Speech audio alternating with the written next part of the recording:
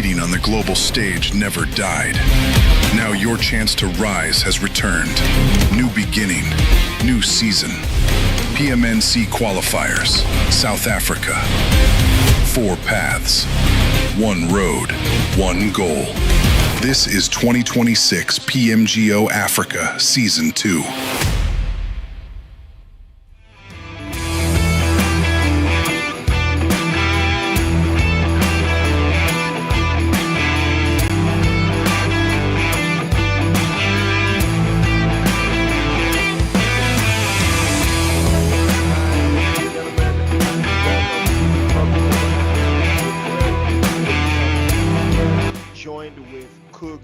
Hopefully your mic is sorted because I don't know, I think we might have some technical difficulties on Coogs and with her microphone because we can't seem to pick her up, but hopefully while that gets sorted out, ladies and gentlemen, welcome back again.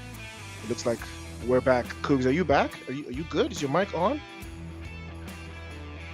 Okay, looks like she might be still having some technicals. Hopefully that gets sorted out. But like I said, welcome to the PUBG Mobile National Championship. It is Priest on the mic, and I'm joined here with Coogs. Hopefully her mic gets sorted out. But welcome once again. Amazing atmosphere we have here. The road to PMGO continues. We did have Kenya sometime around this time last week, and now we are here in South Africa. The top teams will advance to the PMGO. This is where the race kicks off. And I want to know what your expectations are going to be. So let's get those predictions in the comment section. Hopefully, we're going to see some interesting and exciting teams turn up in the South Africa National Championship. Coogs, I'm not sure if you can hear me now. Can you hear me? Because it sounds like you can. Oh, okay. She can hear me now. Finally. Yes. Yeah, finally. How are you?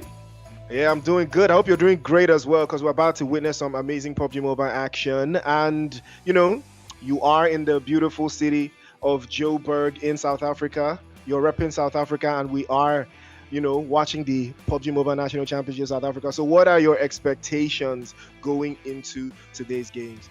Well, I can tell you this. I'm looking forward to this first match. We have got some awesome teams that I've watched playing for the past few years in South Africa, teams that I know can really, really make it well. So I'm really looking forward to see where these games are going to go tonight and where the players are going to push us, where the landing spots are going to be, where we're going to have our first fights. It can only get better from here on. Absolutely, it can only get better. But, from all the teams, from all the teams that we've seen so far and all the games that we've set up to understand, we know for a fact that there's different types of strategies and different types of how the teams have played and how they've got to these stages, right? And the road to the PUBG Mobile Global Open, the global stages. And again, it kicks off with the group stage, 128 teams, and out of that 128, we get straight to 64 in the finals. And then the PMGO Africa Finals, 16 teams. I mean, it looks like a pretty straightforward road, right? But again, you now have to look at how many teams are going to go through from each stage, Coogs. Definitely. And if you look at the teams that's come through, it's really been grinding. And if you look how they've played and their rotations and how they've tried different stuff during the group stages and where they are now. And if you look at the special invite team that we got through the PUBG Mobile Africa teams that have qualified, I mean, well done to those guys that have come through from the back door, but they've really deserved to be here. They've really played and they've really supported PUBG Mobile Africa quite well. So kudos to them as well. Absolutely. It has been an amazing road. It's been an amazing ride. But now, look at the number of slots straight to the finals, 16 across the board. But for South Africa, we've got one special invite, and that is the defending champions, the X-Force Rejects RJC, who are just fresh off of their trip from Paris in the Esports World Cup, where they did have a little bit of a shaky performance, but it's still part of the experience. And then we have the wild card, which I believe has been the most most tough, right? The toughest, I would say, the toughest setup for majority of these teams who have tried to participate and get to the final. So it is going to be a very interesting road for them across the board. For all of these other teams, setting themselves up quite nicely. But either way, right? Expectations, right? A lot of expectations to the PMGO Africa Finals. I mean, Cooks, take a look at that. Look at how the slots are allocated. I know if you look at it, Kenya and Nigeria getting each 3 slots and South Africa with 4. And the Africa wildcard, really, I mean, it was tough for them, so deserving for 5 slots. And then the third party special invite, the 10 and 8E Lick Up the Africana. I mean, I would have said the Afrique, but again, it's with Africana. Let's go with that. But that is exactly what we are going to have. And then, of course, what's up next? Let's see who's going to be those top 60 slots. Absolutely. All eyes will be on the third party tournament as well, but more eyes will be on the total prize pool for this season. This season 2 with 24,000 USD up for grabs, split across all of these qualifiers, these regions, and the PMGO tournament in of itself for Africa. I mean, it has been an amazing road, but 24,000 USD. I mean, I can only imagine what I can do with that amount of money, because 800 USD goes to first place with 550 for second place, 350 for third. Fourth place walks away with 250 USD.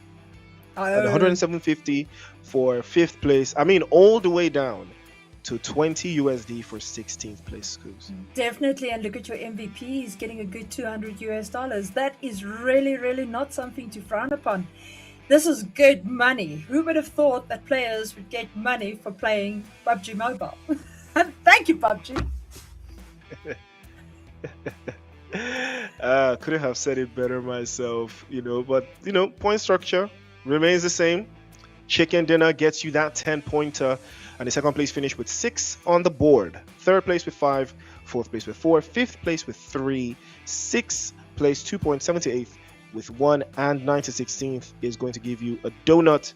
And all the way down there, the tiebreakers will be number of chicken dinners across all the matches, and the placement points across all the matches, then the number of elimination points, then the best placement ranking in the most recent match. I mean, tiebreakers exist for a reason, and I'm always excited when I have to see tiebreakers, because it gives a different type of context and connotations to games. Imagine the tiebreaker having to go all the way to tiebreaker number 4.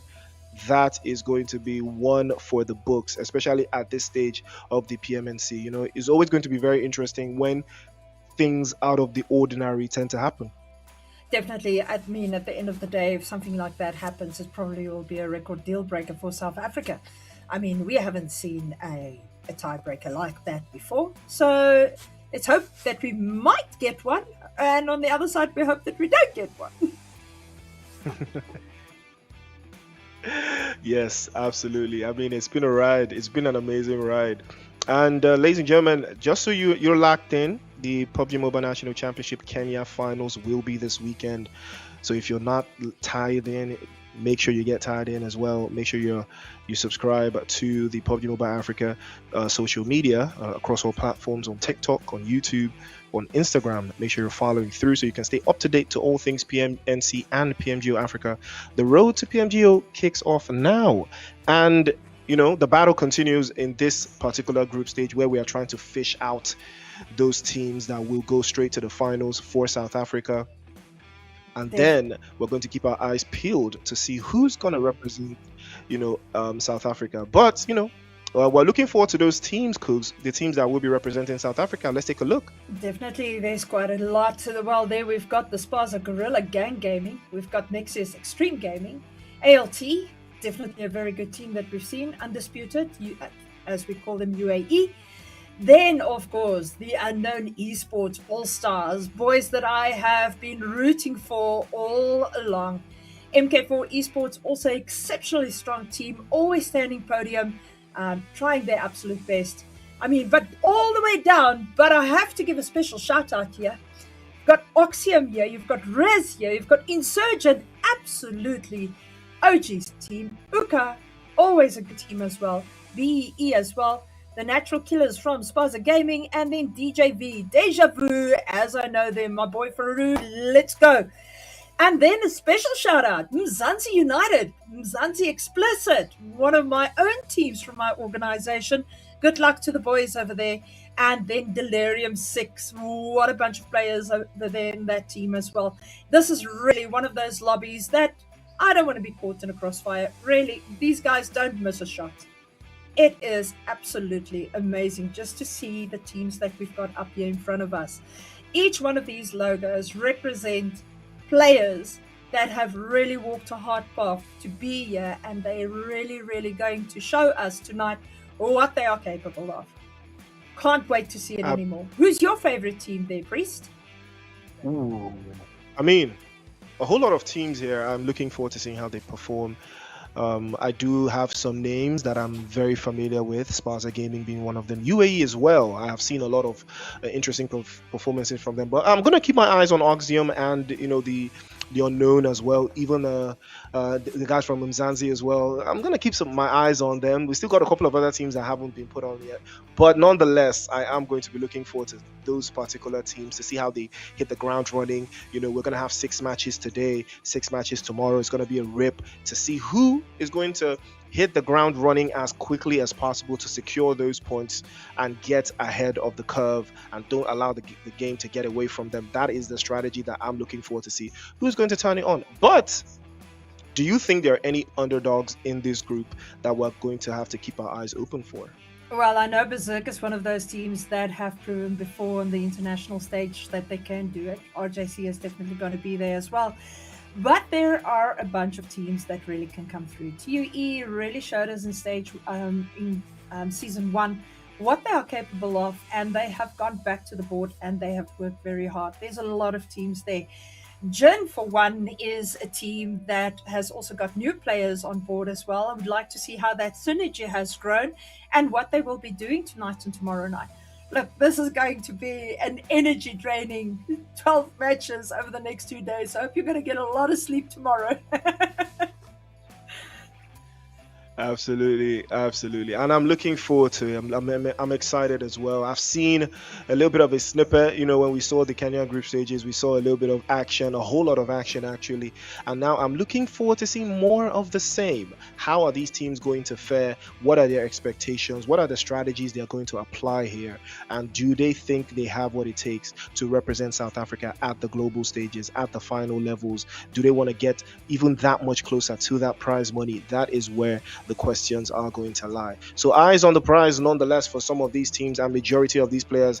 Some of them, this will be their first official PUBG Mobile tournament, their first official pathway to global domination. This is going to be their first and only chance, because for some teams we saw them in the first season, but now they didn't make it into the second season because of how some other teams have outperformed them and have gotten better over time. So we're going to see if that's going to be the case this time around. But nonetheless, are you expecting tactical plays, or do you think there's going to be aggression across the board from every single team? I think these teams are all going to be, they're going to play for those 4 slots. They are going to give it all they've got to get there. And, with Kenya, we saw a lot of nades going around. With South Africa, those secure sprays with an M4, with an AUG. These guys really work on their sprays. I hope that we are going to see some nade action tonight. But a good balance of nade kills and spray kills and snipes and CQC work will be absolutely amazing. I know there's a lot of teams that run some very strong shotgun players. And we know nowadays scrims as well as tournaments, shotgun is the name of the game. It's been nerfed, but the guys still know how to use it. That's all I can say. I know, right?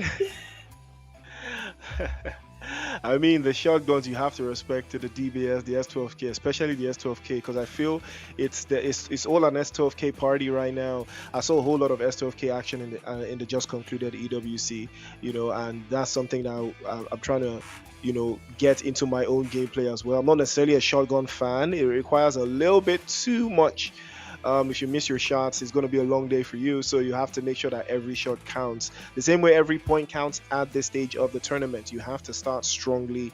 You cannot allow the game to run away from you, because the goal is to finish in those top 16 spots. You have to get as many points as you can for every single match. In every single game, you have to make sure you put something on the board.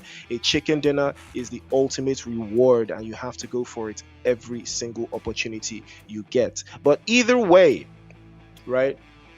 RJC, I know some of these teams, they're not gonna have to play RJC at this stage, but they are going to face RJC at some point, right? Do you think the teams now have adapted to the style of how RJC plays the game, or do you think, RJC will have to brush themselves up as well, because they're not going to be playing this stage? It's just they're only going to play the finals, and that is what is going to be very interesting. But our first match is here. It is Erangel season. It is the PUBG Mobile National Championship South Africa, and I would love to see what these teams have in store. But as I was asking earlier on, what do you think RJC's strategy is going to put everything for them, or do you think these teams finally have what it takes to actually deal with RJC in the final? Well, Priest, I think if players have really gone back home and done their homework and watched every game from the past 2 years that RJC has played, and RJC hasn't changed their game playing, people can actually outwit them and outlast them. But that is only going to be, like they say, the proof is in the pudding. Let's see what they are going to do. Maybe RJC lifts that trophy again this year. Maybe not. We will have to see who is going to throw the gauntlet in there and go for broke. It also doesn't help you push a team, and you know that their strategy is better than yours. So strategy is something that you got to work on all the time. And we see the first players going out here, falling straight to the ground. And it looks like we are at Malta Farm. That's where we're going. Yep, and it is Casino for Synthesis, opening up his chute over here. Getting a vehicle. Here comes Berserk. This man I know very well, Wraith. And then we've got Team Novex. Trip, everybody, Delirium 6, Riku coming in as well, H8 Crew, very good team as well. Let's see what they're going to. Machiavelli from Genesis. Definitely a good player as well. Oh, I hope we don't have a disconnected player over there. Good start. Here we go. Definitely a good start. Everybody moving. You see already vehicles rotating. Trip 99k here from Novex. Really getting ready. Getting that that Scar. Sorry, I almost thought it was an M4, but I see now it's a Scar. Beautiful little pink skin over there. Let's see what's going to happen. Team is a little bit far away from them. And it is MVP Goblin here for Team MVP. One of the teams that I've been keeping an eye on as well. That did very well in Season 1. So let's see what they do. Goofa, of course, is Gamers United Force. Very, very good team. And like I said earlier, Jin Demons running here, getting loot. Looks like they're Ponchinki. Yes, they are. And also, then we've got SG3 Cheval coming up, getting that loot. But it seems like they're very close to, is it Uka that's here in front of them? Can't see so well, but yeah, the auntie is going blind. I think we might have our first fight coming in. Yes, it is Uka coming in. United Gamer Force. Let's see. Sahil is right over there. Casino over here. Riku still looting over here. They're quite far up on the map on Sosnovska here by the recall usually, here by the boat crossing, up by the bridge crossing. Getting ready. Seems like he's pushing down to his team. Seems like they are at the bottom of Sosnovska by the container. So let's see what they are going to do. There's KB. That's, of course, a young man that I know very well as well. Very, very good CQC as very well. I've seen that man 1v4 quite a few times. MVP 77 and yes, Sahil. Sahil is quite low at this moment in time. Cheval is, ooh, what a nade that was! Uka coming in with those nades. Oh my word, he's confirmed. Just like that. Just like that, he's gone. SG3 now really got to push up their game. Let's see what they're going to do. Shadow coming, pushing in. Another nade coming over here. Will he be able to get that player? It is Draco for Uka. Uka going a little bit low in health. but he is busy pushing through. Glock coming in. SG3 Glock, sir. Yes, definitely. For Spaza Gorilla. So let's see. There's another nade coming in here. Everybody is going for that Naruto, but let's see what they do. Just want to move this so that I can see. Yes, we see Glock is knocked at the moment. Cheval now need to pick up what's he going to do, but we see that Draco is shooting as much as he can at these two players. Now Draco is down as well. He has been knocked, so we're waiting for him to get back up on his feet. Okay, res is happening. SG3's let's see. Okay, they're going. They got their confirm elimination so far. 4. They got a squad wipe there right on the back. We're back here with some pieces. Casino busy looting up here right at the bottom of farm. Let's see what they are doing. They've got a vehicle already parked, ready to rock and roll and rumble out of here. Okay, SG3 also now Lonians of Snovska at the C buildings. Now just waiting for them to see what they are going to do, where they're going to push. And this is always the interesting part. Are you there, Priest?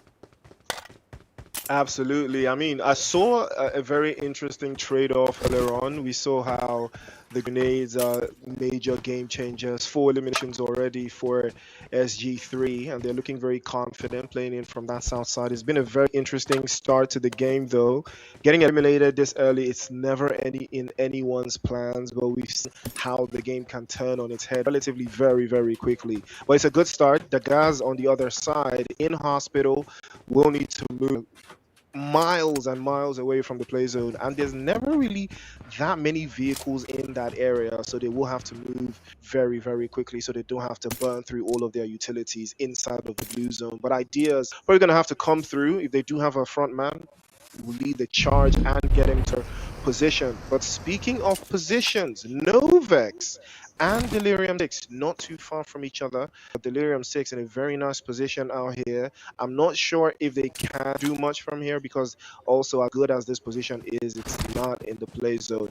And again, I wanted to ask though, Cougs, what kind of team do you like to play in? Do you like to play in the team moves with the zone, or you want to be in the zone at all times?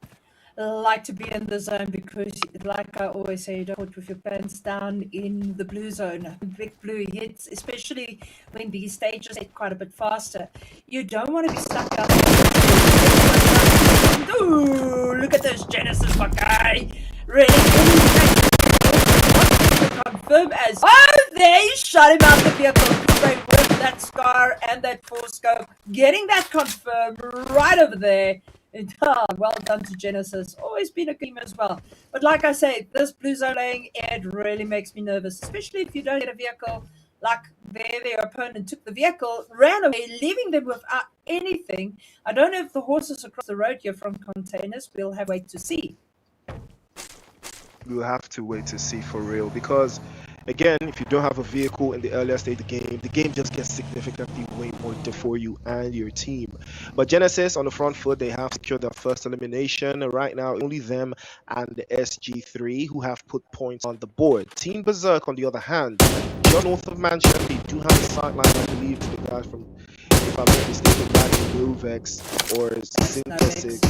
Yeah, that's Novex, right? I think they might have them the scope aware of their position, and Turk are arguably one of the strongest teams in the lobby. So I see how they perform as well. Shot away from Wraith there, but again, this is a final action team. Team Berserk, they do love to play in the final phases of the zone. They don't necessarily start off with fights, and it's actually Hate Crew. Hate Crew was the team there with their sights onto the guys from Team Berserk. So we're going to see how that one manages to hold on through. Level pops through again over to the right side, finally gets the shot through. 85 goes for the clutch and goes for the flush. Another one with the dust, and again, guys have lost 2 players in quick succession. It is a very, very tough start for them, Cougs. Very tough start. Definitely, and as you can see, Gorilla, we've known for all the years as well, has really been pulling it together, and as you can see, as far as Gorilla 3, G3 as them really putting points on markers at the moment. Not a team to be how could I put, just basically brushed off. It's a team that when they go out, they really know how to play. I've seen them through the years playing scrims before we had national championships, and how they've played tournaments, they really can do this well. But then, look at this. Team MVP really showing they are. Malika's team really doing well. The lady has managed to build a strong organization as well. Also bringing lots of scrims to South Africa to mark these players to get ready for tournaments like this. It's really nice to see. Yes, the Wolves! I've been asked to give them a big shout out when I see them. They've begged me on Discord this afternoon. They said they'll buy them chocolate, so let me give them that shout out. Yeah, I might want some chocolate. What are we saying? I might want some chocolate as well. What are we saying? I mean, shout out to Wolves though. Shout out to Wolves, man. If you guys have something for me as well, you guys, don't worry, I'll cheer you on. But right now, NV and GUF, they're trading blows somewhere towards that western side. Again, teams that fight relatively very early in the zone, how do you think those strategies tend to play? Do you think it's a good idea, or do you think it's always smart to the eliminations early, so you have to, have some points going into like the later stages of the game? Definitely. I mean, they always say your first match is a chilled match. That's what I hear all the scrims players always say. But if you do not put points on board from moment go, you might end up having a little bit of a problem. Here we go. This is Mateo, Ramat, Umarax, and Cash. I've seen these guys play exceptionally well. They know how to play a hillside. They know how to rotate. They know how to stick together. But I see they've already got Ramat down. Ramat is confirmed. He has been taken out to lobby. Sorry about that. Mateo is still over there. Mateo can really bring the kills. Well, the eliminations, shall I rather say. So let's see what happens. Berserk taking a very, very strange playstyle here. Going this furrow. Just lying here, waiting for teams to push in on them. There are teams at this moment right on the other side of prison. I don't know if they're waiting for them to push in. Let's see what's going to happen. This is quite a nice concealed area. I've played in this in classics before. It does give quite a bit of cover. So there's a little hill to the right-hand side here and a little hill to the left-hand side. So you can actually obscure yourself from the view of the opposition. Delirium 6, here we are with the boys again. So let's see what they do. Novex. They're picking through the teams to give everybody a little bit of play time and a little bit of view time. Everybody that is supporting them, we can see their team and we are rooting with you for them.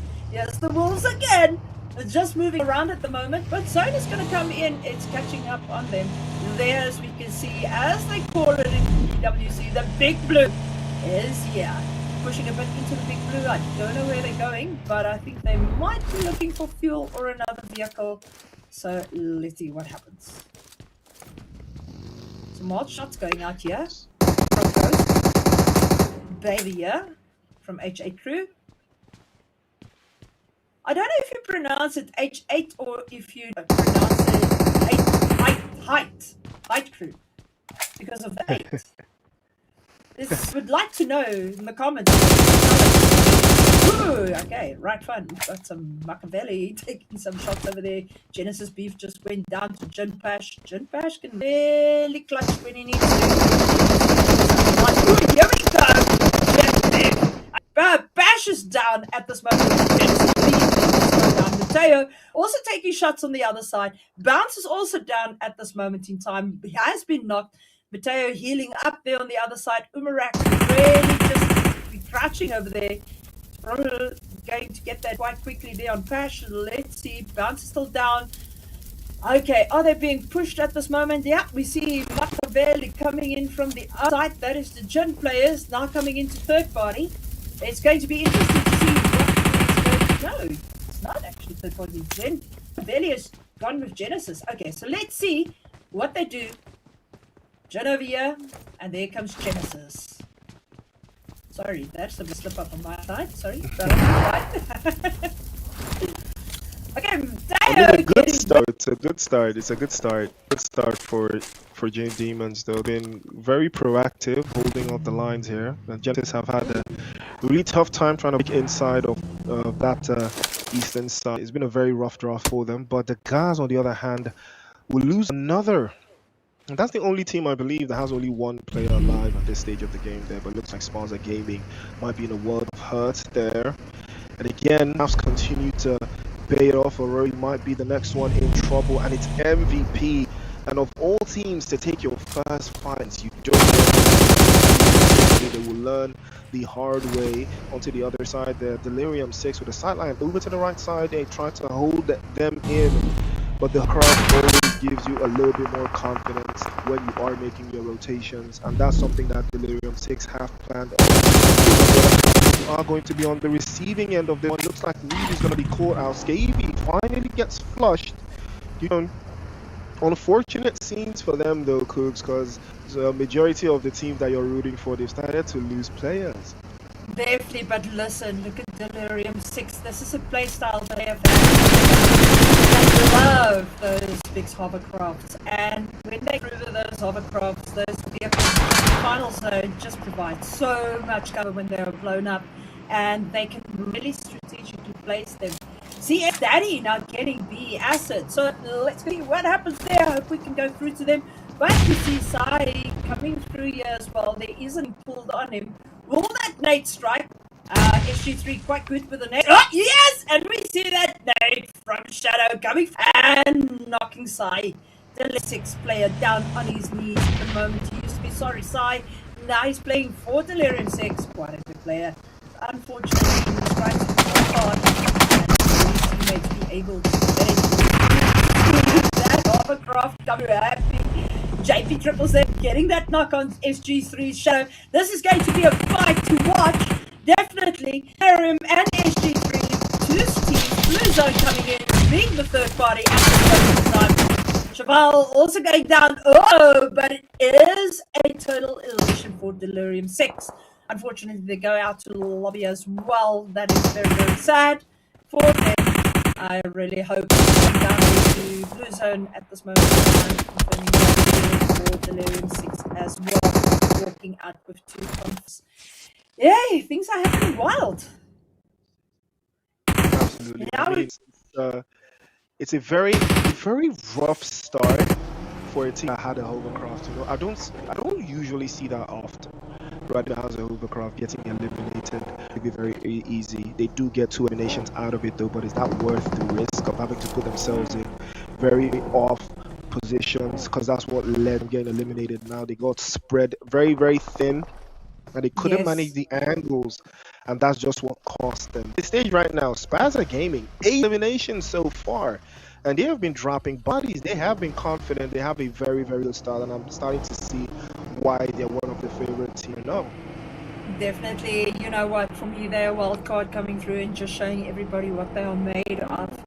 But I'm 3 over the years have had some of the best. I don't know if you remember Temper, you play for G3, so it shows you the experience they've got and how they can bring a team together all the way to the top. So once again, it shows us what they can do. Let's see if they can pull those continual confirmations off, and if they get to a 20 total kill points, so or elimination points, as we would say, and put a chicken dinner in there. Time will tell. They've still got their teams up on their legs. We're going to see ourselves though how confident majority of these teams can get, because we do have about the players in the box right here. 12 teams still up and running, up and getting. And SG3, one of them lose one of their teammates earlier on, stop them from piling on the rest of everyone else.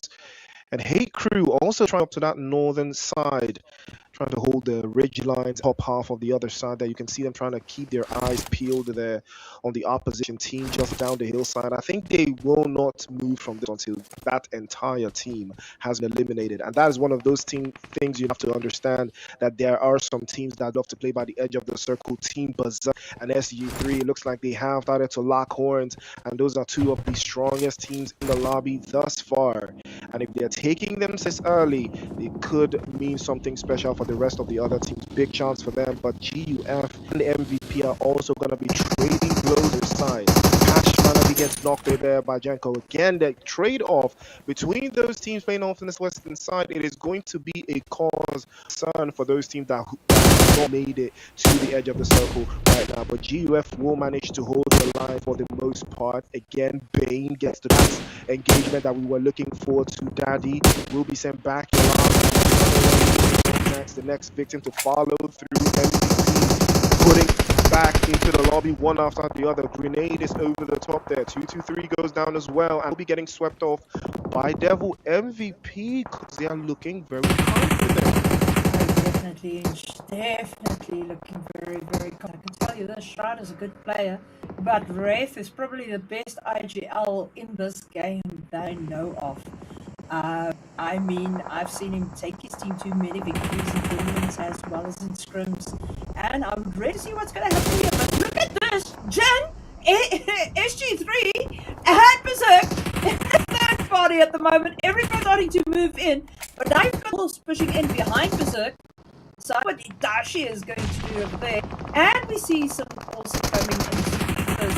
They are also getting into the fight, and Soulman going down right over there. Fates as well. No, I didn't see this coming, but it is happening exceptionally fast.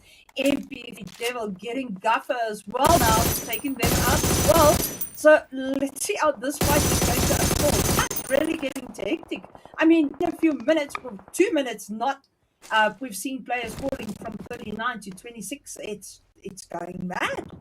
Look at the team. Sparsa Gaming themselves are out at this moment. Now we've got to see the Wolves next. There's a few teams up there. All at the bottom. There hasn't got any confirmations on the board as yet. As Synthesis looks like they're getting people back up. So let's see what's going on. Vehicle swapping and healing. Rather don't want to die. So far we're sitting on a steady 6. We see Kingpin right over here. Trip 99 is lying for Novex right here in the smoke, but I think he's busy looting. Might be. Berserk a little bit in the open, a little bit wide, but they've got this position well. They've really moved quickly into the middle of zone, read the center zone quite well, but as we know, with PUBG, the zone can swipe to the other side. Oh, nades coming in, but not quite well. What do you think is going to happen over here right now, Mr. Priest? You can see all the similar ideas trying to hold the majority of the open angles. Team Berserk trying to play a little bit more central, a little bit more controlling to the edge side of the southwest. You can see that is a strategy that they have been trying to apply here. They're not in the zone though, but I think for the most part they are trying to deal with those teams that are up north and take their position away from them. Envy with a similar idea, but they don't have the zone as well. It is all about who get the zone at the right time right now, because Jenko goes down as well. That's a fantastic grenade coming through from Synthesis. Again, they've been very proactive, and it looks like the break is going to be on. And another one takes that. It's bounced this time, goes down as well, but 21 is going to be caught and dropped away. Zeke will trade him off, and Seath again gets another drop. Zeke's down as well. Synthesis will not back down. That will eliminate Hate Crew, and they will drought in 8th place. Again, 8 eliminations for Synthesis, not a body lost. It's a very good start for them, especially into phase 6 of the zone. Team Berserk with a similar idea, trying to close the gap and even advance their position to the next phase of the zone. Set their eyes on Synthesis. They know that they're upside, so they probably will take an advance. We have to make sure they eliminate it behind them, Cooks. Definitely, Envy's right here, but I think Envy's focus is now this moment in time to move into zone. We see he's busy smoking it up. He's got right here with him. Trips are now still over here, still battling it out as a one-man squad. Moment against Berserk. It seems like Wraith is going to push in to try that elimination. Trip comes back up on his feet. As I know the man Trippy, let's see what he's going to do. He's got a nade, but he hasn't pulled the trigger yet. But the nade go over him. There it goes. He knocks above his head. But Trip goes out. Back. He's eliminated. He is confirmed. Wraith has put that kill on the board. So let's see what is going to occur next. Okay, Synthesis is a bit in trouble since 21, but they have got 10 confirmed eliminations. Zeke now still firing out over here while Casino is keeping behind as well. MVP right above them. He is trying to shoot in their direction. He's got quite idea from where he's hearing the gunshots from, but much luckier than me that plays the one. But you can see this is going to turn out to a hectic fight. MVP only got 3 players in this lobby. Will they be able to put it over? I mean, we've got 1 player down, but Goblin is here. Let's see what he's going to do. Funny enough, Goblin used to play for Zerk. Now he's playing for MVP. It's quite nice to see that 2 teams are pulling in fully strong with players. So let's see. Yes, all the dynamics of South African and how they get signed by other teams. You always wanna sign the best players for your team. Like Team Berserk are gonna have to learn that one the hard way. They get a drop the other side. Envy also trying to make a move for it there. Tenderga's gonna have to trade one off. Again, Envy are caught in a very tight spot because they do not have the zone. They will have to advance. Sin, also with a similar problem, is all about making that advance into the next phase of the zone. They do have terminations though, but they're not going to back down from this one. Kingpin gets the drop onto Tendo, finally gets the flush through as well, with an M4 and a 4 times on the scope side. And he spots the smoke there, but there's no ops in the area, but he has to make a clean break for it, because right now, no team is fully immersed inside of the play zone, and it looks like MVP are going to take this one upon themselves to close the gap even further. Goblin with a couple shots across the board there, just to make sure that there's no opposition teams that can make those rotations, especially from the northeastern side. And right now, it will try to keep as many teams out of that central area as possible. You can see Team Berserk, the first team to make that decision, advance their position, and Wraith is the one that's going to get the line, and that will be a wrap for the guys from Envy. Team Berserk will drop another, and again, this is a team that knows how to games. They know how to start tournaments. In the last PMA, they won match number 1. They were very confident, and they dropped every single team that tried to get in there. MVP with a similar problem now. They will have to advance from that northwestern side. They can make the split. They might be able to clear the gap. Devil makes an advance even further. Just gets a little bit space for the rest of his teammates. Definitely, we see there is a knock, a headshot, and there is confirmed. SG3 still very hard playing in this match. 4 teams alive, Goblin running, but get knocked as well by Wraith. Wraith going prone, knows when to go prone when he's alone. And there we see also going down to Shroud. Shroud, very, very good player, really playing well for Berserk. He has actually, he's like a brick in a cement wall. He's walled himself in there, and he's made himself a very, very good part of this team. We see Milk busy pushing over here for some features, but he's got a team in front of him. DBS coming out. It seems like Milk got Clark and also got Cope. So both those players from G3 now eliminated, and now we're sitting with 3 teams over here. We've got MVP, we've got Berserk, and we've got Synthesis that really started off slow in the beginning of the match, but look where they are now, and they're busy pushing into zone. It is going to be a very open zone to what it looks like me. We'll see in the next 30 seconds what is going to happen. Casino right behind that rock. He needs to smoke his teammates so that he can move in towards the only buildings that is in the area. We see MVP building a, like we would say, a lar over there with all the vehicles. So they've got some cover, but that cover can also blow up and cause them to be knocked and eliminated. So we'll have to see what they're going to do. Are they going to play? Berserk's still got a full team of 4 players. MVP here with 2 players, and then we have got Synthesis with 2. So it is going to be very interesting to see 2v2v4 and how it's going to come out. It's anyone's game though at this stage. Team Berserk have all of their cards, right?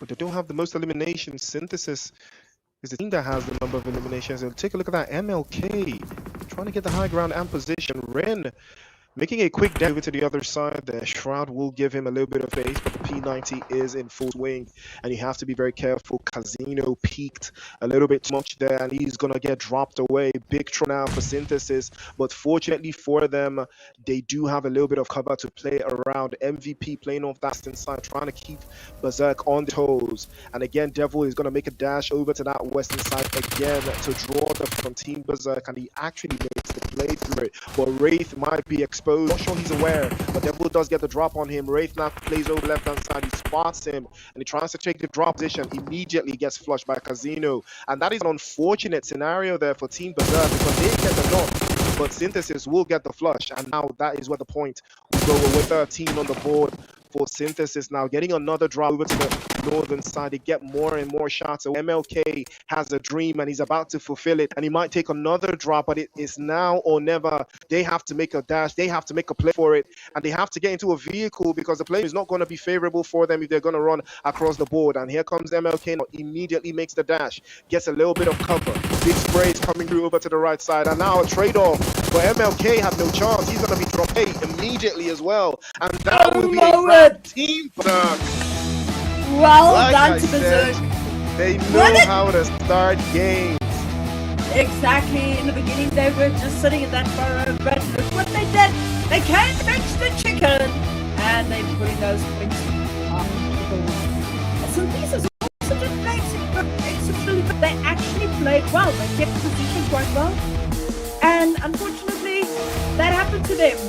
But we say, GG's to Berserk, Wraith and team, you did quite well. Absolutely, keep it up, my boy. Absolutely. Solid performance. You know, again, the chicken dinner and the number of eliminations from Team Berserk doesn't make them run away from a team like Synthesis. Got significantly, I believe, more eliminations than they did and finished quite strongly as well. But the thing about Team Berserk and teams like these, they love to keep all of their players alive into the final third. That gives them a massive advantage of extra man or extra 2 players that's going to give them the upper edge to control more space in the zone. So I think that is what played a major role for them, because we saw them when they started off, they were gathering intel. They didn't move around too much. They just had to make sure that they had the numbers to take the fight, and they did, and they finished with a chicken dinner. It's a good start, a very good start for Team Berserk and Synthesis as well. Even the guys from Spaza, who also got some solid eliminations, and they found themselves, I believe, in the top 5, top 6 position. So it's a very good start for these teams. I don't think the leaderboard is going to give us a massive gap between the top teams right now, but it's a very good start. You know what, did you see right there by the end, just before we went into stage 9, Berserk was there, they got their players back up, and it was seconds. They got there, got them up, got them back into play, and that is what it's about. It's that support that you have as a team. It's that synergy that you can quickly raise, get your players back, get the eliminations, get the knocks, and secure your battlefield. That is what it's about when you play these type of games. Battle Royale, it's not for the faint-hearted. Okay, here we go with our MVPs. We see SG3 Gloxer having the most eliminations. Kingpin coming in there with the most damage at 986. Gloxer also having the most grenade eliminations. Well done to them. And then Bounce, of course, they're coming with the longest elimination, 258 meters. And then Orwell coming in with most traveling, 15,144 meters. That is a long drive. You drove to Kenya. Okay. Well, there we can see. Tell us a bit more about that. It was a very it was a big drop though from what we saw. But what surprises me here is like 7 grenade eliminations though. A whole lot of grenade eliminations. Probably the highest we're gonna see today though. But I'm looking forward to see what the rest of the matches are gonna offer us. You know, we do have 2 vehicle eliminations there as well. 12k in the heals, 12,000 in heals. Yeah, again, I don't think we're going to see that many. This game might just be a little bit more exceptional, but we'll see how it pans out for the rest of the other games there. But nonetheless, solid game. We did also have 3 airdrops get picked up, you know, and again, I think some teams, that is also their strategy, right? Picking up airdrop weapons as much as possible, having a stack of weapons, the loot trucks, everything, to make sure that they're not low on utilities, they're not low on bullets, they're not low on anything, right? And I think that's what some of these teams are going to have to stay with, and their strategy going into the rest of the matches, you know, going forward. Definitely, you know, if you look at the grenade eliminations, I actually feel like opening up the Kenya days to go and see how many grenade eliminations were in total over there. I mean, I don't think I've ever seen so many grenade eliminations in my life. But seven eliminations, not bad, must say. Absolutely, absolutely. But it has been a magnificent first game. It has been a magnificent opener. This is how you want to kick things off. This is how you want to start putting the work in right from match number one. And it has been a very interesting ride, right? And again, the teams that we were expecting to perform, they did perform. The likes of Spaza, the likes of Team Berserk, the likes of MVP, they stood on. Even Synthesis also stood on. These are teams that I do remember played in the first season, and they did perform in the first season as well. So in this season too, eyes will be on them. And again, we're still going to keep our eyes on the newcomers, right? The teams that have made it into this PMNC season 2 for the first time, and we're going to see if they have what it takes to, to fight with the big dogs. But nonetheless, it has still been an amazing performance coming through from Team Berserk, getting that first chicken dinner. But do you think they have what it takes to keep this on, though? With the likes of Synthesis now showing that they've got what it takes, the likes of Spars are also in there. Do you think Team Berserk can keep winning like this, or do you think they're going to change things up? I think they're going to change things up, and the thing is, they've got to. If they want to keep this momentum, they've got to keep going. There's a lot of teams that are probably now standing in lobby and saying, guys, we've got to get our stuff ready. We've got to get back in this. We've got to do our homework. This is, we've got the other two groups coming up. The teams have got a little bit of rest time before they've got their next matches. So they've got some time to go and sharpen their pencils before they come and write their next exam here with PUBG Mobile. So let's see if they do that. Let's see if they sharpen their pencils, and let's see if they come back and give us more kills. And the challenge is there. Berserk is in the lead now for Group A. Who else will push into the points over there? It's going to be interesting to see what's going to happen in CMD now. Absolutely. Well, one game down, 5 more to go. Ladies and gentlemen, you were tuned in to the road to the PMGO, the PUBG Mobile National Championship South Africa. And we'll be right back to bring you more action, more Miramar after the break.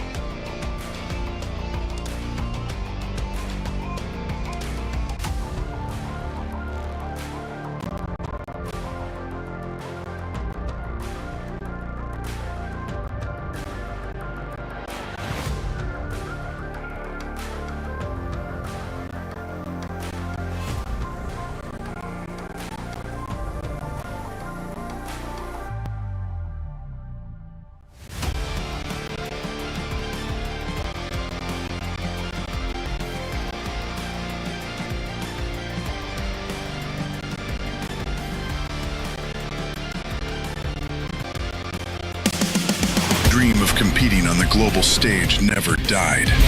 Now your chance to rise has returned. New beginning, new season. PMNC Qualifiers, South Africa.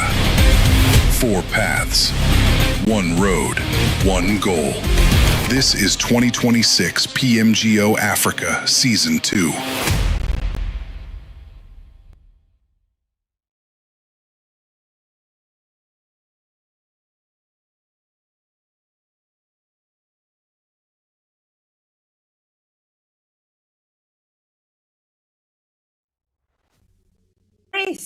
We are back. Amazing win by Berserk. Moving into Group C and D now.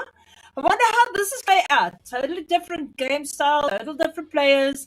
This is going to be a good one. I'm quite nervous. We're heading into Miramar, the land of sand. We're going to see a lot of crates, a lot of hills. It can only get better from here onward. I'm really, really keen on seeing what's going to happen. Who's your favorite out of Group C and Group D? I mean, you're putting me in tower. I'm not gonna do no caster cursing right now. It's too early for that. Before the chat starts frying me up. But there are some I'm gonna keep my eyes on for sure. It is though. Strategy is gonna be different. You know, the teams are gonna have different ideas. You can see some people are already heading towards Hacienda del Patron. They're trying to be in the center of all of the action, and that is a strategy that has never failed for some of these teams. But is it gonna work out for the likes of, you know, Synthesis? Wait a minute. Why does the name say Synthesis? But this is Esport. Yes, this is Riz Esport for sure. We'll probably get that sorted out just now. I see MZX shall be not far away from here as well. Boys, stay away! Don't come here! You gotta die if you get into a fight now. Don't want them to fight already. Well, it's difficult to be a team manager and to be a caster at the same time. Whacking for your teams. Got mad over there, and here we've got NXG. NXG also a very, very strong team. So let's see what they do, where they're going to go, and how their gameplay is going to flow. So, yeah, guys, I quickly expect a little bit of the YouTube chat is asking, why is it all the old players that are playing? Well, ladies and gents, best to start playing scrims and tournaments so that you can actually get the experience that these players have got as well. Okay, we see that Trace Guard coming in here. He's busy shooting at Aimbot. Aimbot and Shelby getting in that vehicle and moving away at the speed of light. They do not have the guns at the moment to fight this fight. I'm guaranteed of that. Here we've got Ruler, as we know him at home as Mr. Herbie.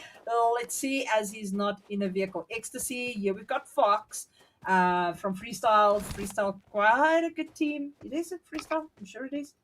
FS. Flow State. Sorry, this is Flow State. Flow State, Pim, and Faith, and Try Again, and Fox. Yes, definitely, these players have been playing quite well as well, getting the guns that they need. Lots of SMGs around. Don't see those AR rifles there. We see a few AR rifles finding hands, and Ecstasy is right over here. We hope that the crew will sort out the team lobby logos and name allocations, etc., as we need to have that sorted out. Okay, we see team 10, slot 10.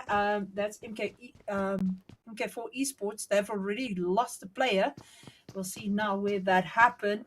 Ecstasy, Pim is busy pushing up, Block finding a space to lie down right by a window so that he can spec it well. So does Godlike. If I remember correctly, there was a team now in EWC called Godlike or something similar. Yeah, absolutely. That was Godlike Esports representing India, who had, I believe, S Power, one of the top tier MVPs. He was a fantastic player, fantastic to watch, actually. I think they are the #1 team in India, and they've been a recognizable esports franchise for the majority of, you know, PUBG Mobile competitive esports. But, you know, that is what it is. The action is still here in South Africa, the PUBG Mobile National Championship, the road to PMGO, where the defending champion currently resides. And I'm talking about X-Force Rejects, who have represented Africa at PMGO and EWC. But because I gotta ask though, I have to ask you, right? Why do you think, you know, why do you think RJC haven't cracked the global thing yet? Why do you think they play the way they do when they are in the global ecosystem? Well, I listened to Zeno the other night, and actually, he made a very valid point. They went in as iPhone players, and they did not get the device that they were playing in EWC to practice on it, set their sensitivity. They thought that they're going to slot in with those devices, and that's where they get down against the teams from Europe and other regions. And if they actually, I think, had the correct devices, learned to play on them beforehand, I think it would have gone much better for them. I mean, they when they play on their own devices, they are gods in Africa. Um, as soon as they played on the official devices for EWC, it went a little bit south. So I think that is something that RJC has to look at and that their team manager and sponsors have to look at. I mean, they've won a lot of prize money. They could have bought those phones with their eyes closed. Don't you think? But then that gives a little bit of a loophole because everybody plays the same device, right? So Yes. again, it doesn't matter though when everyone is playing on the same device. Yeah, you may go into the tournament as an iPhone player, but they're gonna give everyone the same device still, regardless. And I'm pretty sure that doesn't apply only to them. The other teams as well, most of them also come in as iPhone players, but they're all given the device. I think maybe 20 or 48 hours before the tournament, maybe post media day, because I've been to some of these international events before and don't necessarily give you enough time on the devices. It applies to everyone except for the host country, right? Except for the team from the country where the tournament is being hosted. They are the ones who usually get the devices significantly earlier than everyone else, right? But outside of that, I think everyone else gets the same device. You get the same amount of practice time as everyone else, maybe outside of the host country. So I just think they just need a lot more time, right? A lot more practice. That's what I think they need. I don't think devices is going to be their issue, if I'm being honest, because lest we forget, RJC did win the PMAC, right? That was last year in Nairobi. I was there, and everyone played on the same device. It was the GT30 Pro from Infinix, right? That was the Android that everyone played on, and RJC were still gods. They were still the best team. So I can't wrap my head around and say that it's because of the phones. I just can't wrap my head around that fact. I wouldn't just agree, right? I just can't agree with that one. Look, it's a 50-50 shift. I mean, it could have, if they had the phone, would it have changed it? We don't know. But I think it would have given them a better fair chance. I mean, they were used to their devices. I mean, you've got to set up sensitivity. You've got to set up your triggers and everything, that it is correct on your screen so that it's for your layout. If you play 2 finger, 4 finger, 6 finger, most of these players do. So you do want to be fast with your device. It is your CQCs which seem to play those shotguns shots that don't confirm when you are right on top of the opponent and suddenly you shoot in the sky because your hologram is not set correctly or your red dot is not set correctly. And I have seen that where players get a new phone and that night they play scrims, then, or they got it 2 days before the time, and where they do not perform like they usually do perform. So I do think it is a 50% chance if they get the phones that they have to play with in tournaments, if they can get their hands on a device from that brand, to get a little bit of experience that they're going to need and be ready and slick when it comes to their shots. We see ME over here right now. Ooh, lots are going up in flames. Okay, that doesn't look so good. This is Metro Esports that we are watching. There's Fisher. And here is DJV. It's a team that has been very, very well and consistent in local tournaments and scrims. So we'll see now what they do. Scuff getting that heel up, making sure he's got enough boosts so that he can move a little bit faster. And you see the Scar is a gun that is very, very sought after in this match. I don't know why. but almost everybody running scars. There's not a lot of M4s and orcs over here, so we'll see what happens here now. 3 teams right on top of each other now. You've got the DJVs, you've got you've got quite a few players over here, me's over here. Nate's going in, so we'll have to see what's going to happen. Look at how the vehicles are parked, ready to go. The war zone. MK4 right here at the bottom of the roof. Got DJV over here. I want to see how this turns out. How this third party fight goes. There's an airdrop coming in as well now. What do you think gonna happen here? Yay! Look at that. Slow start, relatively very slow start for some of these teams, but I love the fact that you can actually guide your vehicle while it's in the air, because sometimes it gets overwhelming when you're getting forced out of your vehicle or driving in a very awkward position. But it looks like NXG could be on the receiving end there. MK4 is going to have to trade in. SAS is the victim of circumstance. And Nerf Me. Been a while I heard that name. My goodness. I mean, Nerf Me, Chad, side note, Nerf Me and I actually played together. He's an unk. He has to be an unk at this stage because I'm an unk as well. So I remember when I played in the Mzansi Esports League. That was like 4 or 5 years ago, man, when I was still hard in these streets. Chad, for those of you that know me, remember when I played in the Coast Cup, the Mzansi Esports League, that was like proper competition. That was basically the PNC and PMGO before the PMNC came into line. So I know not gaming. With not win game. Not win gaming. Remember? Yeah, exactly. Yeah. I was playing in that tournament, the first season, second season. I was right there. I was playing with my team, and that was the toughest competition I had ever played in. It was this one. That was actually what made me retire. It was too tough. I had to quit. I'm like, nah, this one is on me now. I'm too old for this. I'm getting way too old for this one. And I had to hang up my boots. But it was fun. It was really fun. It's not looking too fun anymore. Yeah, he's making a dash for it there. Is he gonna make an exit there? He leaves his vehicle. My word! Dad just got out in time.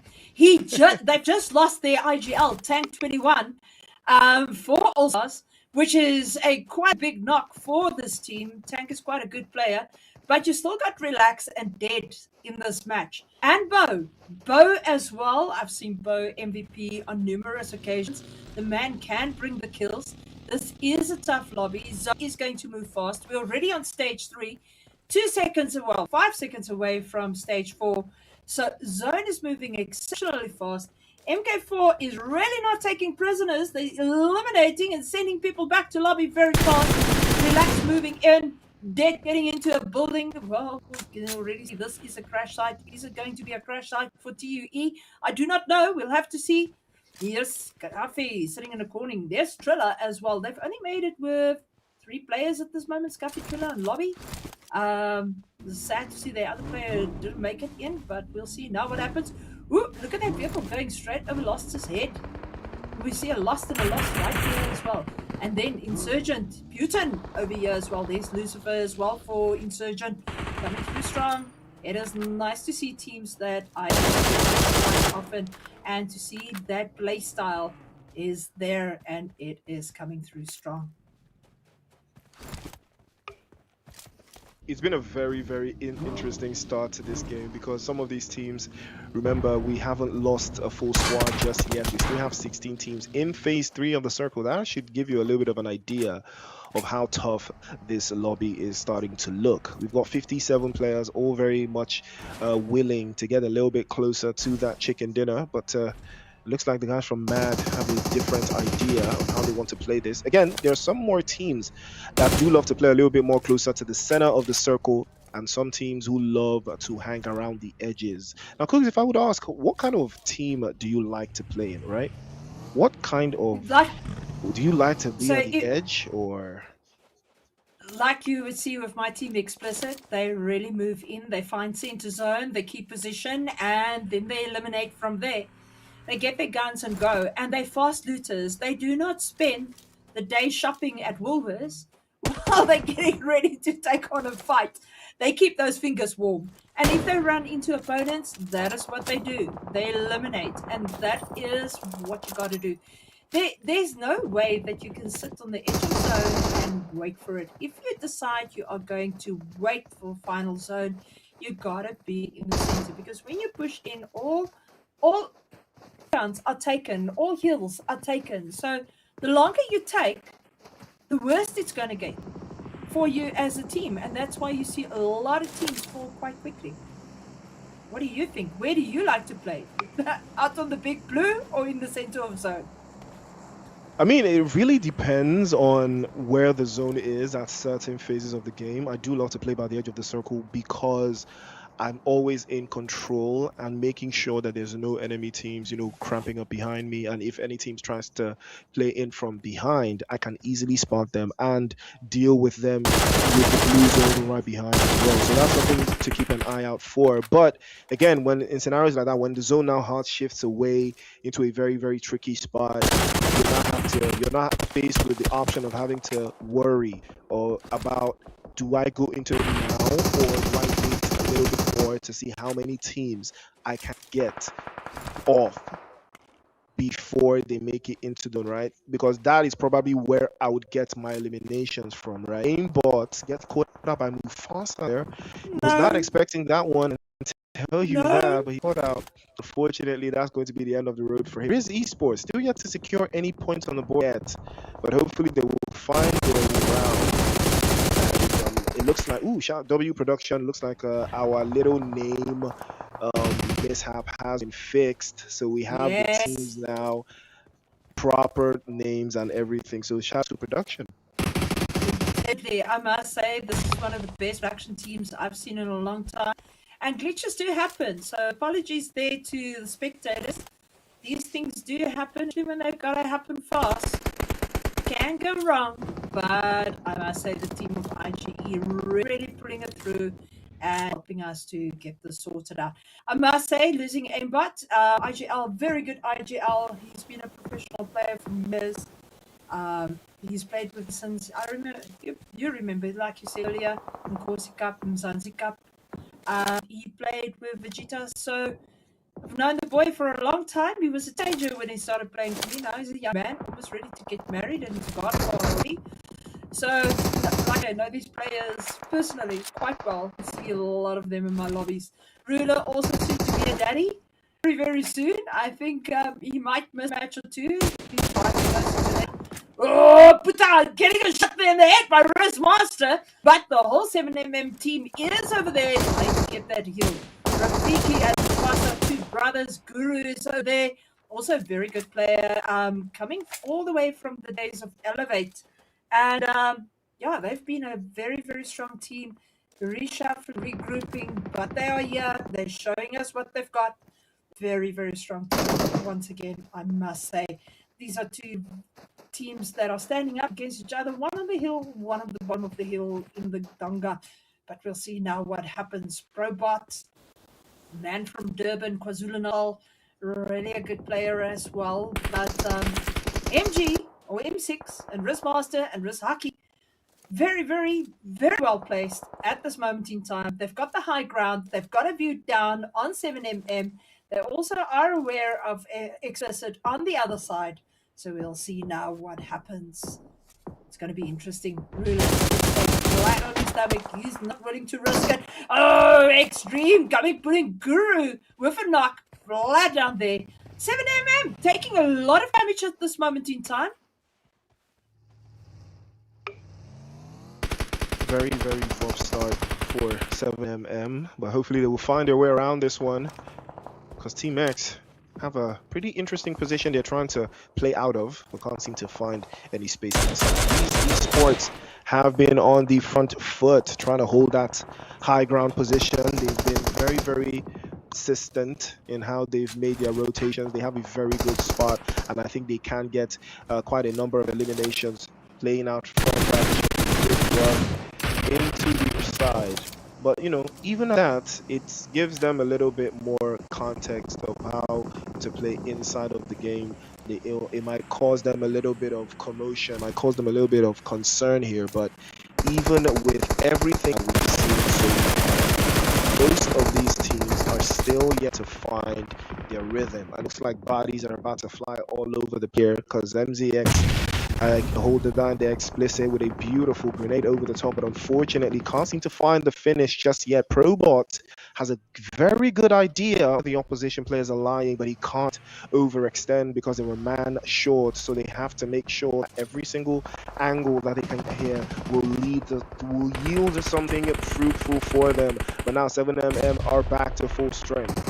He's already on the front foot, trying to hold it down over to that other side. Ruler is about to close this down. He's got the S12K in hand. They might decide to close this up closer into the other side there. Here he comes forward, and now his teammates are equal to the task, and that will be a wrap. Unfortunately, third parties, the rule of the day, Master and the guys from Riz Esports, they want to capitalize on this, and this has been opened.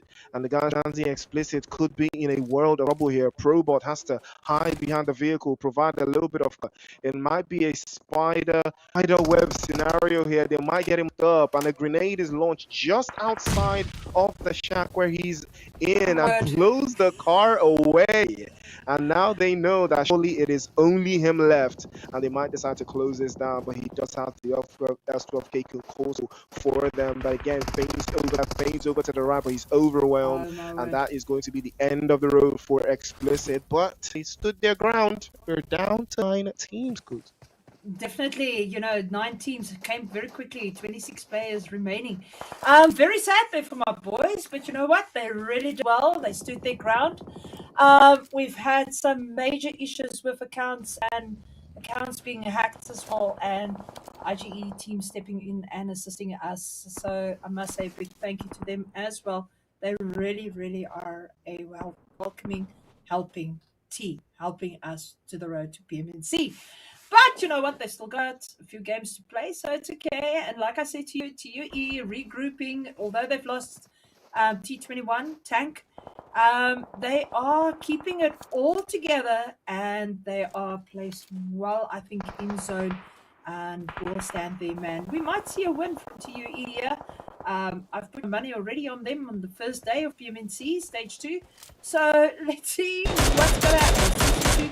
Let's see what is going to happen. Trace Guard here for Oxium, really laying in with that Mini 14. Mini 14 is a gun of choice on this map, as you can do quite nice sprays. Not a lot of bullet drop, and you seem to connect your shots with your opponent quite well. Yo, this is a lot to watch, and it is nerve-wracking for me. Relax goes down to Emmy Plaza. Emmy Plaza confirming him with a headshot. Oh my word, relax. Didn't expect that from you. No, man. Will Bow and Death now be able to revenge and take an avenge moment? Let's see what's going to happen. 7mm playing exceptionally well, keeping to the back of this. They are rotating at this moment in time around. They've come to the western side. So we'll see now what happens. DJV Scuffy coming in as well. Rest. Look at them with those nades bouncing up and down that hillside. One would say it's a bit bunnies that came out of the hole, but they have got it, and they have got a full-fledged attack on 7mm. We'll see now what Riz is really keeping it well, but DJV coming in here from the side as another DJV, as they are called. We'll see now what's happening to them. And yeah, they've only lost one player, which is Triller. Lobby and Scuffy still going on, trying to post kills on the board. Scuffy has just gone down, so he needs to get to Scuffy and get that res, exceptionally quickly. If they now know we got that knock, they really push it in hard. And as we see, right there on the other side of Surgeon, as they are busy moving, shooting out. Okay, so let's see what's going to happen. This is painful. Come on, Priest, take over. Insurgent, they've had a pretty rough angle to hold there, but it looks like 7M and Riz Esports are going to be trading off a grenade perfectly loaded there by Speed. And It was about the velocity of that one as he drew another for good measure. But again, they will trade another one into the corner there. Rafiki gets the first, and that's a beautiful knock to follow through. Rafiki tries to go for the send as well. And now the teammates trying to get themselves back up again. Rafiki gets another, and Rafiki might go for the third. Rafiki! Oh my no! Rafiki. Unfortunate scenes for him. He tried to lock it in, but really Esports just had a little bit more charisma. And they put him back into the lobby, but that was an amazing showing for him, trying to deal with them all by his lonesome. And now the other side of the sequence, you can see most teams are sitting quite naturally sensitive in the zone at this stage, and they might decide to play in from the northern side. You can see the guys from Nutters DJV, they have a similar approach to the zone. We've got 20 players alive though, with 7 teams all looking for a way to get into this game and wrap it up relatively very quickly. But on the front side, we do have a couple of teams who haven't found their rhythm just yet. Riz Esports also trying to make a move here. They're not in the zone, so they have to make sure that they clear a pathway moving forward. And even on the northeastern side, you do have TUE with a similar concept, right? With a 2-2 split, trying to cut across. Even the guys from Oxium on that northern side, it is going to be a very difficult rotation right now for Riz Esports to make around the Nutters from DJV, but we're going to see how possible that can be, because MK4 has 7 eliminations and they are currently sitting at the top of the food chain, Cougs. Definitely, MK4, I've seen them, they can put off. They haven't lost any players at this moment. Riz needs to get those heals in there. Insurgent might come here from 3rd place and pushing 1st place. We'll see now what they do. But we've got 3 very strong teams up there. And then DUE also with only 2 players. But Bo and Def, I know those boys. They might just pull a rabbit out of a hat. Do not underestimate them. And we see the Nutters moving up to 4 shots. The fights are going at this moment. Riz over here with Oxium. Let's see what is going to happen with Oxium in their sights. And they are definitely not going to back down. Riz 8 eliminations confirmed. So let's see how it goes. Praise God, coming in from the bottom. Oh gosh. Yes, in madness. And then, I mean, at the top, north, that's where you've got them. Has gone down, but the res is there, like we've seen with Berserk. Those quick reses is what makes the difference. So will this happen? Stage 8, only got 8 seconds left of it, and 6 teams with 16 players remaining. So there's not a lot of place now to get kill points, as there's only a few players left, but placement points are going to come into play here, as we have seen. Is what is now needed, as this is where you want to be. You want to be at the top of the leaderboard so that you can get those placement points that will help you through the stage. And absolutely right, you need those points. The placement points have started to rack up though, 8. Again, they are trying to add a little bit more there. Riz Esports trying to make sure that they can deal with the guys from Oxium, especially trying to hold in from this northern side. MG hasn't moved the muscle just yet. They're trying to bait them out into the open, and might they fall for this, because MG is in a very intricate position. One is all he's going to take here to turn this game on its head.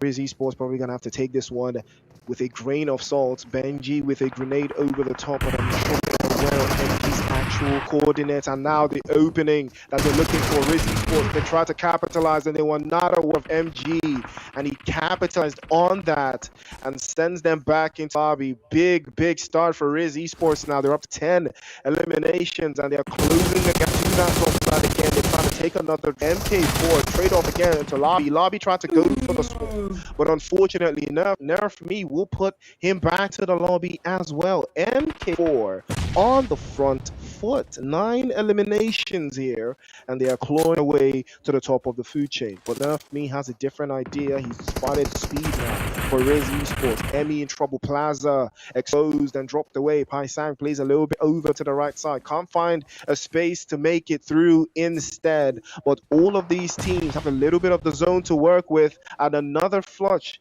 from Wheatpix. MK4 now increased their tally to 10. And And while all this is going on, there is still a potential for a third party from TUA if they make an advance and get into a higher position inside of the zone. But they might have the inside track though if they can close the gap and reduce the deficit. But I spoke too soon. MG is going to spot Bo and knock him clean off as well. Flush follows in the quickest sequence because Hacky is going to set sight on MK4. Polo goes down. Master plays a little bit closer as well. Dead makes the dash for it, trying to make his position on Gaze, but again he pops over to the right side, exposed into that open sequence again. Put more shots. Hacky still knocked away. He's spotted. Dead goes for another. That's trouble right now for Rizzy Sports. And now they might be caught between a rock and a flat place, and that gives them an opportunity. But Weep is there, and with all the drama, MK4 will reap where they did not sow, and that it is going to be a 4v1 in the final third. I mean, because it doesn't get easier than this. No, it does, but one thing about TUE, you will see what they do is they let the whole lobby forget about them. And then they just play it chilled. Then they play for their top position. They come out for it and see if they can't clutch right there at the end. Don't underestimate them. You see, they will come back later. We might still let Chicken do that. But look at that. MK4 coming in. Winner, chicken dinner. Well done, boys. MK4 Esports bringing us the results. That is what we want to see. Well done to them. Solid performance from MK4. Top performance from them. Miramar is there. They claim it, they take it.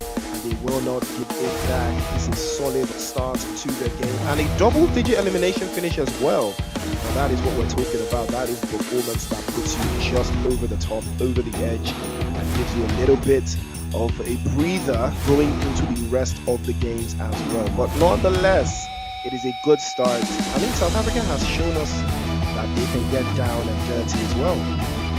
Can I tell you this? This is a really, really open book at this moment in time for the top five. I mean, I would love to see the teams that is going to go through, but you can see MK4 has gone. They sharpened that pencil for their first game here on Miramar, and they have really, really done us proud. Well done, MK4. Well done to them. I love their logo as well. Only seen it recently, and yeah, it is really good. But I must say, also, ME gave them Metro Esport gave them a hard time over there, and so did Riz. So really well done to all those teams that placed in the top. It was fun to watch. Absolutely. It was absolutely fun to watch. It was a big star. It was a very big star from MK4. And they showed us exactly why they are one of South Africa's best and brightest. And it's a very good start nonetheless. A very, very dominant performance. Big points on the board for them. But lest we forget, there is still more to do. It's a very good start, but there's so much more they can do. They can add a whole lot more to the essence of their game. They have gotten a little bit more confident, I can see. Towards the end of the game, they got more and more confident, taking more and more space, eliminating more and more teams as well. But lest we forget, we did have a couple of spoilers there, like ME, Rizzy Sports. Those two teams also wanted to do something a little different to change the tide of their game. But unfortunately, the likes of Rizzy Sports, they were not ready to deal with all of the angles that were afforded to them. But either way, we still have those teams and those players that were able to step up to the plate. And I'm talking about the likes of Riz, MG, Hacky as well, and even Nerf Me from MK4. And I did mention, he's one of the OGs, one of the strongest IGLs in the game as well. Mufasa from 7MM and DK, the top traveler, 13,000 kilometers. I mean, that's a lot of traveling to do for a solo player, don't you think, Steve? Definitely. I mean, I thought Team Altitude will be higher in the placements. I'm actually quite shocked that they didn't get there. It's a very, very good team. I actually played with them last night, and a strong team. And to see them where they are, I'm actually a little bit shocked. But we'll see the placements just now. Look at this, 66 knocks out of 56 eliminations. The longest elimination, of course, they're going to Mufasa, which is that 309 meters longest elimination. Look at the hills. I mean, almost 13,000 hills, 1,280 827. I now sound like Jacob Zuma. And only 5 grenade eliminations. Airdrops were everybody's loot. 4 of them have been looted. There have been 8 headshots, and unfortunately, no vehicle eliminations. But on this map, there's not a lot of open driving space. So, yeah, definitely it was an interesting match between Lobby C and Lobby D. Well done to the teams. Very, very solid all the way across. Very good performance, you know. Interesting enough, we did have more airdrops looted in this game than in the previous one. We did have less grenade eliminations though. No vehicle eliminations in this game as well, but that gives us a little bit of an idea of what to expect from these players and these teams, especially in these different groups that we've seen so far. But even at that, we've seen how confident these teams have gotten over time and much better than season one. As you can see, they've gotten much more, I would say, a little bit braver, you know, in taking their strategies all the way through, seeing the game finally to the end, adding more and more points on the board for themselves, especially starting off the games, right? Their first matches, they get more confident as the tournament progresses. And that's something I've loved to see from every single team so far. But there's still a long road ahead to PMGO. So they have to stay locked in. And the leaderboard is going to give us an idea of what to expect. 23 points on the board for MK4. And Riz Esports managed to get themselves 16. A little bit of a difference there, about 7, but it's not a bad start. Exactly, even the same thing for TUE, the unknown, they had 9 on the board. Metro and the guys from Nothers DJV had 8 as well, tied at the hip there in 4th and 5th place. 7mm with 6, Insurgent OGs and Nexus NXG with 5 on the board as well. And Altitude with 3, Oxium Esports with 2, Zanzi Explicit, Mad and Ecstasy Esports 3 points, 1 apiece for them. Flow States, Team X, and Unseen, unfortunately, nothing on the board for them. So, what do you have to tell, you know, these teams like Ecstasy, you know, Team X and Unseen that haven't been able to get any points on the board just yet? Do you think it's too early for them to make changes, or this is just a one-off and they just had a very bad start? I would say don't play safe. I would say start playing that you are playing hard. When you go to your landing spots, get your guns, get your ammo, get your meds, get your vehicles, get into zone so that you can start taking eliminations. You can't sit and wait for it to come. Look at the players that have performed. MK4 over here with 23 points, 13 eliminations. I mean, between them and Riz and TUE, they've taken out more than 50% of the lobby. I mean, just in those 3 teams, that's what you've got. 50% of the lobby. Bye bye. You take you home. You know what? See you next game. We'll see you on lobby.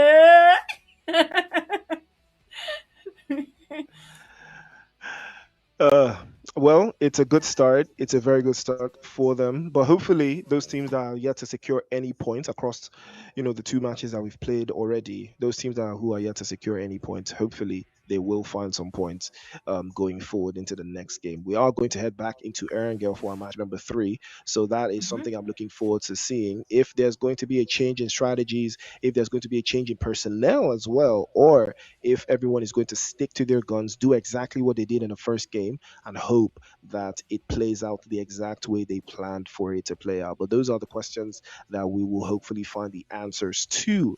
But right now, there's still teams who are yet to find their footing. There's still teams that are yet to find their footing. Now, do you think strategies still need to change for those teams who have already won games, like Team Berserk, and right now, you know, the likes of the guys from Riz Esports and MK4 who have gotten the major points? Do you think their strategies now need to change, or do you think they just gotta still keep on playing the exact way they are playing for the results?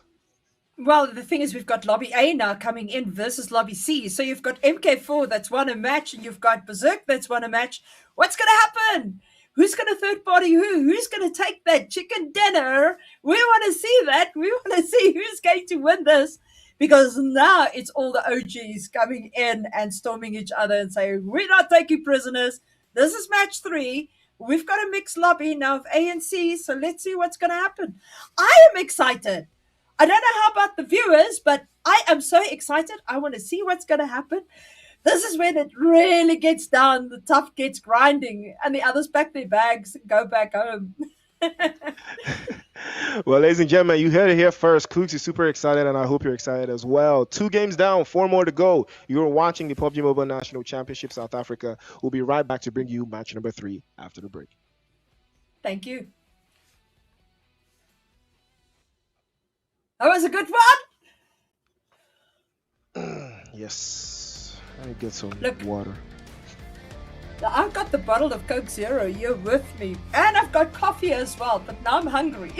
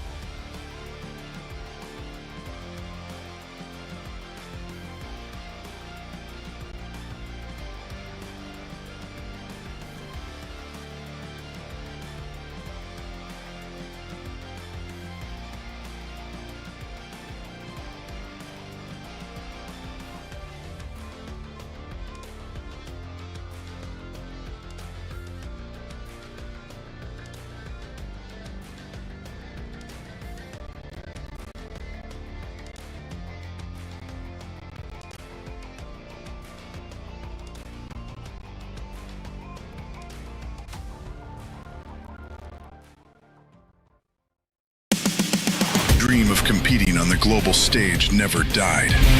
Now your chance to rise has returned. New beginning, new season. PMNC Qualifiers, South Africa. 4 paths, 1 road, 1 goal. This is 2026 PMGO Africa Season 2.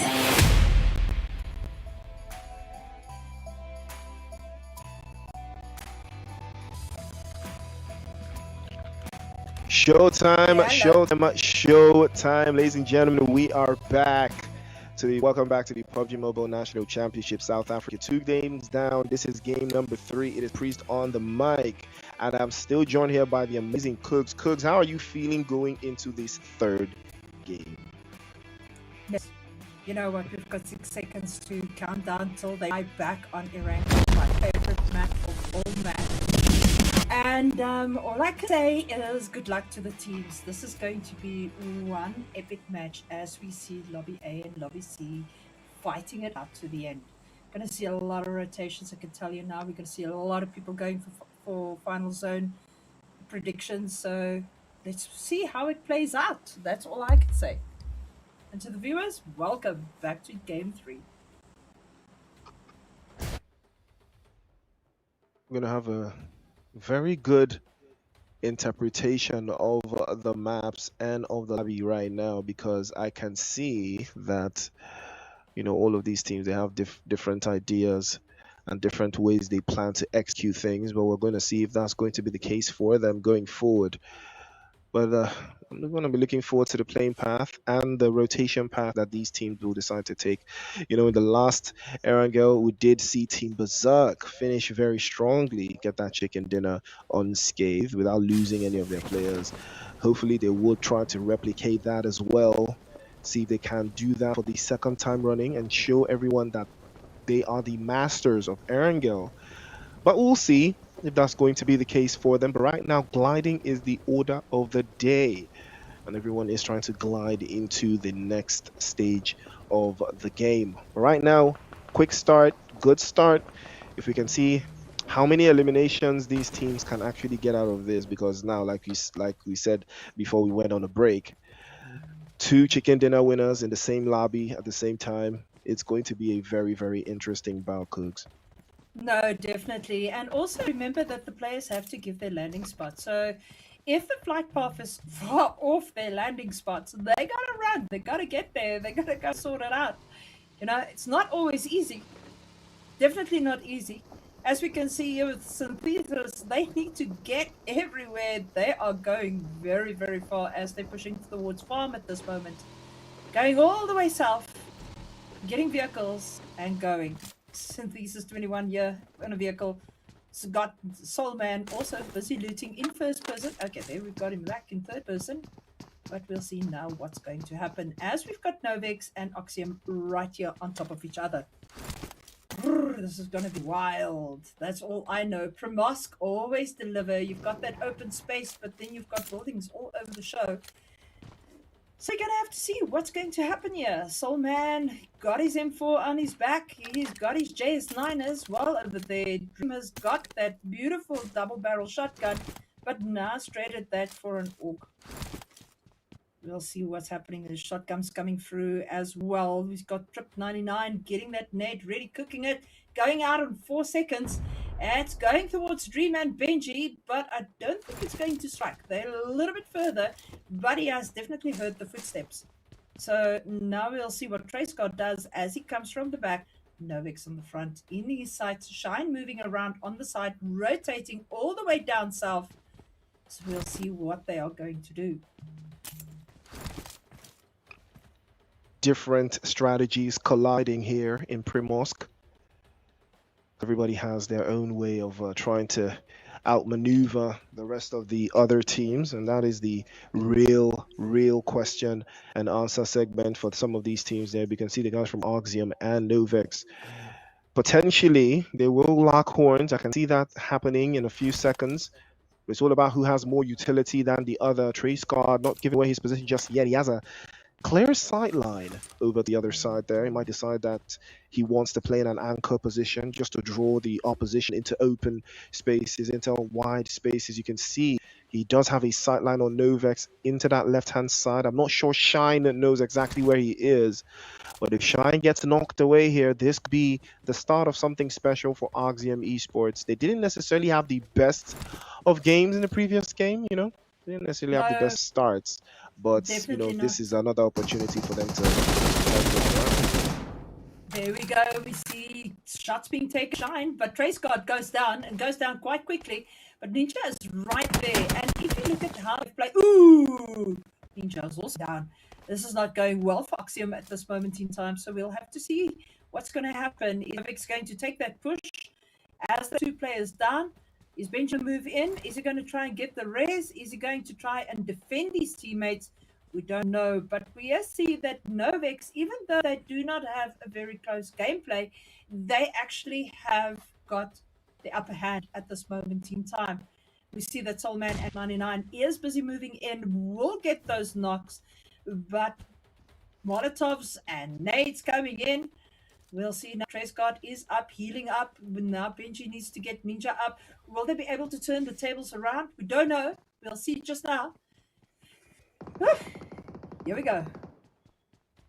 It looks like he might hurt though.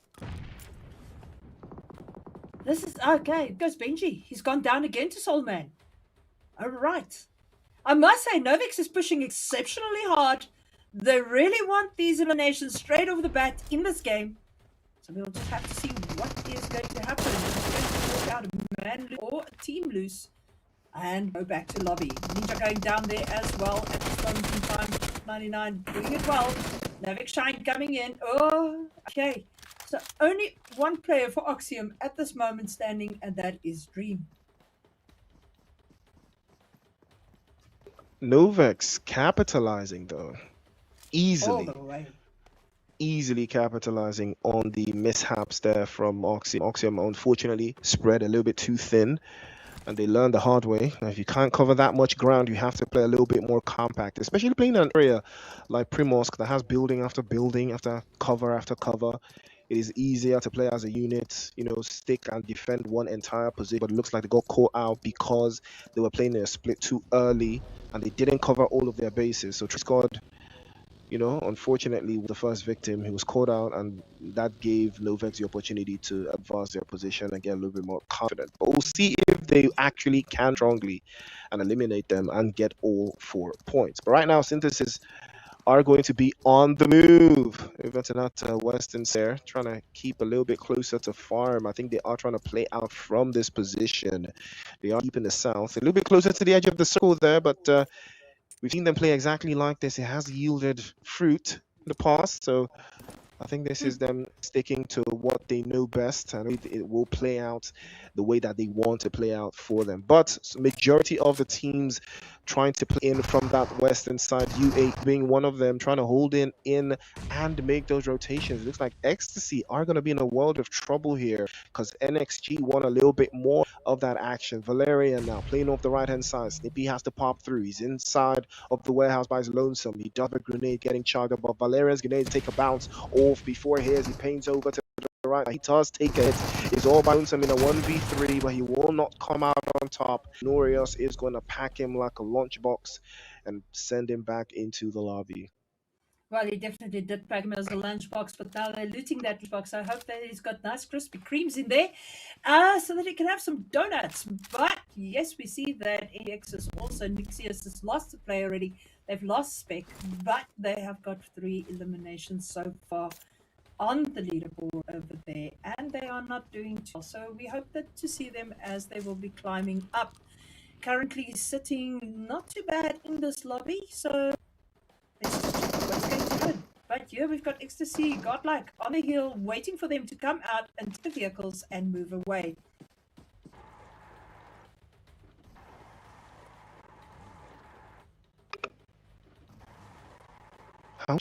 How much gas do they even have in their vehicles, man? That's a real question. Because sometimes you might just run out of gas, though, and you get yourself caught in a really, really tough place. Right now, Novex, on the other hand, gliding right through from Primorsk after enjoying that little encounter they had with the guys from Arxium, just eliminating a couple of them and getting some more points on the board for themselves as well. It's a good start for them, and they've got some vehicles as well. Again, playing very deep from inside blue zone is going to hurt them in the process while they make their rotations. But 3 eliminations is not a bad shout for them to take and kick this game on with. Still got a couple of teams all making their rotations from that western side, trying to get into that open space in the next of the zone. Yasnaya being heavily favored just south of the circle there, but Far Milta still very much in the next phase of play. You can see Berserk getting a little bit closer. This one a little bit closer to there, but we'll see if they have what it takes to defend this area against a very charged up team. Definitely, we can see Uka's taking a lot of nade at this moment in time. S7 well placed at the back, coming up and down the hill. We see Slicer sitting as well, having a good look at going on. Stratus pushed in, Wraith far away from the team, but they're already in.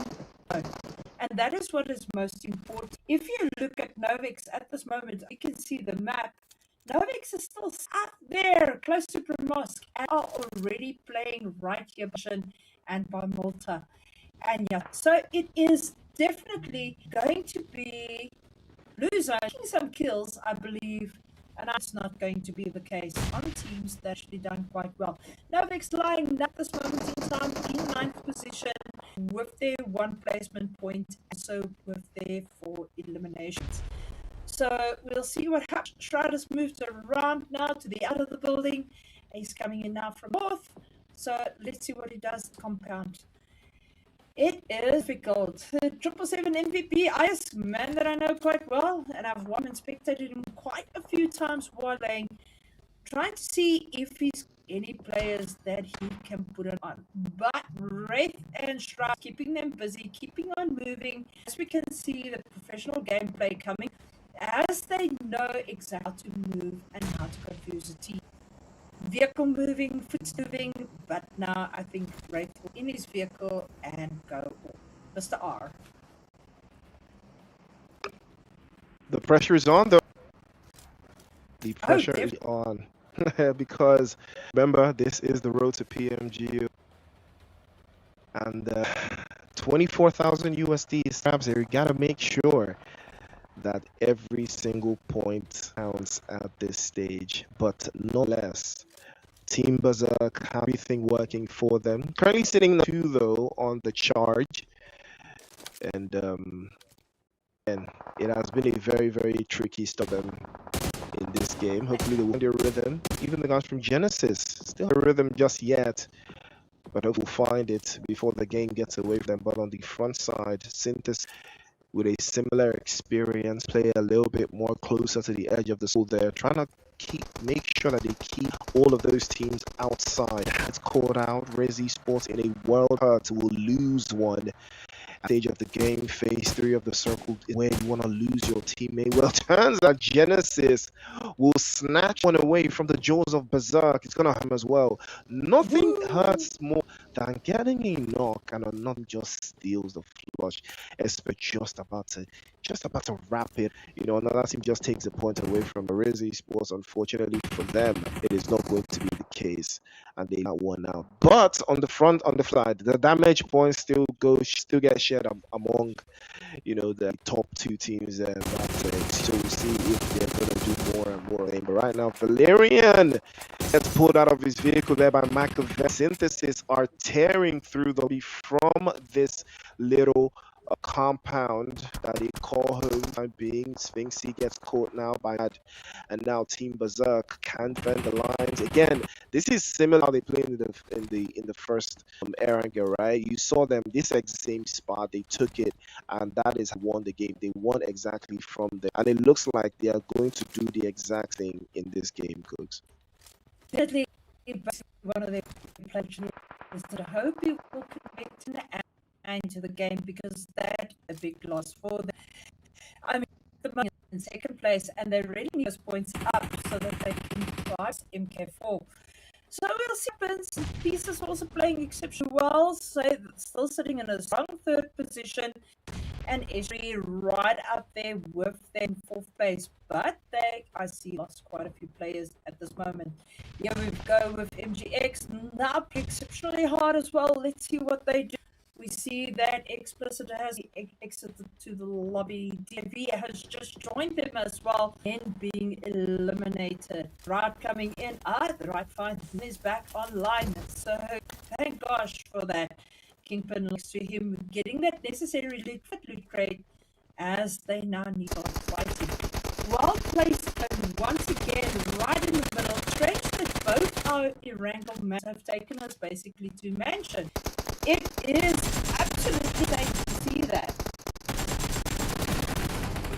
You're right, bro. You're right. Absolutely, it's insane. But MLK is going to be positioned there, not the best. That is the risk of having so close to the edge of the so that you might be caught out very close to play zone, but I believe his teammate might be able to get to him just in time today. But we need to make that a quick decision. FS will be pulling up into the Mere Hate crew in trouble. Jenko Core, he will be getting flushed as well, and that will add another one. But trying to peek out, he does take some damn. Lyrium 6 have him in his sightlines with an eye. No, with a couple of shots raining through, but he does manage to get into vehicle and get out of dodge. And Team Mad on the other side try a high ground position for themselves going forward. It is a good start for them if they can actually find that space. Might make something happen. But the guys from IU TUE all hovering northern side. Delirium also making a dash for it from at eastern corner, and now the nations in phase 4 start problems. Hate crew make dash as well. It is Bane that's going to last one left for the team. Will he find some space in the next zone? Well, that is what to be discovered. But he make a very, very clear path and a clear decision on how to navigate the rest of this zone. Definitely, he is racing away. He's driving straight to Delirium. So how's it going for him? I mean, he is bounty, and that's all I can see. Wagner going down to him. His whole mad squad at this moment in a massive fight. I see them going down. Oh my word, that is not good for them. See now what is happening over there. And we've got BE also over here rotating up against the seal. And then we've got the guys from FS right on. So how is this going to... I mean, there needs to be a lot... Oh no! He's just been shot down. Eliminate. Gosh, this one hectic match. Everybody will put a point on the board. That's all I can. And every point matters. Every point matters right now, because go called out as well. In a word of hurt here, because it looks like FF be pulling up to them as well to take one up, but Pim is not going to be lucky. He swept aside, and MVP is trying to buy his lonesome there, but there's a big amount of trouble on the other side. Trade-off is trying to hold through, but try again. Go down. Ooh. And a grenade from Faith, a leap of faith would him down. And now Team Fate are looking very comfortable here, even on the bounce, and they're not stopping soon. There is more where that came, and they'll tell you that one for free. Adding more and more on the board, and they do have time to reposition and get them into the next phase of the zone while it starts to count down. Try again, hopefully getting picked up. They did lose Pim in that age, but they've got 8 eliminations. A big drop to how they want to advance going into phase number 6. Even at that, Cooks, there's still a lot of teams. There's still a lot of players, 30, and the zone can only get smaller and smaller. But this is where the fun comes in. Now it starts to get down to green time. This is where people now take compounds. But if you take a compound side zone, you've got to push the zone. Players that was already settled there, it's going to be a bit of a problem. It's going to be a big problem. It's really putting it well over here, a little squad. sniper tower, but I'm sure that they're going to move quite fine, quite quickly. Already getting that vehicle ready and to get in there. He's moving. Wolves is right in front of him. Berserk, the whole Berserk team is still inside that furrow that occupied earlier, and everybody pushing their way. Oh, this is going to turn out. Soul Man, come on, boy, eliminations. Soul Man, some souls turn into song and make something. But again, Flo looking very good. They do have around position, overlooking, in very confident in their play so far. Speaking of Soul Man, he's doing exactly what we said he should. He's yet another soul. It is 21. This time around, Casino is gonna dial his fates as well. Gets swept away into the lobby. Soul Man also gets with the PPBs on. Fortunate scenes for them, but they lose another one. Novex, who had on as just a duo going forward. Trip and Shut all left to them now. Can they put the backside of the dash from Synth to close them down? Zeke and Kazima making a quick dash at the top side of the zone now, and again it's be very difficult for a play Trip because he doesn't have a vehicle close by. Unless he does have one, they don't move around like that unless there's a vehicle around you.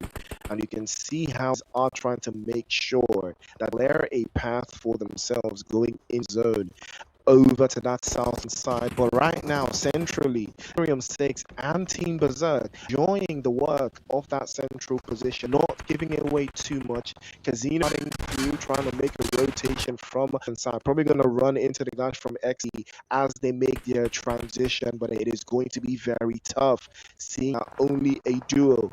And they are a quick move for it as well. Big shots coming through from Novex. Over to the sidelines there to the distance even further, but he has been tries to dodge a couple of bullets, but it's not so lucky as he feigns over to the inside.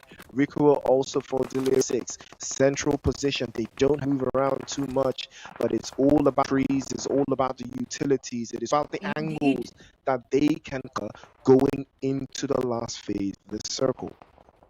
Definitely, we see Oxium Dream hanging on there. He's hanging on. That's all at this moment in time. Deliriums, I would have thought they would have had more nations on the leaderboard, but they are still there. They are definitely not. Oh, Itachi now, so right over here. The Wolves are doing exceptionally well. They are definitely not people left, right, and center. I see them fighting a fight. Itachi is down, but go get him up, and we'll get him up quite quickly. It's what you call teamwork. Now we've got Berserk, 7mm, Ruffy, Killian coming in. He's another elimination. Swingsy going down Sky Coach. It is a fight open. 8 teams left. Berserk still in that guy.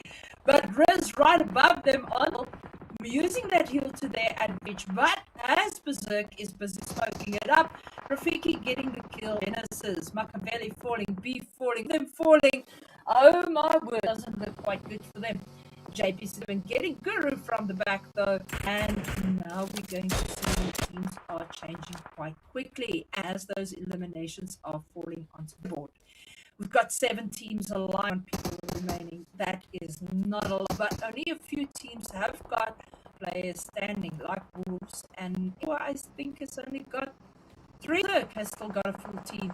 Really based in the zone. Well done to IGL and the team players working together, and we might see another from them coming up quite.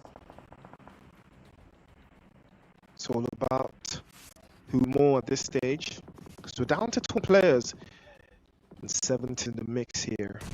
7M also keeping their distance from the rest of the position team. Mufasa was knocked away there. Hopefully he can just find a way to get picked up, and hopefully he will no longer be the pro team as he's going to be sent back to the lobby.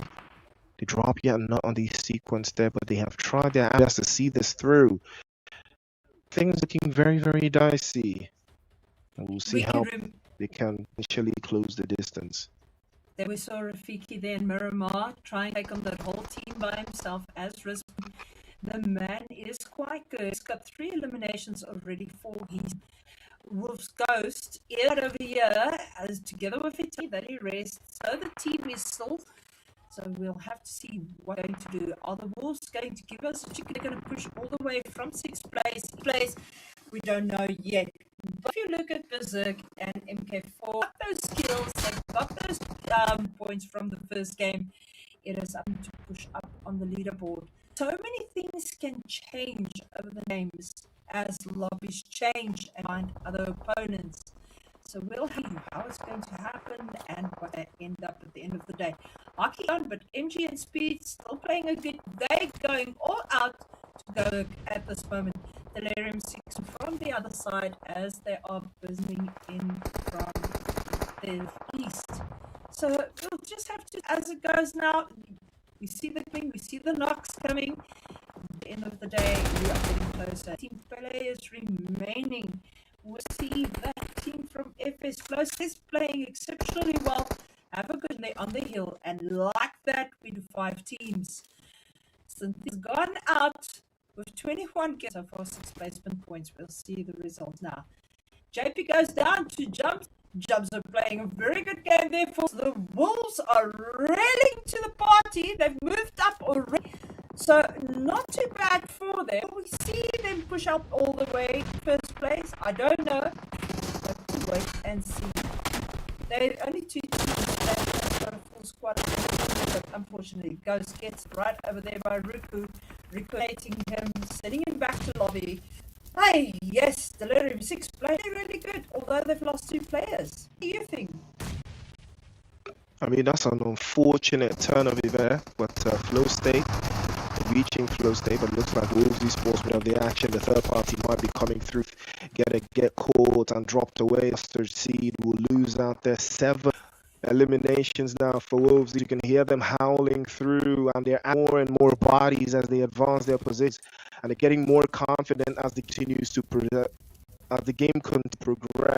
On that western side, it is all Wolves now enjoying the space that they can manipulate, the space that they can play around with. Zerk are still quite central, enjoying them and biting it through, and Rizzy a similar plan here, trying to take it away and claim it themselves. But Master also play right hand side as an anchor in space that could cause problems for team like if they're not careful, but they have it a little bit too long, so they have to make sure that they do not get anyone caught guard inside of this final. Speed is making a quick advance and move forward as well, trying to get a space just to nick the ball in their favor, change the dynamic of how final zone is going to look like. The grenades and fly into the ditch here, and also making a quick move here. We can see Master with an off angle of the Sanctuary. If he can get a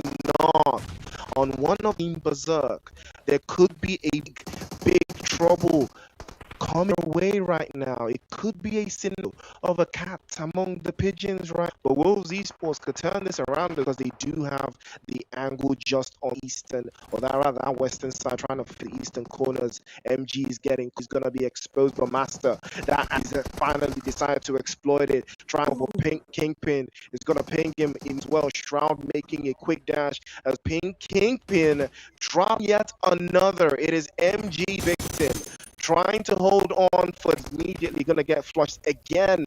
Zerk showing what they are made of, showing why they are one of the strongest in Erangel. This is exactly one match number 1. How to repeat the exact same scene and do it all the way. It got Wolves to farther side, spotting them, and that will end of the road. Speed not fast as Kingpin will dial him back and the way back to Gotham City.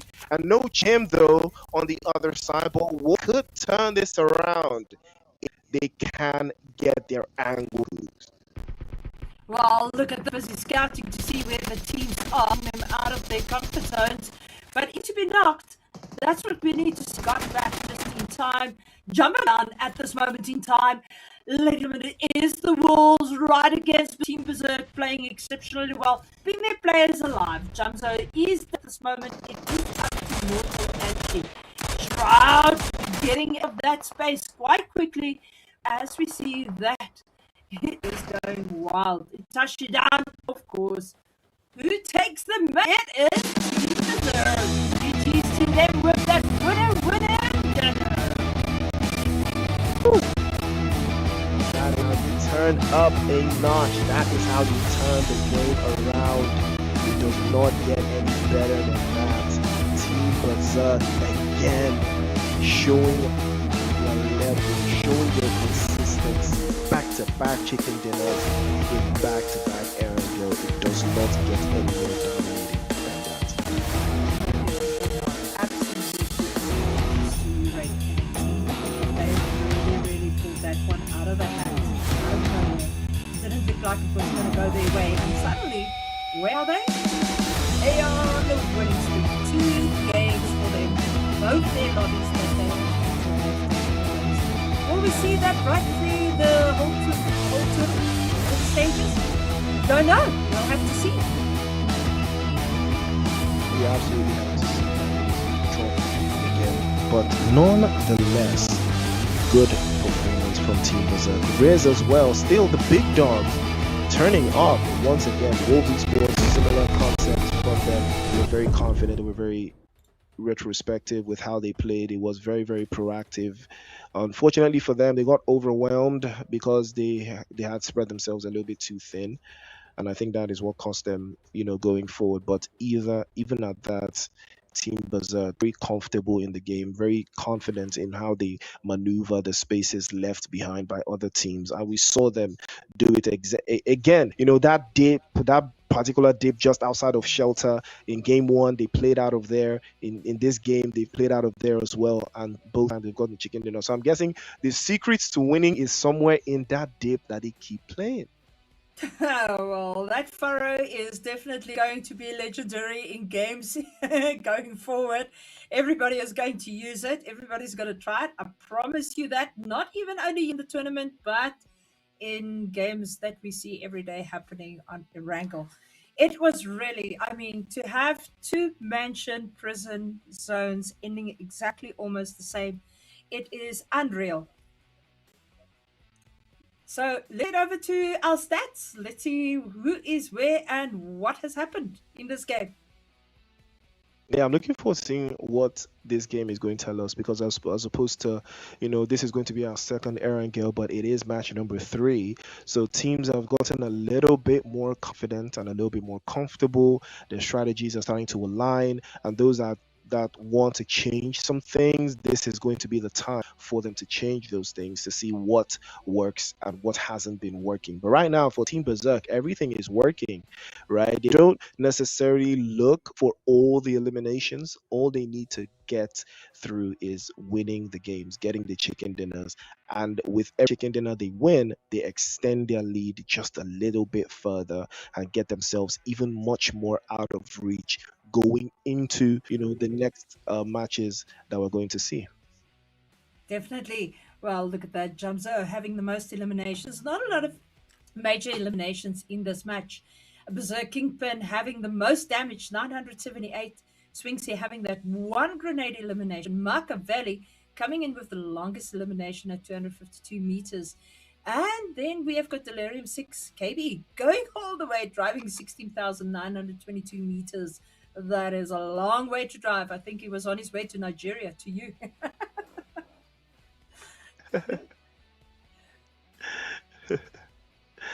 Oh, but Team Berserk showing us what they're made of. We did have roughly 57 eliminations there, just 3 shy of the total knocks, 3 airdrops, 5 green eliminations. Like I said earlier, I don't think we're gonna pass the 7 that we did get from match number 1 though. But we did have No. 15 headshots. That's quite a number of headshots as well. 252 with the distance covered and 11,000 in total heals, 2 vehicle eliminations, and that's 1 for the books. Again, still very similar to what we had in the first Erangel, but a couple of figures not too far out, But even at that, what is the leaderboard going to tell us? How have these teams performed so far for match number 3 for these 2 groups? It is going to give us a very clear snapshot of who's doing everything right, who could improve a little bit more, and who needs to change their strategies completely. Definitely. That is all we want to see. We want to see where the leaderboard is lying now, where our teams are lying. And I must say, South Africa is definitely bringing the goods tonight to the stream. It is absolutely insane to see. Yes, sir. It's been a very, very proactive game from Team Berserk, right? They started very strongly, finished very strongly as well. Started very slowly though, but again, it's not always about the journey. It's always about the destination, right? How you get there doesn't really matter as long as you get there. And Team Berserk started very slowly, played in, like you said, played a little bit in that furrow, didn't give away too much, gathered as much intel as possible. There's a whole lot of action that was happening around them, right? But they didn't get themselves involved until it was the right time. And they did everything right and they got themselves that chicken dinner. Rizzy Sports, unfortunately, tried to do the exact same thing, but they got caught out by Team Berserk because they didn't have any other route into the next phase of the zone, and they just couldn't close the gap between themselves and Berserk as well without exposing themselves to the likes of Wolves and Synthesis as well. So again, it gives a little bit of context, right, into how these teams are playing, what really works, what strategy is going to be the best if your team has what it takes to execute that strategy. That's what we want to see going into the of the games. But it has been an impressive start nonetheless. 3 games down, 3 more games to go. The party does not stop here. It is the PMNC South Africa group stages. We'll be right back for more PUBG Mobile action after the break.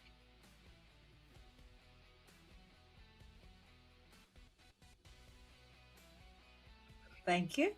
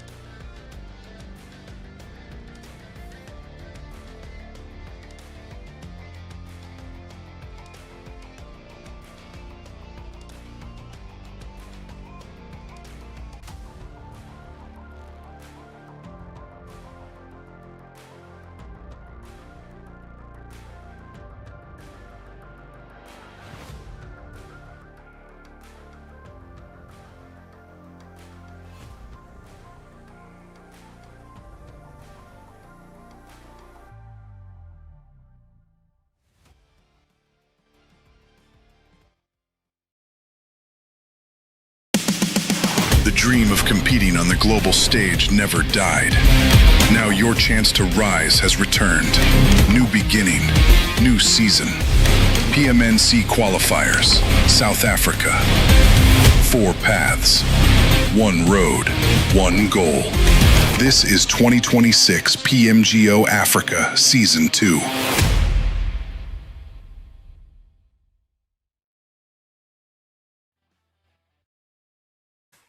Priest, you must have enjoyed that. Another win by Berserk.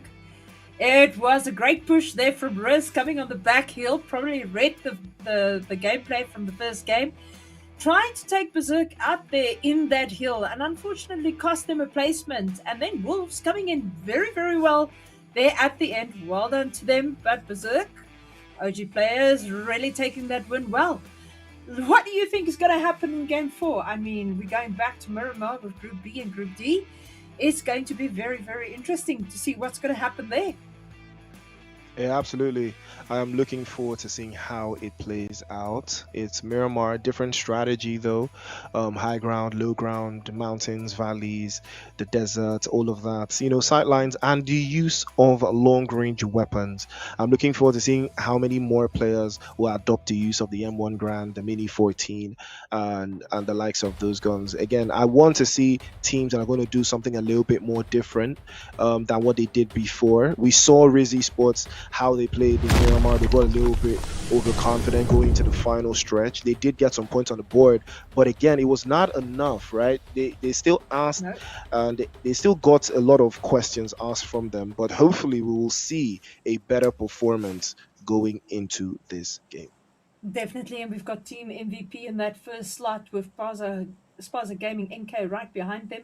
You're going to see United Force, Gin Demons again, SG3, Undisputed Aura, Team NV, Carnage Esports, MK4 Esports, GUE All Stars. My money is on you. Let's see what they do. Usually very good on this map. Team Altitude, Nuthers, DJV, Metro Esports, Unseen Esports, Mzansi Explicit, and Insurgent OGs. So 2 teams from the same organization playing in Group B and Group D, Insurgent and Team MVP. It's going to be very interesting. 2 very strong teams that did very well in stage 1. Let's see what they do, how this game is going to play out. It is the 4th game of the night. We have just passed the middle part, so we're on to the last 3 games. As we can see, there is a map, but I think that's the wrong one. I don't know why we've got Erangel showing up on Miramar, but I'm sure the production team will sort that out for us any second. Hopefully. It's been a very bit of a tricky day for us on this side, but hopefully everything is going to be smoothed out. But nonetheless, eyes are going to be on a lot of teams, like MVP being one of them. They did have a very good start in their first game, but you know, the likes of Berserk and Riz and, you know, Synthesis have put in a much better performance than they have. So I think that is going to give them a little bit of a cause for concern. But we'll see. We'll see how productive they can get, and if there is still a chance for them to close up a little bit of that gap that is starting to, you know, come up on that leaderboard. But hopefully they will find their rhythm and do a little bit better. But SG3 Cooks, biggest in the game so far. They have been, for me, they have been the best team so far. Berserk has 1-2 chicken dinners, yes, but the way Spaza have played, it feels like more. Definitely, it does. I must say, Spaza Gaming has really shown us what they can do, especially these guys. So we'll see what they do now. Glockser, really a good player. Been playing for quite some time. He's quite a good professional player. So now we got to see what they pull up. We see MK4 once again pulling in here, as well as SG. Right, scattered a bit, busy looting still, getting everything. I think they can be rest assured they are alone at this moment in time. So also with Gin Demons right over here, Mateo, Mirax, Ramat, and Pash. Pash also a very good player, but Mateo, I've seen plenty of time bringing all those skills and clutching to be an MVP for the match. And let's see if they can pull that off tonight. DJV really pushing through here. We see that big wheel going all the way. So we'll see what happens there. Good for Xanax right over here. Xanax used to be in another team, but it's nice to see him play for Guffa, the organization at this moment in time. We'll just have to see what's going to happen. Nobody in a confrontation yet, so we don't see any kill feed as yet. Different game than what we saw the first time around on Miramar. Very different, very different. In the first game, we did have a bunch of teams just racking at it relatively very early in the first draft. But now, I think teams are much more cautious in how they want to approach this game, seeing as, it's a different set of players and a different set of teams now. So a lot of strategies are going to coincide and clash with each other. So we'll see if Insurgents will have a different approach to this game, seeing as this is going to be them trying something different again. But right now, I am looking forward to that first major shift that's going to point teams into the general direction of where the game is going to be finishing, what area of the map they will have to be playing out of.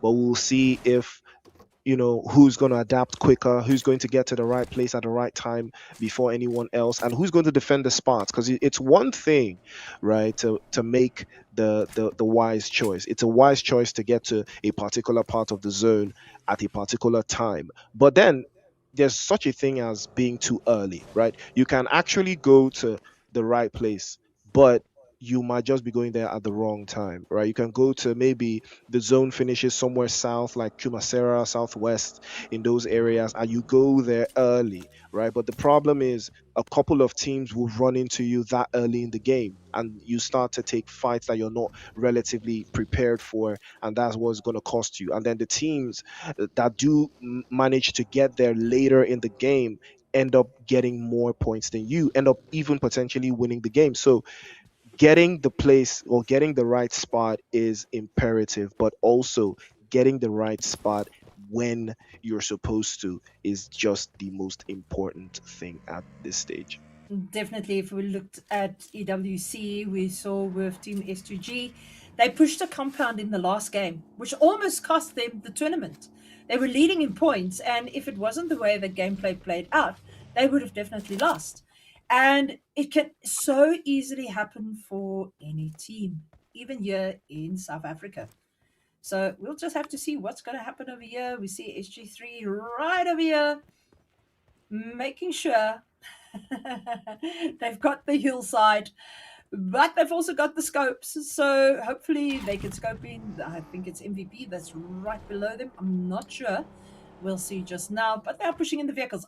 The kill feed's starting to come through. Let's see who is killing who. Ooh, Insurgent. Well, this might be a little bit too much for him. I'm quite surprised that he doesn't take the action there, but he does get dropped away. Not what he was expecting there. The Flying Dutchman manages to send the bullets his way, will drop him straight up. And that will be them trying to reposition themselves. Lucifer making a quick dash, trying to escape the angel bullets flying his way. Does manage to get out of dodge just in time, but Undisputed AE about to turn this one around. Sahil does get the final drop on them. And again, this is one of those better teams that loves their Miramar. UAE, they love Miramar. They are very, very good in this map. And I think we're starting to see that. Definitely. I mean, they've got an aura around them, undisputed aura. They just know how to play. Sahil is one of those players that if he walks in, he can walk out even in a 1v8. I've seen it for myself. So let's see what he's going to do and if they are going to win this as a team. But Big Blue is with them at this moment in time. Now they've got to move their way to zone, and off they go. So the highest of hills are going to be out of play, but not to swap that van for a UAZ. I think that's going to be a much better option, especially on the land of sand. Sparza Gaming, though, they have been on the front lines for the most part. Haven't secured that many eliminations in this game just yet, but they are making the rotations that will put them in those spots. And that is exactly the type of thing that you would love to see from the team that is currently sitting on top of that leaderboard, or sitting in and around the top of the leaderboard right now. Because GUF have a similar concept. They are trying to squeeze a majority of teams that are going to find themselves into that diamond box there. They are creating for themselves and the opposition as well. And Jin Demons, similar for them. They are making a dash for it, trying to get into a much more confident area of the zone where they can play out of. But again, even at that, there is still a lot of ground to cover because we still have 16 teams alive here. Well, 62 players inside of the lobby, and we are moving quickly into zone 3. Now, Cougs, again, this is where the shifts start to happen. Those shifts that decide the game, the areas that you want to play out of. And if you're not, making a dash into the zone at this stage of the game, zone 2, zone 3, if you're not taking that affirmative action to take those positions in the zone at this stage, I think it's better off to start looking for eliminations instead. Definitely. I mean, everybody is busy moving. Get in your vehicle, start moving. And like you said, the Flying Dutchman, that is the best way to get eliminations as you're pushing with other teams. But it's going to go quite hectic as everybody has to move in. Stage 2 is almost at its end as we go into stage 3. We can see everybody is currently in vehicles. Everybody is starting to grip what happens with zone as the stages are quite set faster. Blue zone does do more damage. It's not your normal classic play. For players that are keen on playing this, you gotta play a lot faster because zone does not take prisoners. That is definitely one thing for sure. It's a good idea, though. All ideas always look good until it's time to execute them. Carnage Esports, they did not necessarily have the best of starts. You can see them under siege, starting to take bullets across the board, but I think they can manage their expectations here. They can keep themselves without having to get forced out into making a split. As you can see, MK4 with a similar idea, also trying to get themselves into a very high ground position where they will start to take their offensive shots from. But Carnage will need a whole lot more if they want to finish this game strongly. This is where it gets decided. Phase 2 of the circle is coming to a close in a couple of seconds.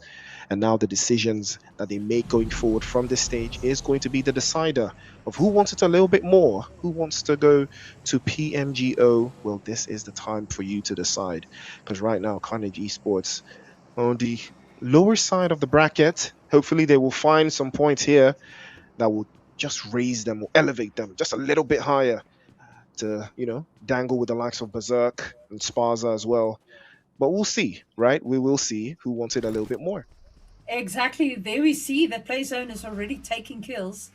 And eliminations definitely happening in blue zone. We hope that they can get their teammate up. We see MV has lost one player, stomping down Narate as I know him. But there we got Ruler taking down Dead. Oh my word, Dead, please don't die. We want to see you play, my boy. Okay, Bo coming in as well. That car is smoking a lot, taking a lot of damage. Dead is down on his knees, but I think Bo is trying to get to him and push as fast as he can. Tank 21 as well. They do not need this at this moment in time, but it seems like Explicit has decided now's the time to strike and strike hard. They've had a game that didn't go so well, but now it is time to make up for that. That's all I can see. Go, boys. These are two teams that I'm rooting for, so it's very difficult. I can imagine. The pressure is on. Oh, that's a fantastic grenade on Pappy. But fortunately for him, was just a couple of inches wide. But that is a warning for him to reposition himself. His position has been compromised though. Mzansi explicit. They have sight lines on this and they want to close this down, but I spoke too soon. Sparza in trouble. It is MVP. and Spas are locking horns. Not something you want to see every day, but Poppy's going to make a dash for it across the park there, and he manages to escape it. But that was dangerously close to causing some harm to his general position. Poppy's position has been compromised there. I believe he's been spotted by Mzansi Explicit. They have him on the ropes here. Surely now they will close this in a 1v1 scenario. And the S12K is getting pulled out immediately. Poppy tries to pop the grenade, but Poppy's going to take the 1v1 against him. Tries to jump into the corner, but he's overwhelmed. And all those fingers on the screen, he climbs the desk. I'm not sure why. And he had him on the ropes. But unfortunately, he will be taking those shotgun shells as he hears them bounce across the walls, as he's going to be sent back into the lobby. That was unfortunate for Puppy. Quite a good player as well. Really, really know how to do it. And as you can see, things must have just gone a little bit wrong there for him. You know, it's internet connection and all those type of things do affect your gameplay as well. So it doesn't always go your way when you want it to go your way. He was very confident in taking that push on Boo Boo. As he moved in, he thought he had the man in his sights as he was shot at.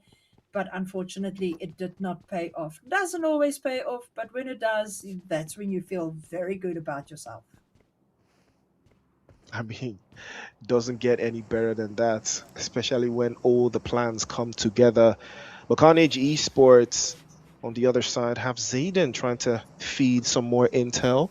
Hopefully they will find something around those areas that they have created for themselves right now. But again, there is still a lot of time for them to reposition. But right now, deep in the south side, just outside of Hacienda del Patron, similar idea as well for those teams that are trying to play from the south side and make a quick rotation across the board. Maybe cut right through the middle, you can see there.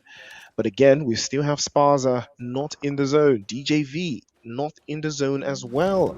It is only Mzansi Explicit that I would say have a very, very nice position up north, just outside of the water treatment. Same thing with the guys from ALT. Similar concept, similar execution. It is all about who wants it more and who has the utilities to withstand any sort of aggression coming in their general direction. But Team Envy also making a rotation from that eastern side, and even the guys from the northwestern side. There's a big chance that those teams are going to lock horns. But this is where the deciding gameplay starts to come out, because Carnage have been spotted out here by Team Envy, and the bullets are going to be envious as they fly all the way through. Zayden is running ragged out in the open, but he's not going to take that one through. P77 is going to get knocked out, and he's going to be set on fire as well. You will think he's the Ghost Rider as he takes another shot, but here comes Stompin', pulls one out of the vehicle. Was not expecting that one from Sparza, but Glock has the angles opened up. He's going to spray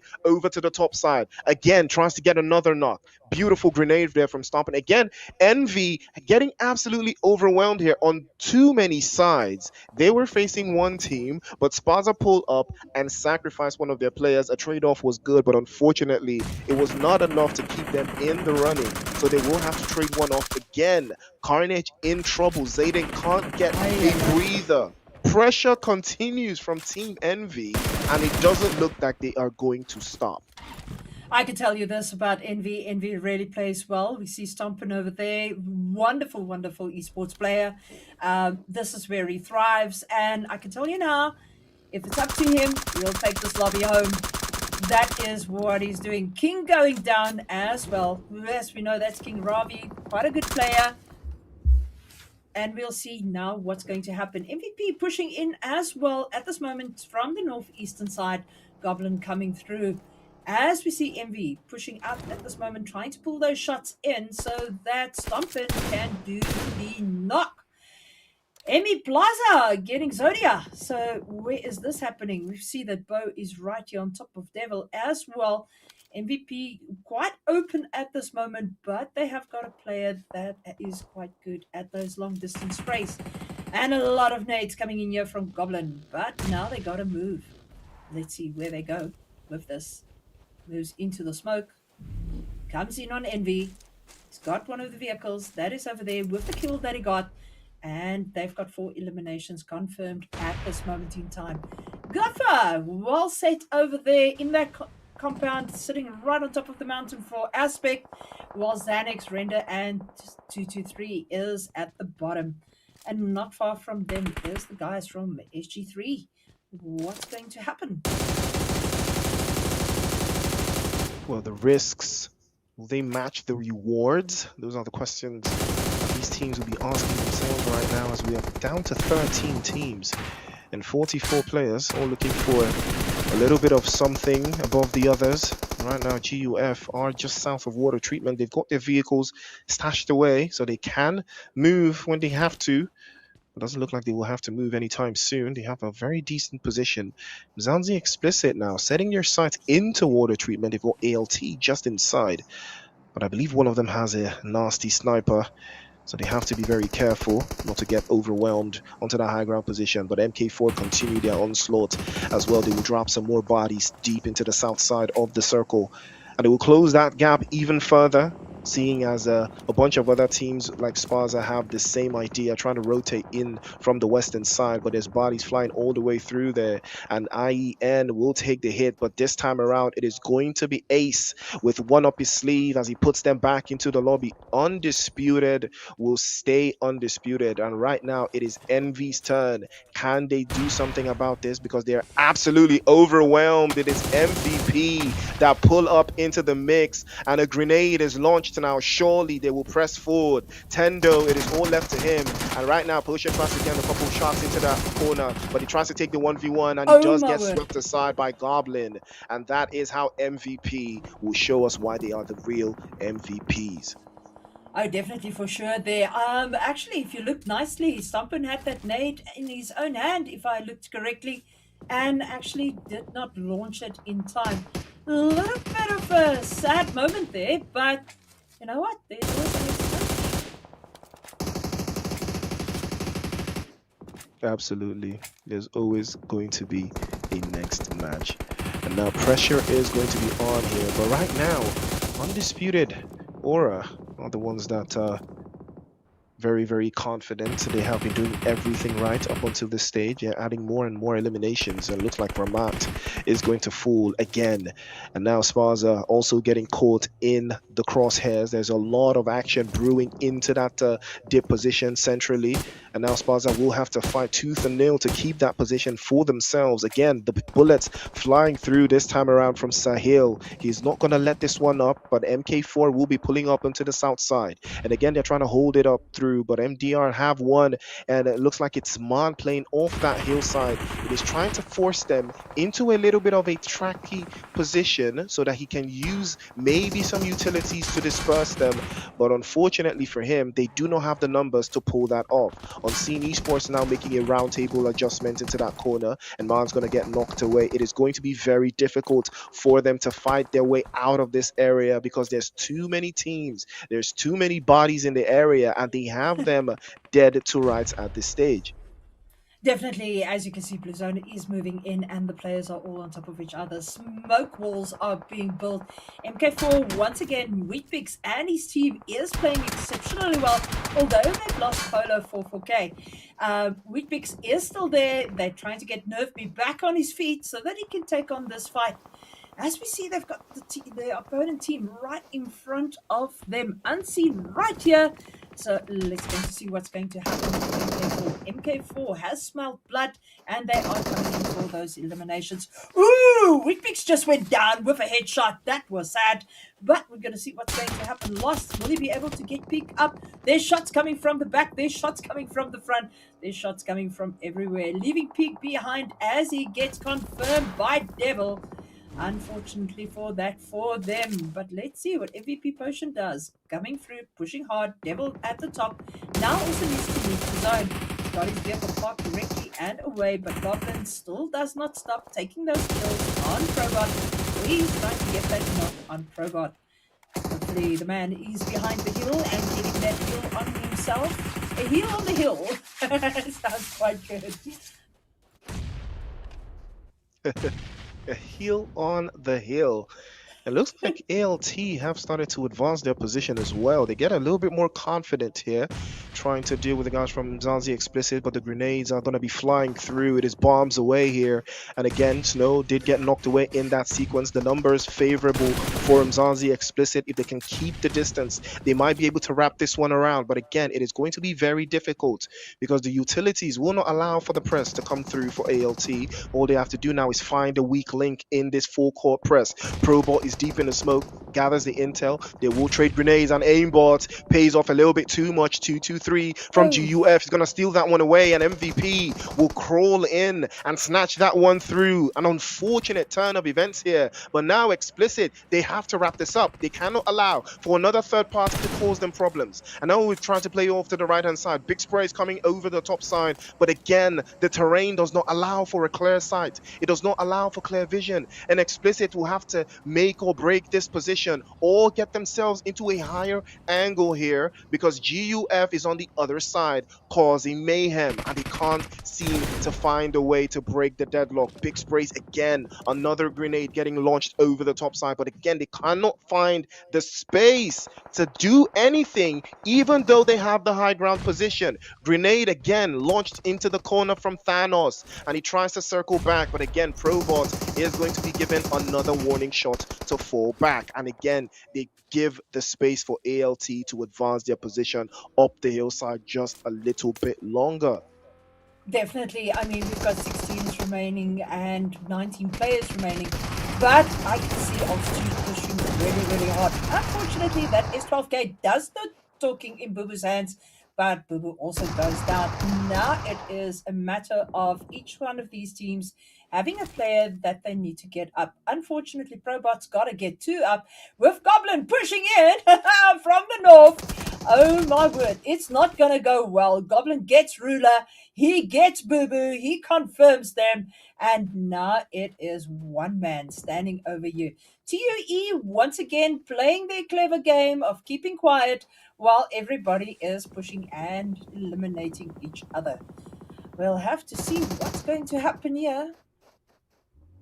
It is hectic. I see Goblin getting back in that vehicle. MVP not sure if they got all the eliminations that they want. Coming back, get in the vehicle, get out the vehicle, and now coming up the hill.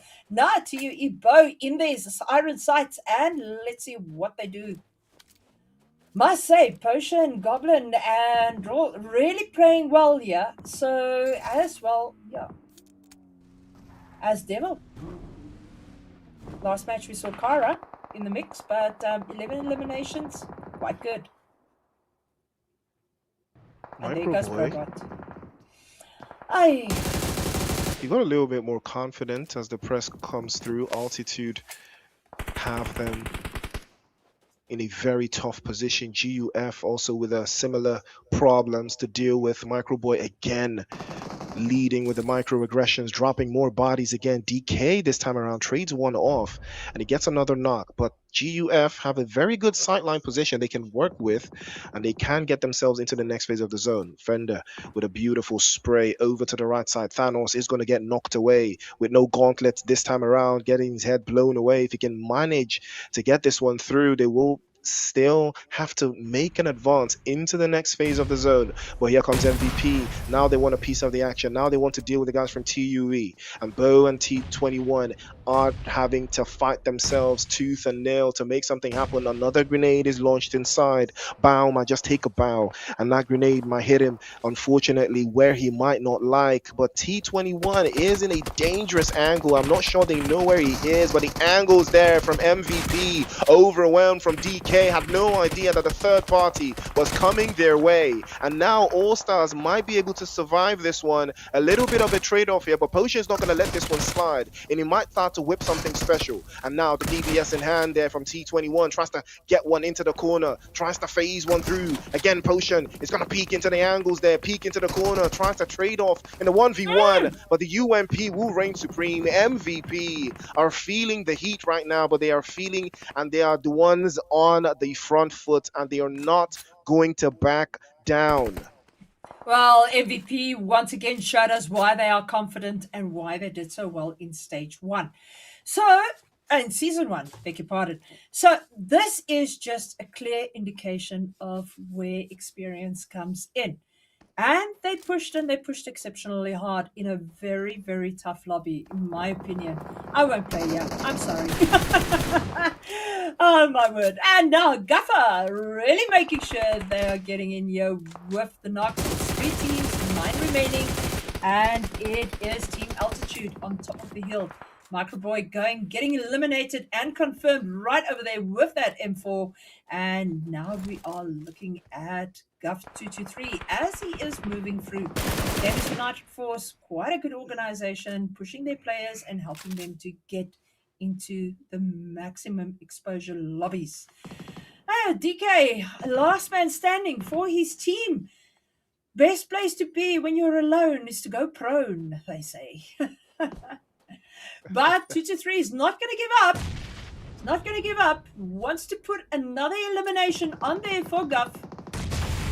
Let's see, 2 nades exploding right on DK. How many nades do these guys carry? I really don't know. But MVP still needs to push in, taking it a little bit quieter now as Guff makes a move on altitude. Altitude DK all alone at this moment in time. Blue zone comes in. He needs to move. Oh my word! DK gone as well on MVP. MVP sitting on 15 confirmed eliminations at the moment. This is absolutely hectic, Priest. Very, very hectic right now, but MVP are going to use that hectic approach to press forward, and Gamers United Force might just be getting divided here by MVP because Roland and the rest of the team have found the space, and they did get the knock in the 1v1 trade-off, but immediately Potion is going to get swept away there, and MVP might be able to get the angles right, but Devil moved a little bit too fast. Fender gets the angle on him and gets him dropped away, and somehow GUF are going to bounce back from this, and now Xanax trying to get the angles right into the corner. Grenades flying through the left-hand side, and GUF will park the bus and park them out of the lobby, not expecting that one. MVP got a little bit too confident. They thought they had this one in the bag after getting 2 knocks, but unfortunately it was just not. Definitely that push was a bit slow, unfortunately there for Guff to get those rests and make sure that their whole team is standing up. So James United. Congratulations guys, really well played over there. My word, can you believe it? That game, I'm ready to try a new winner. It is. Well, very, very solid performance from them. And solid performance as well from MVP. As well, one of the teams that did have an eye on, they did not disappoint. It's a good start from them nonetheless, even for the style that they did play. I think they got a little bit too overconfident towards the end. Again, they were going up against a team that had double-digit eliminations, just as they did. So I think they just got a little bit carried away there. Did not expect GUF to be able to stand their ground when they did. The first press was unfortunately not good enough. Again, it was a solo press, so that's why it caused them just a little bit too much there. They lost that one. But either way, it is still a very, very decent start. Very, very confident with how they pressed in that final sequence. It was very, very solid, and you gotta respect it. Gamers United, but they were very good. Definitely. I mean, 15 eliminations there for MVP. They really brought the goods home. They really brought the comments. And it's sad that they lost, but we're also very happy for Guff. Guff really did it well.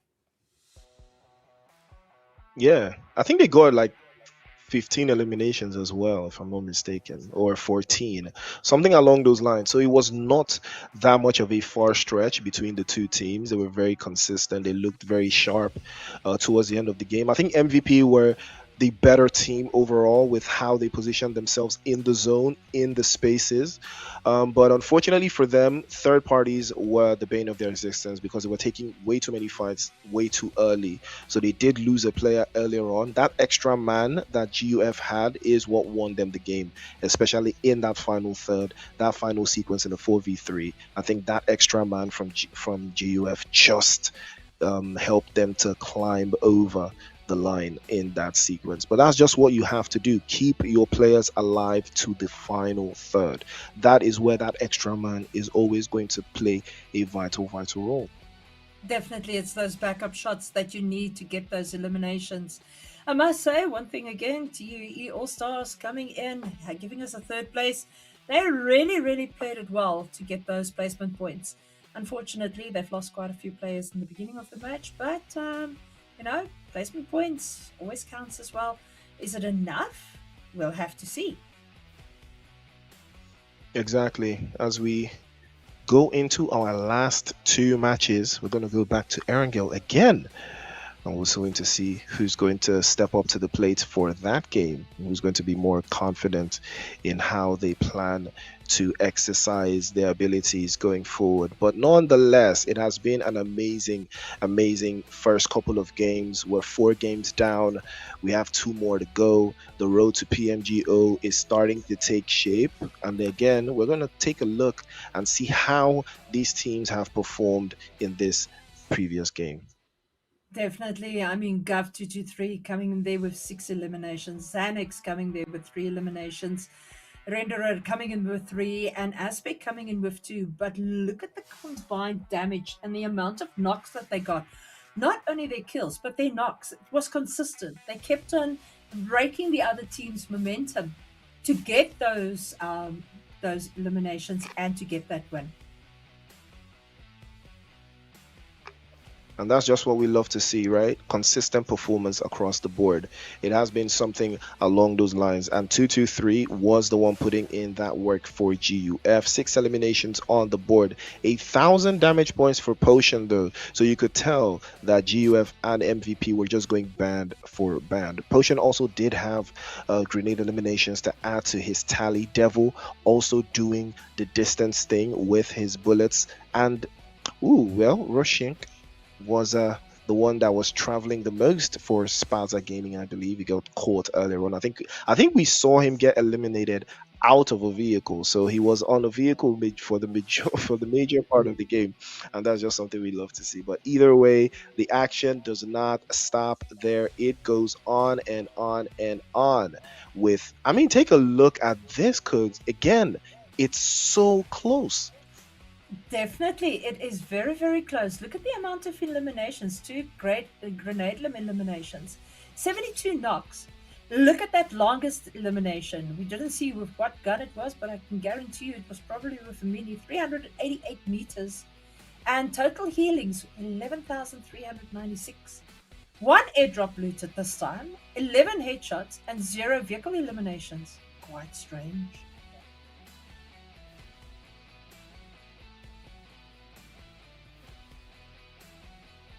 And there you go. There's your match standings. Gamers United Force coming in with 24 points, 14 eliminations, 10 placement points. Team MVP coming in with 15 eliminations, 6 placement points coming in 21 points. Team Altitude didn't do very bad. They had 5 eliminations with 5 placement points. Unfortunately, only 10 points on the scoreboard. MK4 coming in with 4, 3, total for 7. Team Explicit coming in there, 4 eliminations, 2 placement points, and 6 total points. Metro Esports, 4 eliminations, 1 placement point, and total 5 points. Undisputed Aura played well, 5 eliminations, unfortunately no placement points, leaving them on a total of 5. All Stars coming in with 4 placement points and a total of 4 points. Spaza Gaming NK coming in with 3 eliminations, total 3 points, and then Team MV exactly the same. Unseen Esports, Insurgent Esports, and Jin Demons all in different levels with placement points and eliminations coming on one edge. SG3 as well, exactly the same. Carnage Esports and others DJV, unfortunately bringing no points to the end of the game.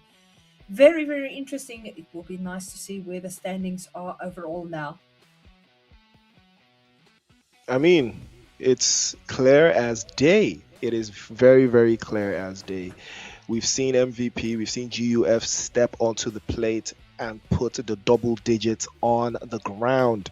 And there's no better way to kick the day off than to get these points added into the draft. But ladies and gentlemen, 4 games down.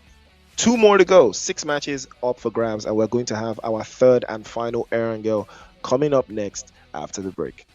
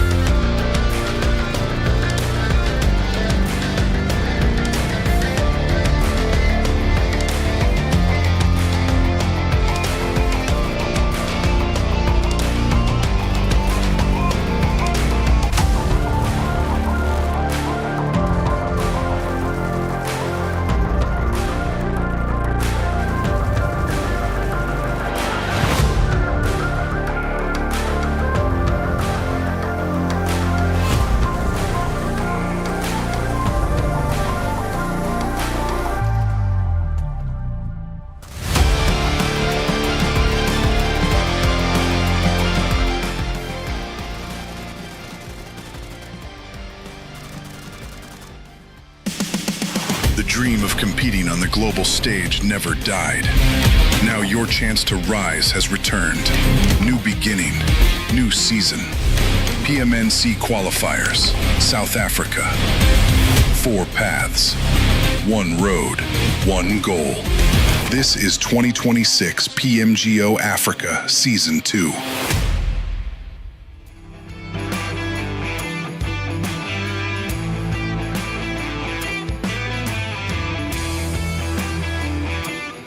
Priest, the matches are going and they're going fast. Unreal what is happening at this moment in time. I am looking forward to this match number 5. It is going to be something super special, I believe. We see the returns of the Novaks. We see the returns of Berserk. How's it going to go? I mean, it's going to be wild. Absolutely going to be wild. I want to see if Berserk is going to do it again. Can they do it 3 times in a row? I mean, that's what I'm looking forward to. Or can they even have a solid performance again in this map? Because if they do, then it just has to be that they might just be the best Erangel team in all of South Africa. And the best Pharaoh players for sure. I mean, I must say, well done to Rafe and Swinksy and the rest of the team. Their consistency over the years is exactly what makes them stand first. I watched the comments on YouTube just now and on TikTok, and I must say people are rooting for Riz MVP as well as for Berserk, of course, going to the finals. So let's see what is going to come ahead and where we are going. Flight path has changed quite a bit as we head over from the bottom just above Pramosk all the way through to Stalber. So not a lot of play space to go to Sosnovska, Ultapower and Prison and Lipovka. But Jasnaya, definitely the home of Berserk, as I always say on Erangel, is up for them. As we can see, most of the teams have already scattered out the plane. Georgetown looks like it's going to be a very busy place, as well as Rozak. IEN also heading over there to school, or maybe even up to Rozak. Can't tell you. We'll have to see where we're going to get the first fights.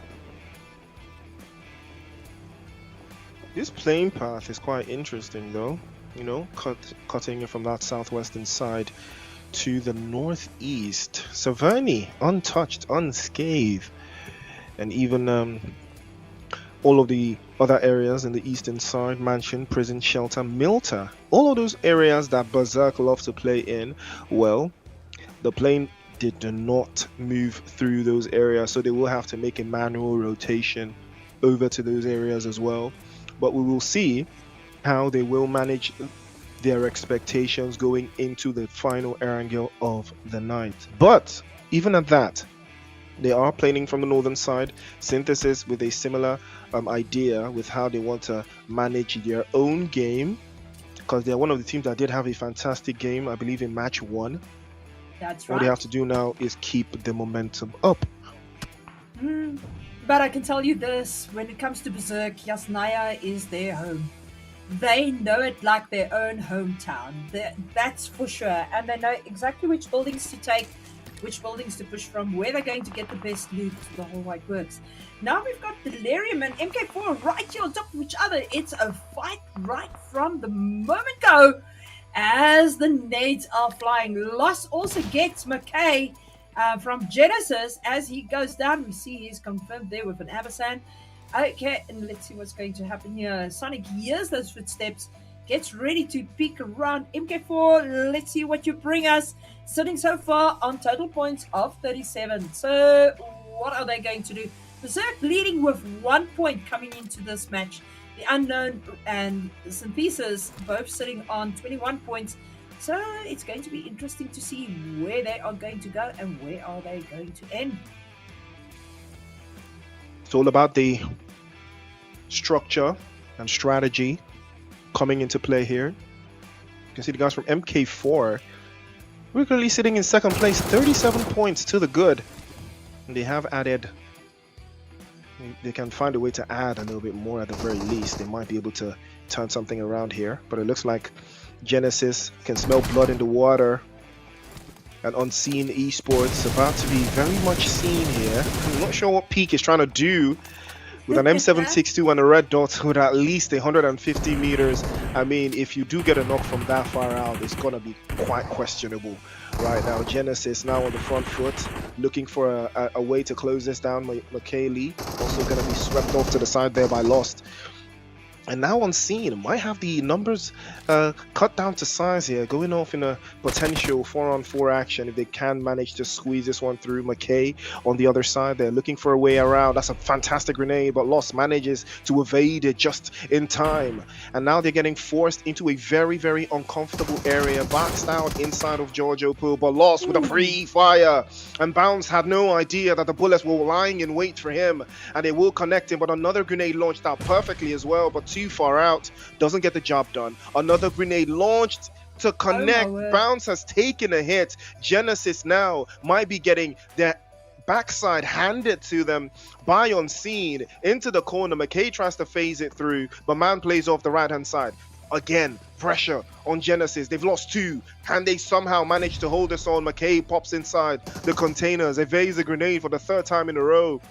And here comes Peak. He's joined the party as well. In a 4 versus 2, Lost has been causing chaos to Genesis, and they can't seem to find their way through over this echelon. They can't seem to find a break. For Unseen is putting them in a very, very uncomfortable position here. Definitely, and both Genesis and Unseen needs these points at the moment.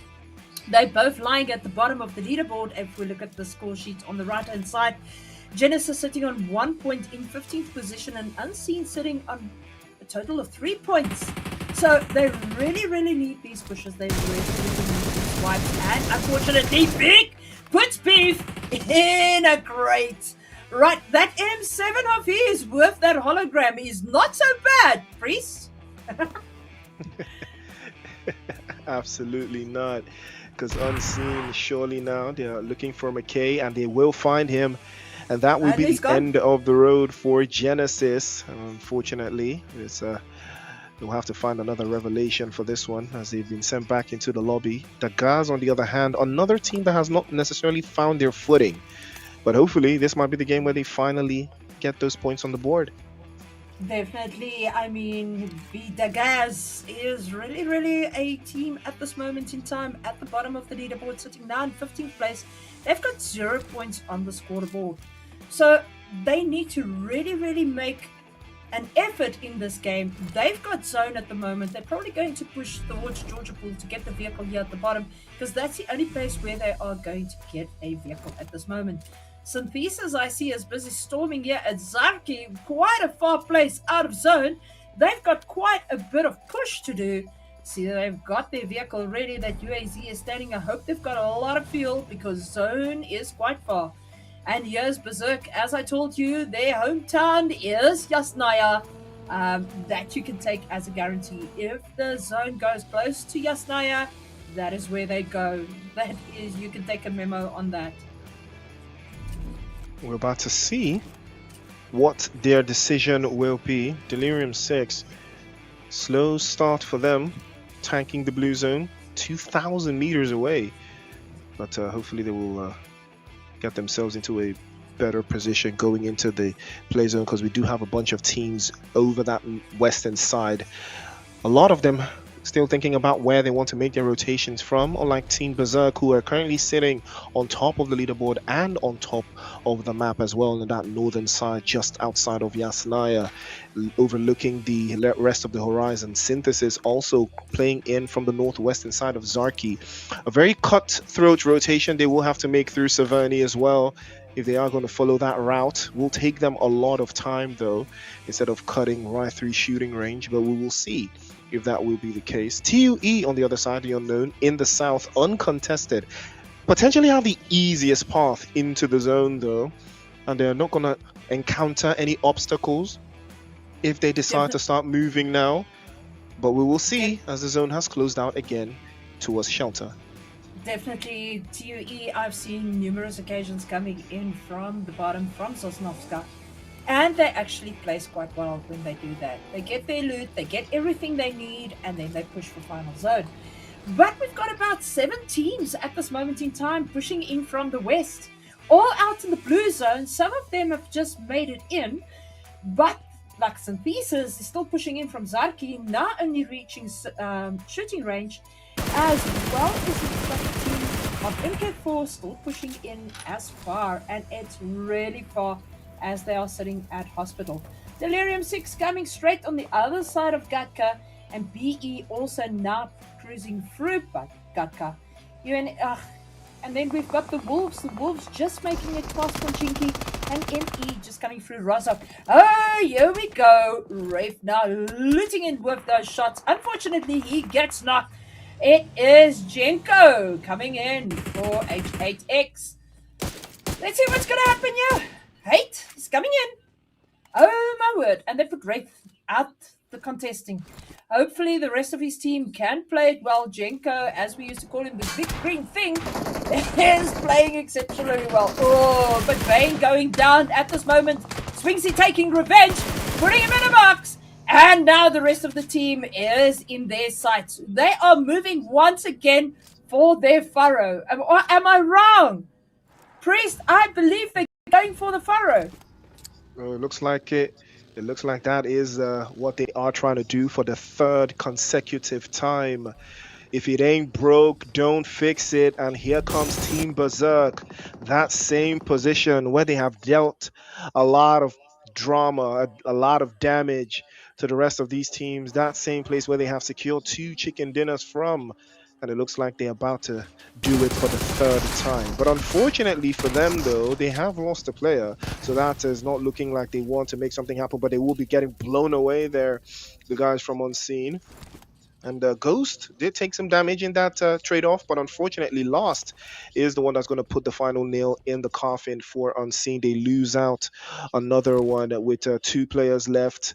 Unfortunate for them, but it is what it is. It is part of the game. If you're going to blow your opposition up, you have to try not to be in the blast radius. But unfortunately, Unseen Esports will lose 2 to that exchange. Hopefully they will find the other 2 to give them some more insight going into the next phase of the circle. Definitely, it's a pity that they've lost that player. I mean, Unseen Lost has brought them 3 confirms at this moment in time. We see Explicit now pushing into zone as well, but it is not happening yet. They are quite far. They're on the other side of school, passing between Ponchinki and school at this moment in time. But MK4 now coming close to the water as they got across the bridge right by Rozak. And then they still need to move in. But right in front of them is Synthesis, sitting, waiting on the side of zone before they're moving into the last final zone of stage 4. But we'll see what's going to happen now. This is a place always a lot of fights. And if you play a lot of WoWs, this is where we do a lot of PMNC training. But we'll see how it's going to go now. Novex, well placed as well. Let's see what they're going to do. 0 confirmed kills at this moment in time. But they are getting that needed compound where they can defend themselves from.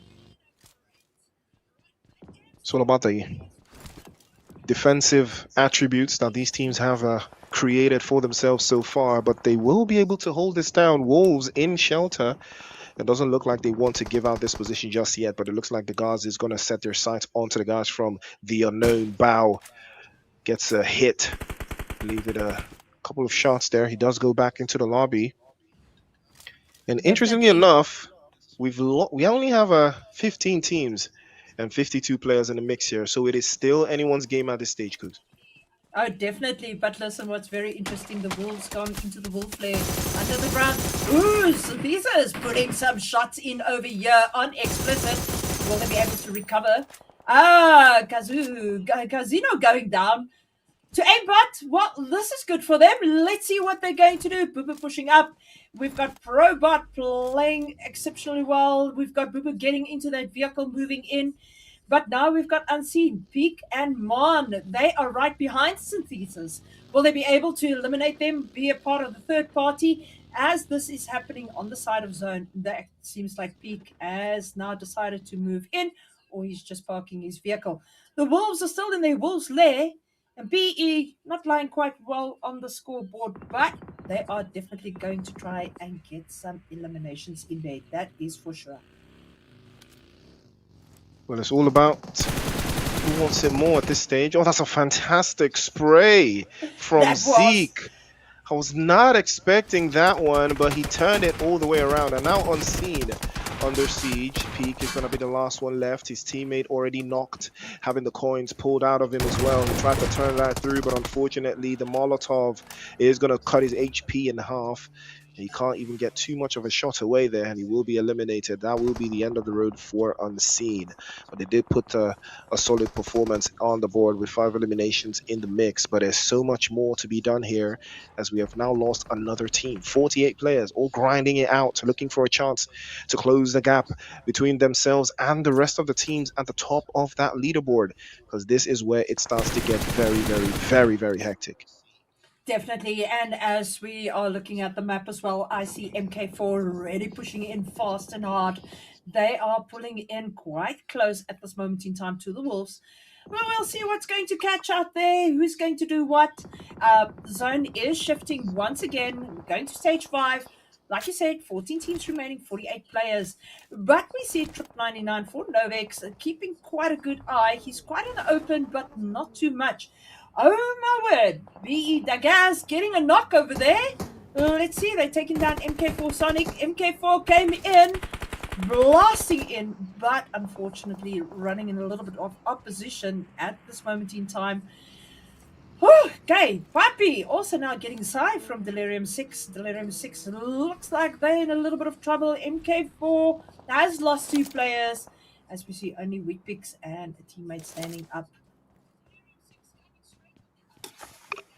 Wolves are very careful, not having to give too much away here. But they have been under siege for the most part of this game. Zeke as well goes under siege, and it looks like it is going to be Mzansi Explicit that pulls up onto that open space that they have on that other side. And it looks like that western side is where the action is going to be brewing out, because Delirium 6 do have a sightline as well, trying to breach into the compound on the ground floors. But it's going to be very difficult for them to manage it because of the angles. They're too tight there. Ruler did get knocked away in that exchange, but it looks like he will not be protected. He's out in the open, and he's very exposed there, because 21 is going to be called by Aimbot. The grenade was perfectly launched. Aimbot, in a world of hurts, doesn't look like he can get picked up. He's by the tree, but he's still exposed all by his lonesome, and doesn't look like he will survive any longer. And that's going to be the end of the road for him, as the teammate tries to make an advance. It is going to be Altitude Esports who wants a little bit more from that one, but Aimbot, as the name implies, sets aim and shoots away there. Delirium 6 are going to be on the receiving end of those bullets that fly all the way across. Probot has pulled inside and allowed his teammates to get themselves back to full strength, but they are still missing a man, and that is why it is going to be very difficult for them to send this all the way through into that sniper tower.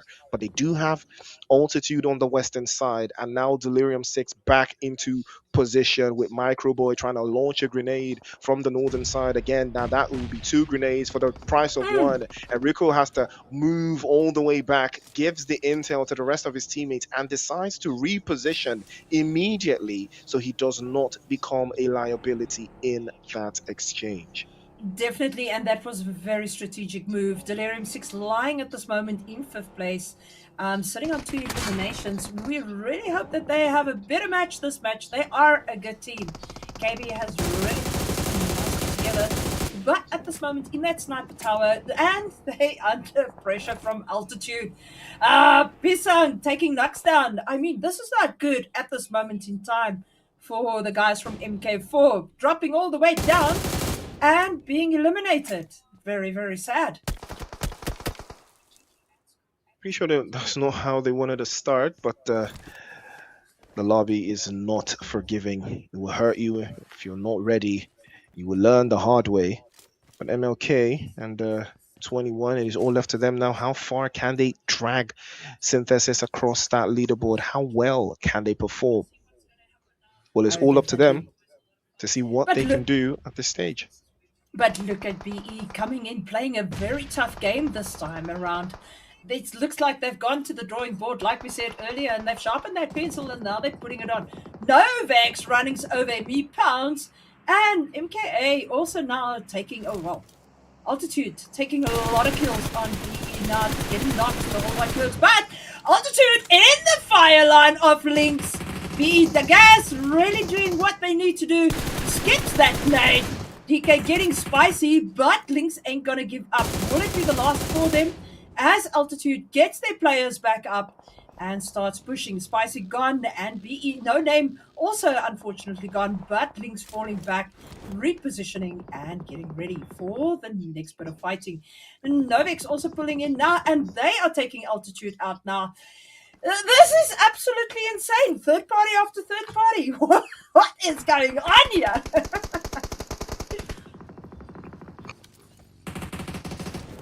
So many third parties. It is party after party. And the guys starting to get a little bit more confident in the way they take their shots. But doesn't look like there's much to be done here, seeing as they do not have the angles, all of the angles covered though. Novex, on the other hand, do have more of a sight line onto this one as Zone 5 approaches its closure. But now DJV trying to hold the compound, or rather the building, all by themselves. And Novex trying to spread their wings and cover as much ground as possible. They've seen the guys from the guys making a dash for it. Oh, what a spray from T21. But it is going to be TUE who capitalize on that one. Pappy with the flush, and he wraps that one up. And another spray to follow through. Pappy tries to apply some more pressure, but Shine is the one who gets the final hit on Mika. That will be the end of the road for the guys. And that will be where they will say goodnight. But Wolves Esports down to their solo man over to the hillside, also applying some more pressure. Zanzi Explicit, can they close the distance between themselves and the other teams in that entire area of farm? If they can take it away, it could be theirs, and they can capitalize on those angles. Definitely, but I must say they are doing quite well. I'm very happy with their performance tonight. They were wild card coming in. They did not qualify after stage 2 because of placement points, but they got that wild card in when it was open, as they was next in line for a spot. So I really appreciate the way they play, and I'm very, very proud of them. But I must say, TUES moved up there into 4th spot. They've got 3 eliminations at this moment in time. Their time to shine is coming. Hey, but yeah, it's going well. Berserk dropped down to 8th spot. We'll see what they do. We're waiting for the final zone where they keep it nice. I say that takes down Meat Bennett. And now Novex Aman also putting the pressure on here on DJD. DJD in serious pressure. And they are not going to stop there. They are going to fight all the way. Lobby goes down as well, as TUE already plays from the other side. DJV and Novex right on top of each other. Look at that nade going at Mosh. But is it going to strike? No, but Mosh is coming in. He needs to push for DJV, but the nades are everywhere. Oh, gosh. Novex gets Mosh at the end of the day. Soulman takes him down with that nade. Now we got to see Scuffy go down. And I don't think this is going to end well for DJB. Lobby is still fighting very hard. He is getting that knock. Is he going to get the confirms? We will have to see. Ah, no. Unfortunately, they have been eliminated. Ooh, well, that was one for the books. Took a little bit of time, but the job was still done.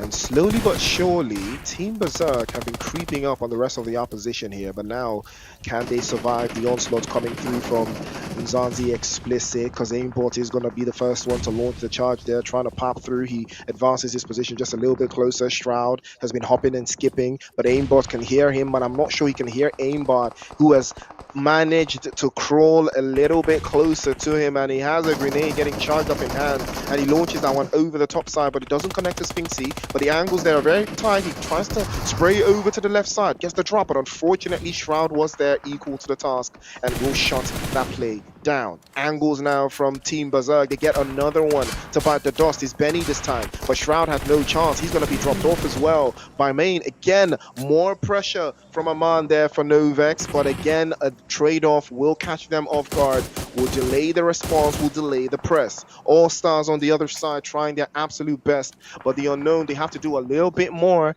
to get even closer to the top half of that leaderboard. The chaos is starting to break through. 20 players alive, 6 teams all ground grappling for that chicken dinner. The road to PMGO is paved in gold, but who has the tools to snatch it away? And Shroud is still trying to get his HP levels up. He has been taking so much damage on the front lines there, but Delirium 6 is about to get a little bit more delirious for them. Again, more chaos brewing through. Kara gets caught out, more angles there from Insurgent. They're fighting tooth and nail. Every single position under siege. More pressure now from Novex. 9 on the scorecard. They're adding more and more and more as the time goes on. Delirium in trouble. Rico can't find space outside the shack. He continues to take damage. Bullets riddled through every nook and cranny from the south side. But can they find their way through? No dice. Finksy finally gets the break he's been looking for. And Team Berserk, they're starting to feel that way they felt in those last 2 Erangel games.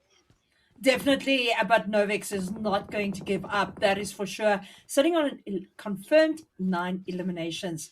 They have got Berserk in their iron sights. They are going to try their utmost best. I can tell you now, to not give Berserk another win.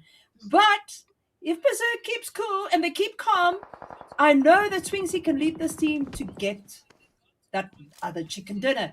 But we can see what's going to happen. I don't know. TUE 1021, here we go. As he is now got people also in his iron sights. They've also got a good chance. They've only got 5 eliminations, but I've seen them do this. But there you go. Shroud putting Riku in a box and sending him back to lobby. My word, this is wild. 6 teams alive. Look at this pisang. I don't know if you know what a pisang means. Chris, do you know what a pisang is? I don't know what it is. It's a banana.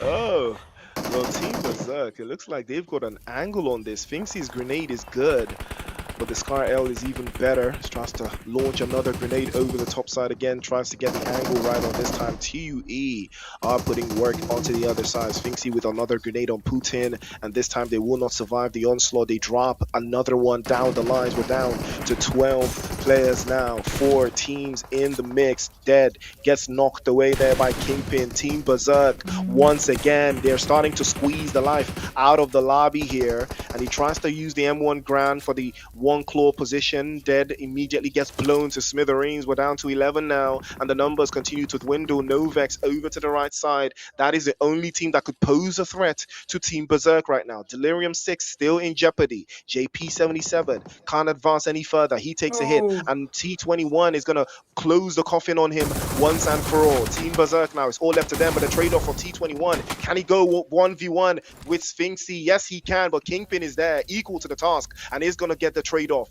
Gets him knocked away, and this could be the opening now for Team Berserk to advance their position, but they don't have a vehicle. Will they have to run all the way across in the open space? Aman over to the right side. Novex now have the angles tied on the other side as well, trying to play in from the north, and more pressure now for Team Berserk. More pressure for Novex as well. If they can squeeze the guys from TUE into a sandwich, that will be half the job done. Pappy and T21, it is all left to them. They're the only duo in this mix right now. Shroud goes down again for the second time, but another trade-off. Sphinxy follows suit, and this is the opening that they were looking for. Novex now putting belt to backside to the leaders of the leaderboard, the number 1 team.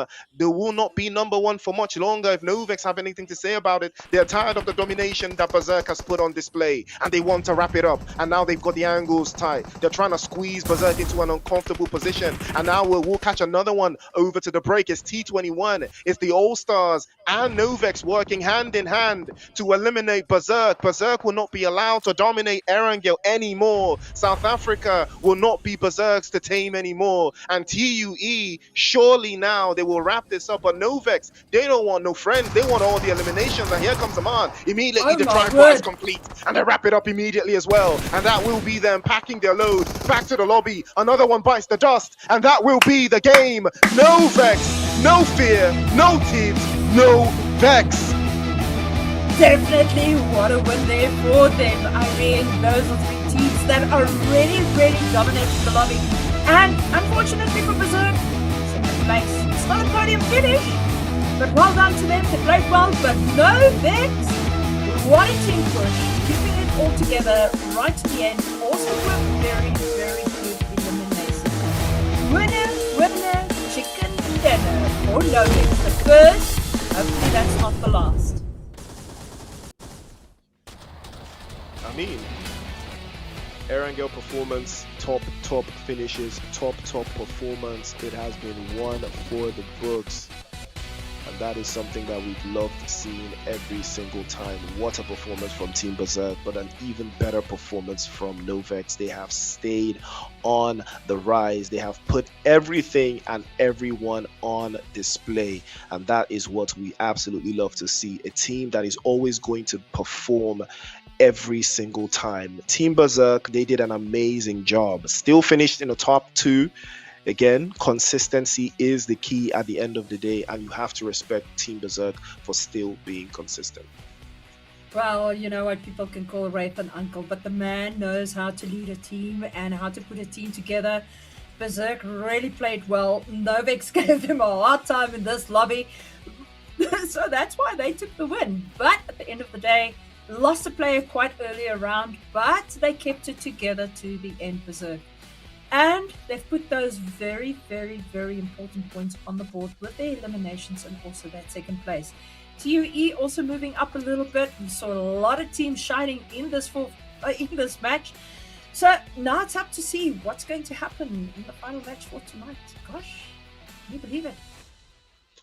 You know, 5 games down, 1 more to go. And it's going to be our last Miramar as well. But what a ride it has been. These teams have put in amazing performance after amazing performance, consistency across the board. So many different teams with so many different styles, all looking for that road to PMGO. And this is where it has kicked off. MK4, Team Berserk, MVP, Unseen, Mzansi Explicit, Novex, all of these teams, even Hate Crew, all the way down to Hate Crew, all of these teams, they have put in a masterclass of a performance, but it is only 16 teams. At the end of the day, it is only 15 actually.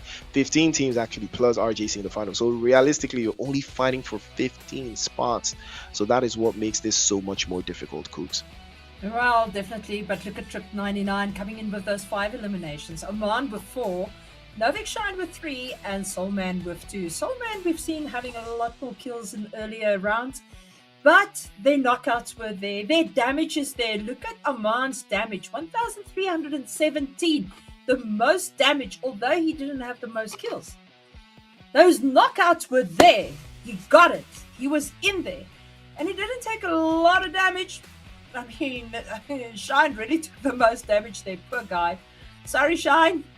It's probably because you're shiny. My days. It is one for the books nonetheless, but it is still action like you've never seen before. Sphinxy leads the press there. 5 eliminations. Team Berserk always finding their way into these conversations. Aman from Novex was the one putting in that work. The 1300 on the damage brigade there. 1 green elimination from Sphinxy though. And Jonko did have a 384 on the meters. And 11,000 for DK. Definitely. Solid game. I think Jenko took out Wraith with that elimination, that 384. It's quite a good spray, must say.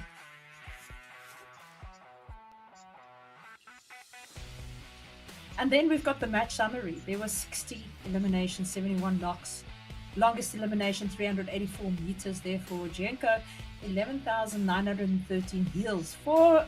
Yeah, now the grenades coming through. 4 grenade eliminations, 5 airdrops looted, 11 headshots, and 1 vehicle elimination. Well done to the players. This is really, really good stats. It's nice to have these stats on a game.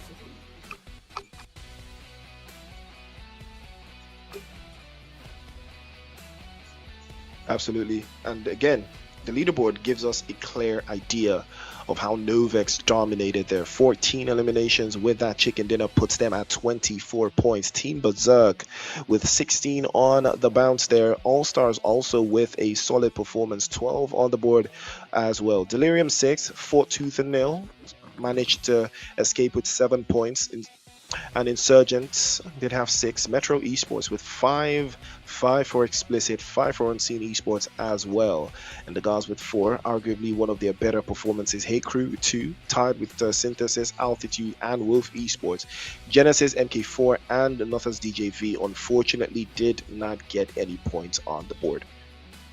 Definitely, and it's quite sad for MK4, I mean, because they were quite high up on the rankings.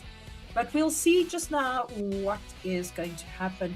And, oh well, those who can't play the last match, they've got tomorrow as well to come in and play exceptionally well. It is still their game, though. It is still anyone's game at this stage. Remember, the goal is to finish in the top 15.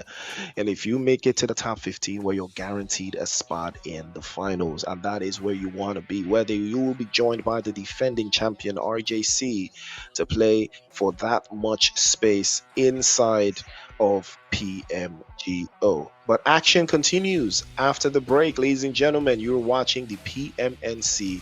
We'll be right back for match number 6 after this.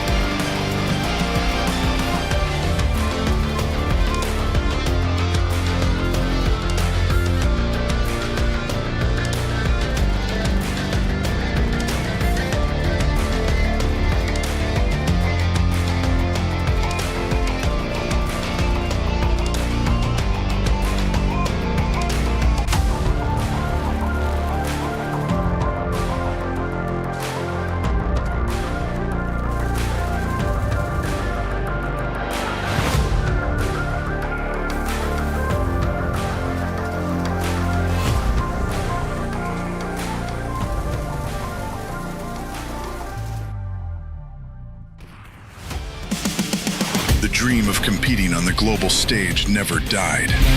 Now your chance to rise has returned. New beginning, new season. PMNC qualifiers, South Africa. 4 paths, 1 road, 1 goal. This is 2026 PMGO Africa Season 2.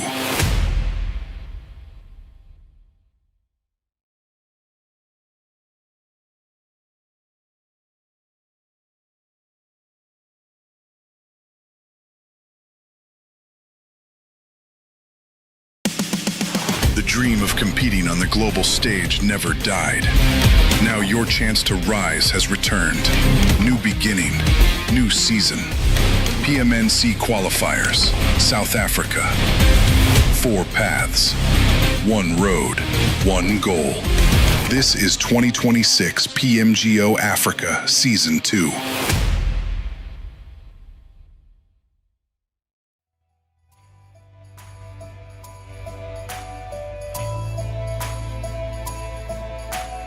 Showtime, showtime, showtime. Welcome back to the PUBG Mobile National Championship South Africa group stages. And it's still Priest on the mic, and I'm here with the amazing Cougs and Cougs. We have had so much fun. 5 games down, our last game for the night. It is none other than Miramar. And we saw how Miramar went the last time, right? Do we expect more of the same from GUF? Well, Guff really played well in that last match, but you know what? You say I'm amazing. You know how amazing you are, Priest? You're an absolute amazing caster, so it is an honor to work with you, my man. Thank you very much. You've really lifted up my spirits tonight. I appreciate that, but big shout out to everyone, and you yourself as well, and production has also been amazing. We had a little bit of technicals, but what's better than a team that's always getting things done in the right sequence? But either way, right, the road to PMGO, 24,000 USD. All of these teams have been battling tooth and nail to get a spot here. Remember, the goal is to finish in the top 15. This is a preamble, right? The group stage is great, right? But the goal of the group stage is to weed the teams out and reduce the number of teams. And you have to make it into the top 15. That is the only thing that is relevant at this stage, making it into the top 15 from the 32 teams, right? And from that top 15, they will be joined in the next stage by the defending champions, RJC. Now, all of these teams, with what you've seen so far in these past 5 matches, do you think that RJC has a lot of work to do in order to perform exceptionally in the finals against these teams that we've seen so far tonight? Well, I definitely think Berserk is going to bring their top game. They are definitely going to fight hard. 2016, we saw them do exceptionally well. So, they have shown consistency over the years. It's not just yesterday or today. They have done well. I mean, in Season 1, they did exceptionally well. Now in the fall, they are doing well as well. So, you know what? RJC, best to play a lot and practice and get that gameplay ready. We know you've played against the best teams in the world, in EWC, but South Africa, don't underestimate us and don't underestimate Africa. That is exactly what I would expect, right? You don't want to underestimate anybody, so you have to bring your A game in every single game, and that's what we're looking forward to. But nonetheless, the action has been proliferated by majority of these teams. Hopefully we'll see if there's going to be a switch in this segment to see if there's another team that still has something up their sleeves, or if it's the same teams, because we've been seeing the performances, right, from the likes of Berserk, from Novex, from MK4, from MVP, from ALT, from even Riz Esports, right, and Spaza Gaming, even Team Envy, right? So now I'm looking forward to those teams that are on the other side of the leaderboard at the bottom. This is the chance for them to add something to the game, do a little bit more, right, and get across the line going forward. Definitely, and we want to see what SG3 is going to bring in this game. This is Miramar against Group C for them. So, really going to be interesting to see what they do. Are they going to take the rope and hang themselves, or are they going to play exceptionally well?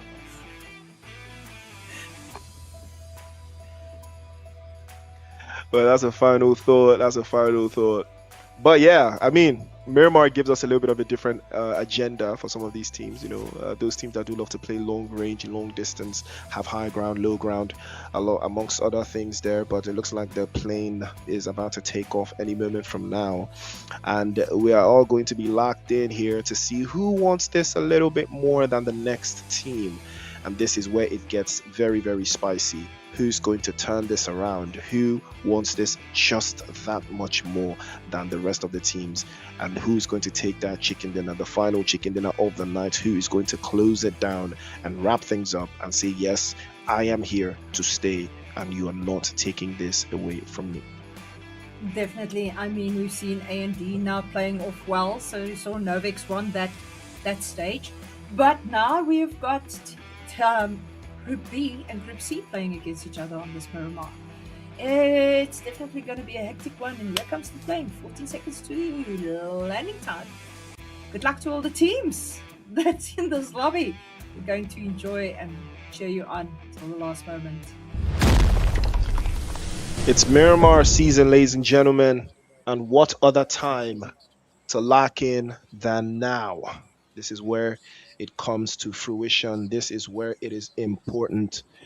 And this is where we're going to get locked in, ladies and gentlemen. It is all about the ride to PMGO and who's going to take it upon themselves to show their domination. Definitely, and we've got Undisputed Aura back here, as well as Gamers United Force. And of course, 7MM Esports really have been placing themselves well also on Miramar tonight.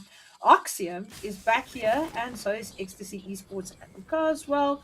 There is quite a few teams that we are going to see in this play zone, but let's see who takes the first buildings, who takes the first knocks, who goes up a hill to get an M4. But we don't want to know what happened up there, because then we know they've got a few nades in their pockets and hopefully a few kills as well. Oh la la, look at that. MG3 coming into play, and is he going to try and shoot that player out the sky? No, nothing happening at this moment, but he is at the top of the building. He has got a little safe house right here for himself to go down into and move down the stairs. Let's And then see who wants it a little bit. I mean, it's Miramar though, right? And again, the concept, right, of always having to play from within the high ground position to take over those, undisclosed areas, to get your angles every single time. It's always going to be what's important right now. And teams that love to play around those areas are teams like, MVP, Envy, Riz, UAE. These four teams, we're gonna have to keep our eyes on them, because I think those are the teams that love Miramar just a little bit more. GUF as well love Miramar just a little bit more than the rest of these other teams. And speaking on that, right, Sparza started the day very, very nicely, but unfortunately, it looks like they may have just hit a bump in the road, because right now they've already lost one of their teammates. oh my word, SG3, I hope that's not that rope that I was speaking about. We hope that elimination will really through to them, and Chabal will also take serious damage. Nurio's really on here for Nexus in XG, so let's see what is going to happen as these two teams have a fight out. Shadow right there in the opens, right next to the road. He needs to get to his teammate, but I don't think he's going to make it. Let's see as the other teammate is pushing in from the other side. Ecstasy, on the other hand, and FS right here on top of each other at this moment in time as well. It can go wild, but look at Tech coming in, going to get that confirmed, and ooh, hectic as he someone drives straight into the rock to get Nexus over there. Okay. Nuria's going to look for his elimination, and he sees him as the man crawls away. He hasn't got that elimination yet, but also runs him over with a vehicle. Cheval going back to lobby. It is quite hectic to see. SG3 sitting up there in fourth place at this moment in time, but have lost very vital players already. off the bat. Oxium as well have lost a player, and one player is not doing so well. I see Carnage has also got one player less in this lobby. Good luck to them as they're only a three-man squad. Let's see who's going to turn this one up a notch here. Jin Demons have had a little bit of a stop-start performance so far in all the games they've had. Even Team Mad have not necessarily seen anything out of the box from them. So many teams who are yet to, step up to the plate and show why they're here, how they made it here, right? Even Oxium have gotten a little bit farther than the rest of them here and there, but again, no definitive performance from them either way. And even the guys from Flow State, UCA, these guys, they're still yet to show us a little bit of something. I would even put Team Envy in that conversation, but Team Envy have shown us here and there that they do have the capabilities of turning things around. But outside of these teams and outside of these performances, I've just not been too convinced about them. So we'll see how well they can do going forward. Exactly. Mad is actually a very good team, and Gin Demons as well. Very, very good teams. Usually play very confident in these lobbies. It seems like they're playing a little bit safe. But we might see things changing. Look at this. Glock going down, Glock Eco. So how's this going to turn? We see that Nurios and his team is busy pushing in. Flow State lying ready as they are surrounding Ecstasy at this moment. Will Ecstasy get that revive? I don't know. Glock is down. We see Clifton is coming in as well as Reese is busy fighting, trying to get right through there to Glock. But Reese also being knocked, being confirmed right there by Try Again. Definitely a name. I will try again and I will get it right. So, yes, it is a little bit of a situation for Ecstasy at this moment as they are losing players. Very, very vital things that you do need to make that end zone. The starts are not too favorable for some of these other teams, but Flow State, hopefully they will reach Flow State and start to rack up those points on the board. But right now, there's a whole lot that needs to be done. There's a whole lot of ground they need to cover as well. Faith and Try Again yet to secure any eliminations just yet, but they are on the front lines to lead the charge. And right now, it is going to be a very, very tough, dynamic shift from what we are originally used to, but we will see how productive they can get as they manage to hold the lobby in fair regard going forward. But either way, Fox and Pim have secured the points, starting quite nicely. NXG as well, 3 eliminations to the good. It's a very good start, but lest we forget, we still have all of the teams here. We still have 16, we still have 58 players in the mix. We are still in phase 1 of the circle, and Team Mad, amongst those other teams that I talked about, still yet to find their rhythm. But it looks like Ecstasy might have something around the board. Oh, that's a beautiful one from Snippy. And Ecstasy is about to show them a little bit of ecstasy here. Snippy tries to play in through the pre-fire, but unfortunately he does get the drop on. Try Again, Faith. Can he get a leap of faith onto the right-hand side? Tries to get the jump shot into the corner, but unfortunately he was overwhelmed. But that was a beautiful sequence coming through there from Snippy. His teammates, if they were in the vicinity, they could have turned this around. But unfortunately, Kipting was too far away, and Ecstasy just can't see this one through. No, unfortunately, that was sad for them. I thought he was going to have a clutch there, but now he's left Clifton all alone. Now need to fend for himself. I don't know what happened there on the map, but I saw a head against the wall. Okay, we've got Goofa over here, 2-3, MVP from the previous match that they played, and also the winners of their previous match. Will they be able to give us another chicken dinner? We don't know. We'll have to see how things play out. And we have also got MVP also getting ready to get together and move on. Tell you, there's some seriously strong teams in this lobby. It is, this is the best of South Africa that is built into this tournament and into this stage. Who's going to be at the top of the leaderboard? We'll have to wait and see, as still 16 teams are alive. Kills are coming, but they are coming slowly. Oh, but Clifton is in trouble at this moment. Faith coming in. Pim going for the top of the mountain. He's totally rotated around, clipped in underneath the stairs, probably the safest place when there's an earthquake of nades coming at you. Is he going to be able to keep his position? Is he going to be able to stand up against the onslaught of FS? We're going to have to see. We are going to have to see ourselves. But right now, Flow State, we've added another notch to the belt there. This time around, it's Faith who finally gets that elimination. Fox and the rest of the team all looking for angles here to deal with the last player from Ecstasy.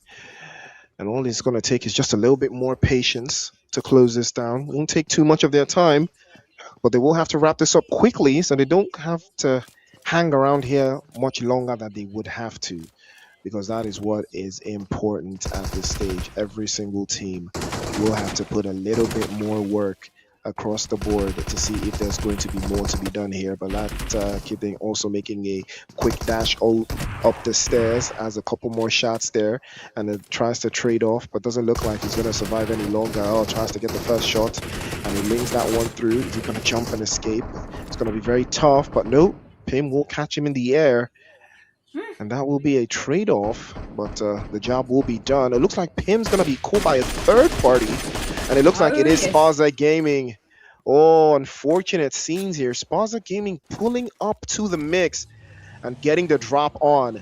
And now Flow State will have to worry because they have lost that extra man, that extra free player that they were capitalizing on.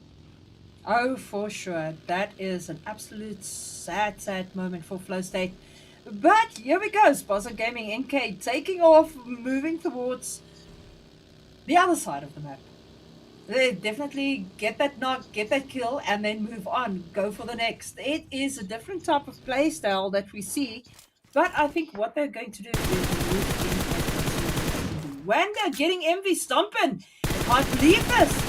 All right, let's see what is happening here as Envy is under full attack. Envy stomping taken out. Rafiki also going down. Guru going down. My word! Priest, this map is finishing up with a lot of kills that we didn't expect is going to happen so quickly. So quickly. You don't expect to see that one every day, but it is what it is. The action does not stop for anyone. Team Envy losing Stompin, one of their better players, unfortunately. Again, that does hurt the morale, though, when you lose one of your stronger players off rip very early. Tends to dip the team morale just a little bit lower than where it would like to be. But again, the best teams always survive in even the most difficult circumstances. But now the play zone is going to be a very, very easy definitive factor to see how the rest of every other team will have to manage their own expectations and take positions in the better half of the zones going forward. We are in phase 3, a couple of seconds until we move into phase 4, where the zone will start to hurt a little bit more and the decisions will take a little less time to make. Oh, for sure. Jin also now in a fight with NGX. Let's see how this is going to go. Faru and Mateo. Faru, I am rooting for Faru. He is an absolutely amazing person. Also one of the moderators on my server, but an absolute fantastic person as well. But this team, let's see what they're going to do. I see Sahil just got a kill there in the kill feed. We'll see what is happening over there. But I must say, Los Leones, always a very, very funny city to play in. This is what you called earlier. For me, this is it. What's the city for Spider-Man? No, I forgot. Gotham City. This is Gotham to me. Gotham City. Oh, for sure. It's such an unpredictable place because you run to a building and then all the doors are closed. And then you run to another building, all the doors are closed, all the doors on the second floor, or what. And some of the buildings ain't even finished. Looks a little bit like Mexico. Been there, you will know what I mean. And that's one for the books. But right now, Undisputed Aura, they need a whole lot more than what they've currently got. And they can find a way to navigate from that southwestern side into the circle. if they do make a rotation that wraps them around, they will be able to get maybe one or two eliminations from the stragglers on that southern side. But we'll see how possible that can be. Well, Goblin tries to move over to the other side. The MVP haven't started their onslaught just yet, but now they're going up against UAE, two of the big dogs going up against each other. And this is not one you would expect to see at this time. Goblin making a big risk, trying to make that dash because Sahil has the off angle. He could be a major threat, but I believe he has given away his position, so that angle has been compromised. So I believe the guys from MVP will be aware of having to take on that position. Sahil could have been a major thorn in their side as well, but they will opt to get into the zone instead, repositioning themselves. Smarter choice, if you ask me. But the shots continue to line up from Cheetos there. Undisputed Aura will have to reposition themselves and choose to go into the zone as it closes in for phase number 4. Well, I can tell you this, Sahil is definitely one of those goated players and probably will bring the kills. He has moved into zone now. He was still in blue zone when he took on Goblin, but now he has come back and he's in zone. Now we've got the whole of Uka playing hard, but MVP as well. And then Jin sitting right here on top, looking down, NGX right on the other side of the road. Valerian waiting over there. MVP Potion trying to get Orwell up. So we're going to see if that team can pull up into the top placements. They have been a good, well, they are all raised, so here we go. And they lie into Uka. And Ace goes down as they spray at him. But Devil taking some serious damage, actually losing his hair over there for a second. I don't know if you saw that. MVP have a similar contusion here, that's finally securing their first elimination, but Envy unfortunately have been cut down to just 2. It's going to be Sin and P77, and there is going to be a lot of ground to cover if they don't manage to get everything right at this stage. It is going to be very tough for them, but we will see how they could potentially make this happen if they can rock this one across the board there. But Team Mad also have lost 2, and they will be playing as 2 for the remainder of this game, with Tamashi and his teammate just hanging on to see if they can get themselves into a nice spot. But again, they are not inside of the zone though. And MVP also having to make an unusual amount of turns and spins into those spaces that have been let open by the other teams there. But we will see how they can navigate themselves, because Envy have them locked in on the eastern side. So it's anybody's game on that side. But right now, it is only the guys from Flow State who have secured up to 4 eliminations. But that has cost them as well, because they're only down to just 1 player left. Definitely, Flow State is in a good position, lying first at the moment with their eliminations, but it is sad that they've only got 1 player. SG also lost Zodiac. Scabby is at the moment driving around, and we've got Rashi and Rez now taking building, also parking their vehicles, making sure that their mode of transport is safe at this moment in time. Anything can happen. And if you don't have a car, got nowhere to go.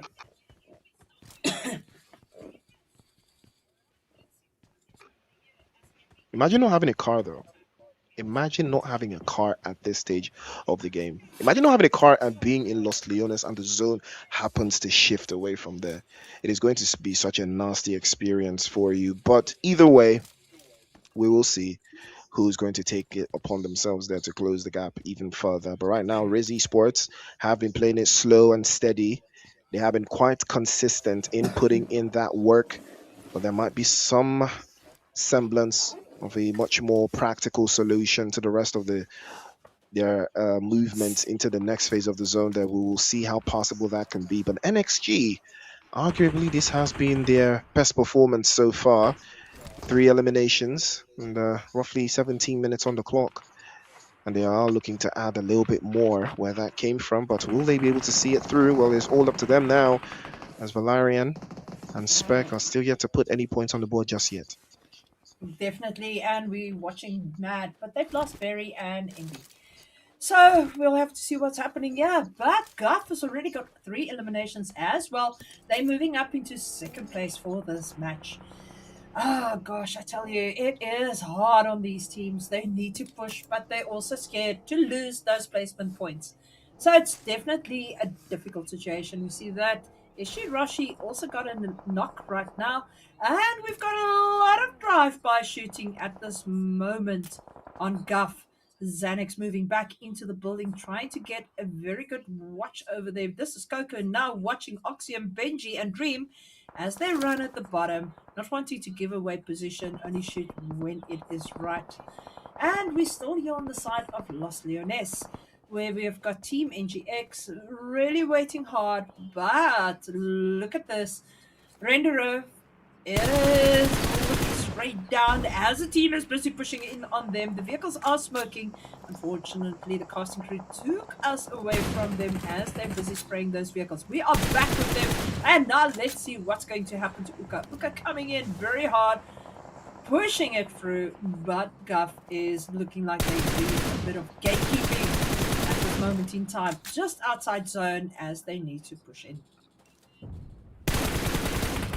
This is where the stays are going to be in a little bit of a trade-off again, but we will see how GUF will manage their angles here, because we've seen how confident they can get in Miramar, seeing as they did win the last one.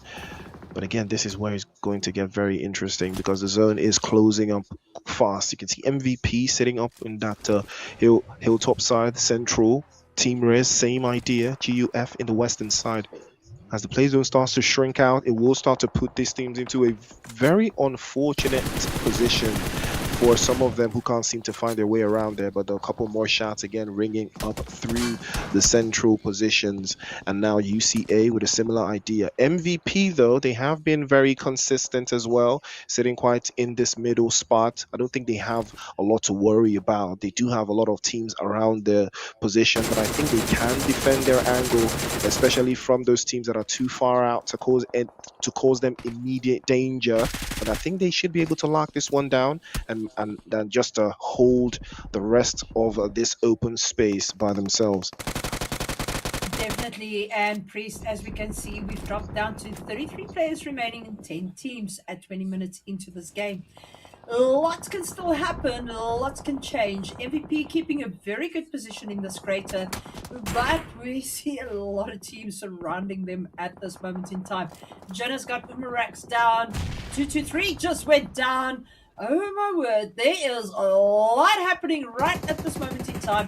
With Guff and Riz, I'm going to leave this over to you because you got to bring this to us. Shots are flying around every single corner though, but it looks like Sparza Gaming will not be seeing the end of this game.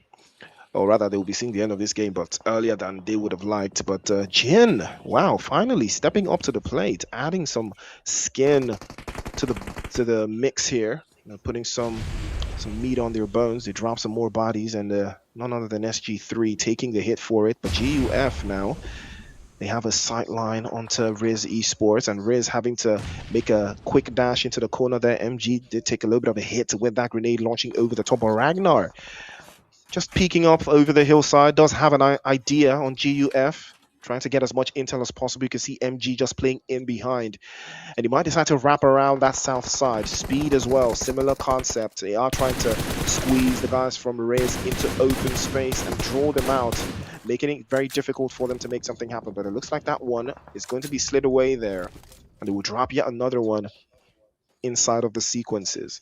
But now Riz have yet to secure any eliminations just yet, so GUF are in much a better spot than they are mentally, but hopefully they will be able to turn this around sooner rather than later. But they have to make sure that the job is done. Good grenade from Goblin, he's charging that one quite nicely as well, but P77 has something for him. He's going to trade one back as well. More shots. Goblin is the one that's going to go down, and that grenade was perfectly launched on the other side. And now Envy, they feel it in their bellies. They're turning around, but Sin, unfortunately, he will go, and Sin no more, as that grenade is going to hurt him in the process. Envy trying their absolute best to hold on here. Team Riz Esports fighting tooth and nail on two different on two different fronts. They've got Arxium on the other side, trying their absolute best to hold them down. But there's so much going on, and they do not want to be caught in a third party. Xanax and 223 lead the charge for GUF, and they know they have to deal with Rizzy Sports, and they have to deal with them now.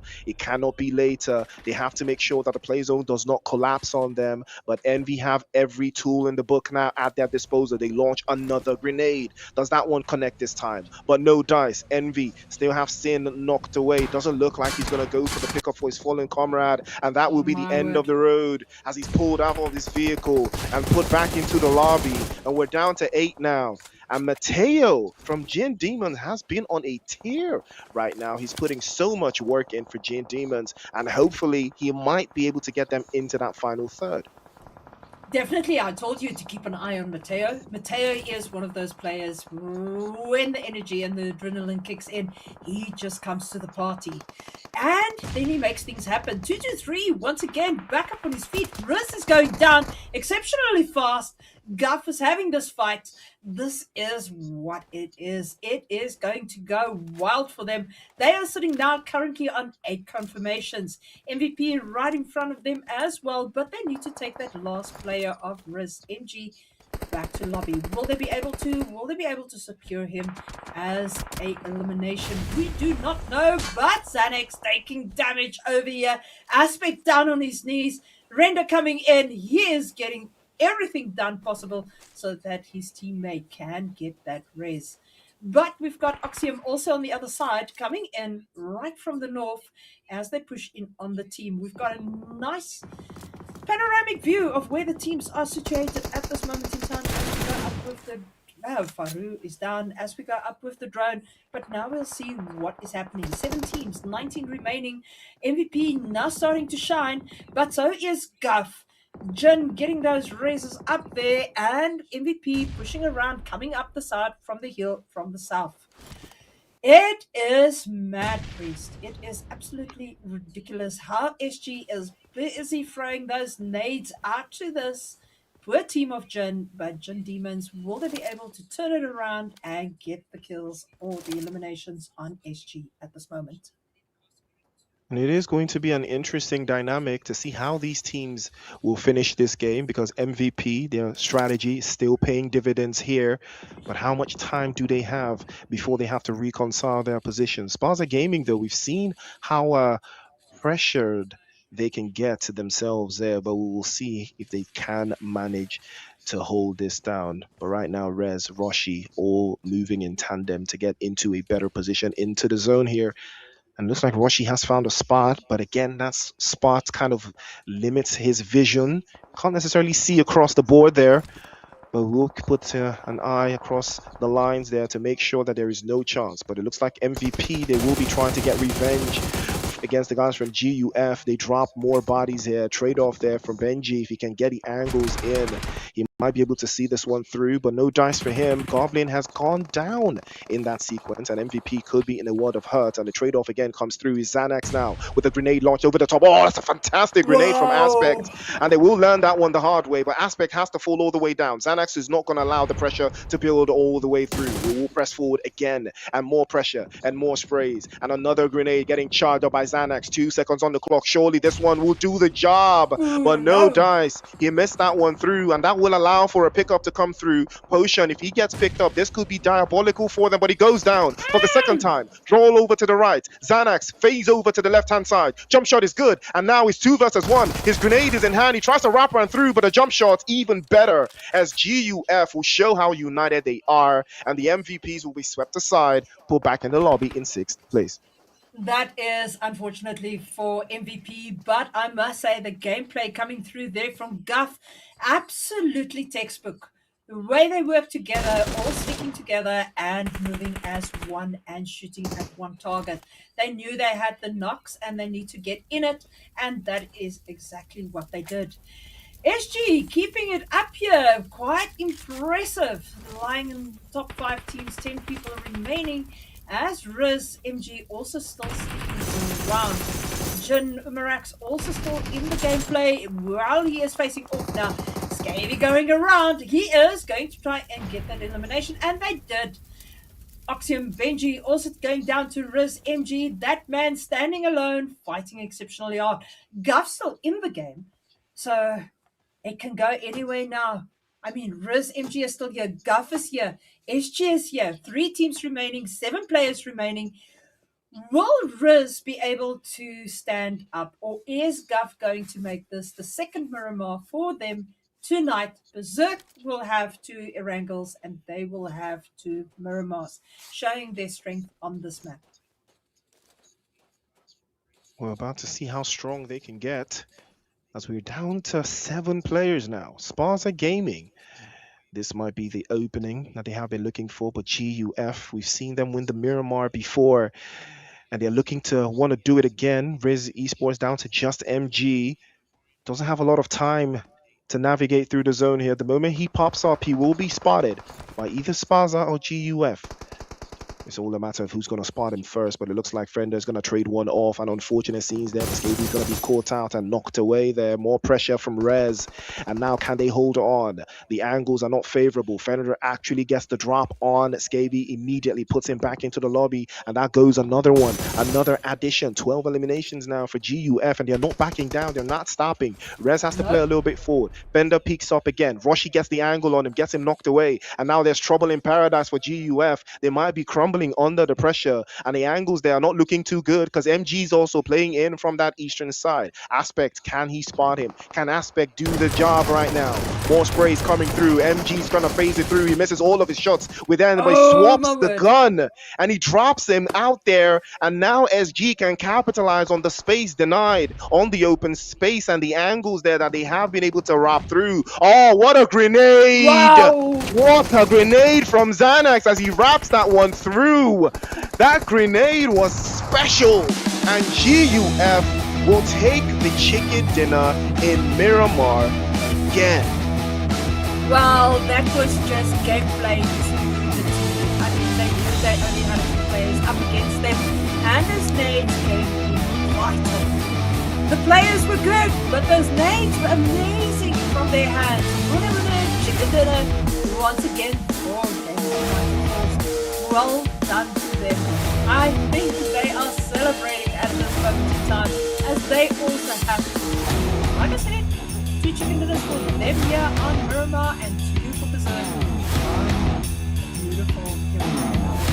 This is going to, I think, give us a little bit of a leveling of the playfield. I mean, what a game. I mean, GUF. It's something very interesting where you see certain teams that have certain strengths in certain maps. Again, this was very poor from MG. I really thought he was going to take that one, but somehow he allowed Aspect to swap weapons in his face. If anyone swaps weapons in your face in a 1v1 and still manages to drop you, yeah, you need to head back to the training ground, man. You need to head back to the training ground, or just pack it up. One of those 2 things. If someone is swapping weapons in front of you and still manages to drop you in a 1v1, some conversations need to be had within your team, if we're being honest. But nonetheless, GUF, solid performance from them again. I mean, so GUF and Berserk, are we saying that it's Miramar and Erangel for these 2 teams? They got it on lock. Is that what you're trying to tell us? Well, it looks that way, doesn't it? But we're going to have to see what happens tomorrow. Tomorrow is going to be absolutely the bender to go through into the next stage, isn't it? Yeah, I mean, like we said, the top 15, that is the goal. If you finish in the top 15 today, all you have to do is stay on task, right? Maintain that performance and see yourself to the finals. Then when you get to the finals, you can now start having a different conversation about how that's supposed to pen through. But let's take a look at what this game actually told us, right? And let's take a look at that. GUF once again, 900 on the board for Xanax. Those grenades that he was cooking was absolutely insane. Same applies to Aspect as well. He was dealing so much damage. Fender as well, I mean, it's one of those things where you understand your team and the strategy that your team is playing with and how you can play to your strengths. And you could see Aspect and Render, they were doing an absolutely amazing job of staying compact. Y223 was also, and Xanax had to lead the charge. So you got to respect it Look and take a at look at that. that. Look at that. Highest damage, most grenade eliminations, and most eliminations. Man, the man is a goat. But I've said that for a very, very long time. Wonder also longest elimination. And Scavy coming in there, top traveler. Another one coming to visit you in Nigeria.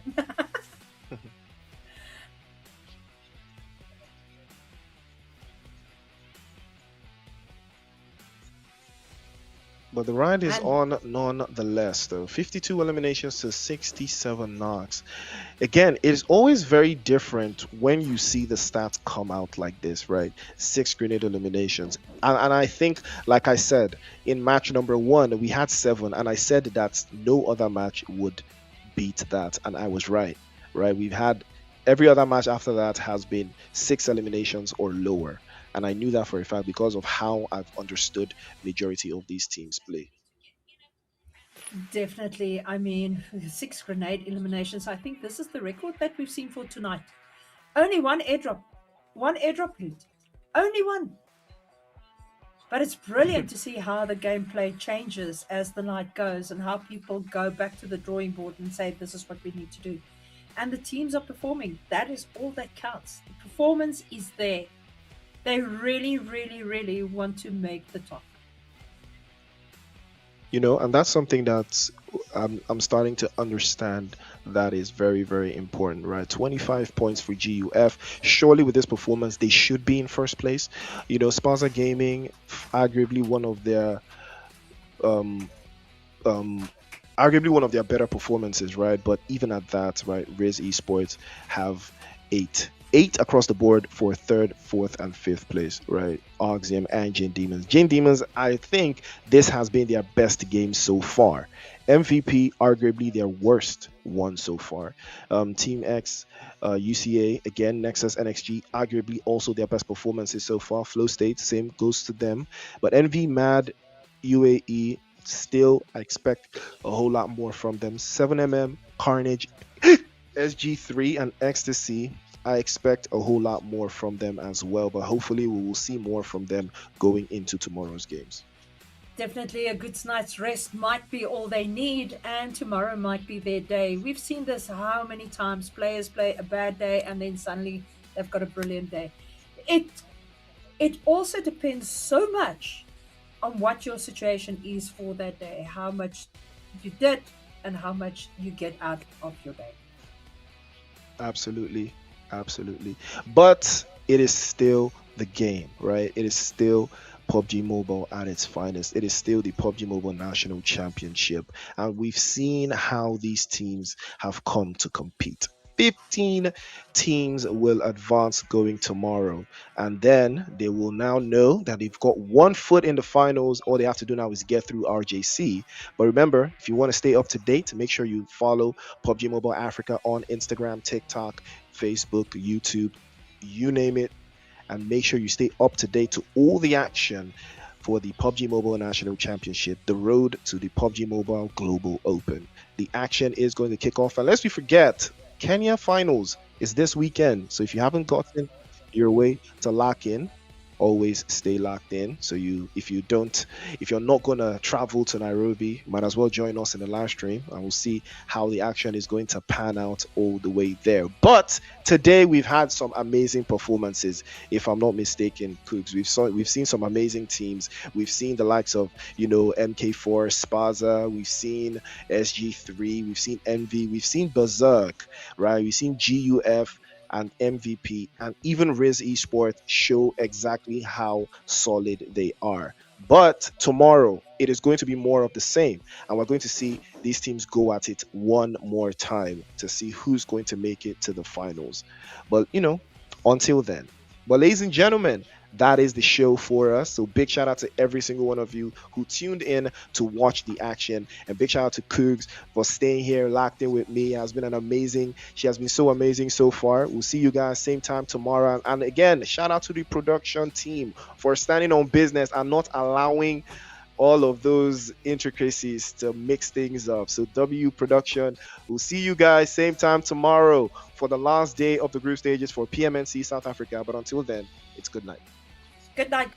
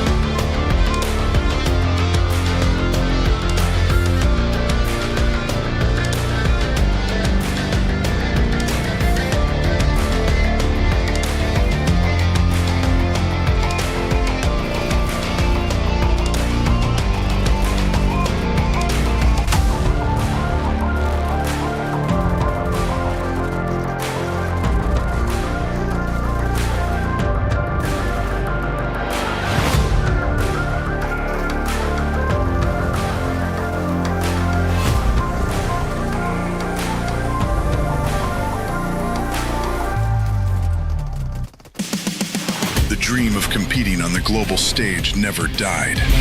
Now your chance to rise has returned. New beginning, new season.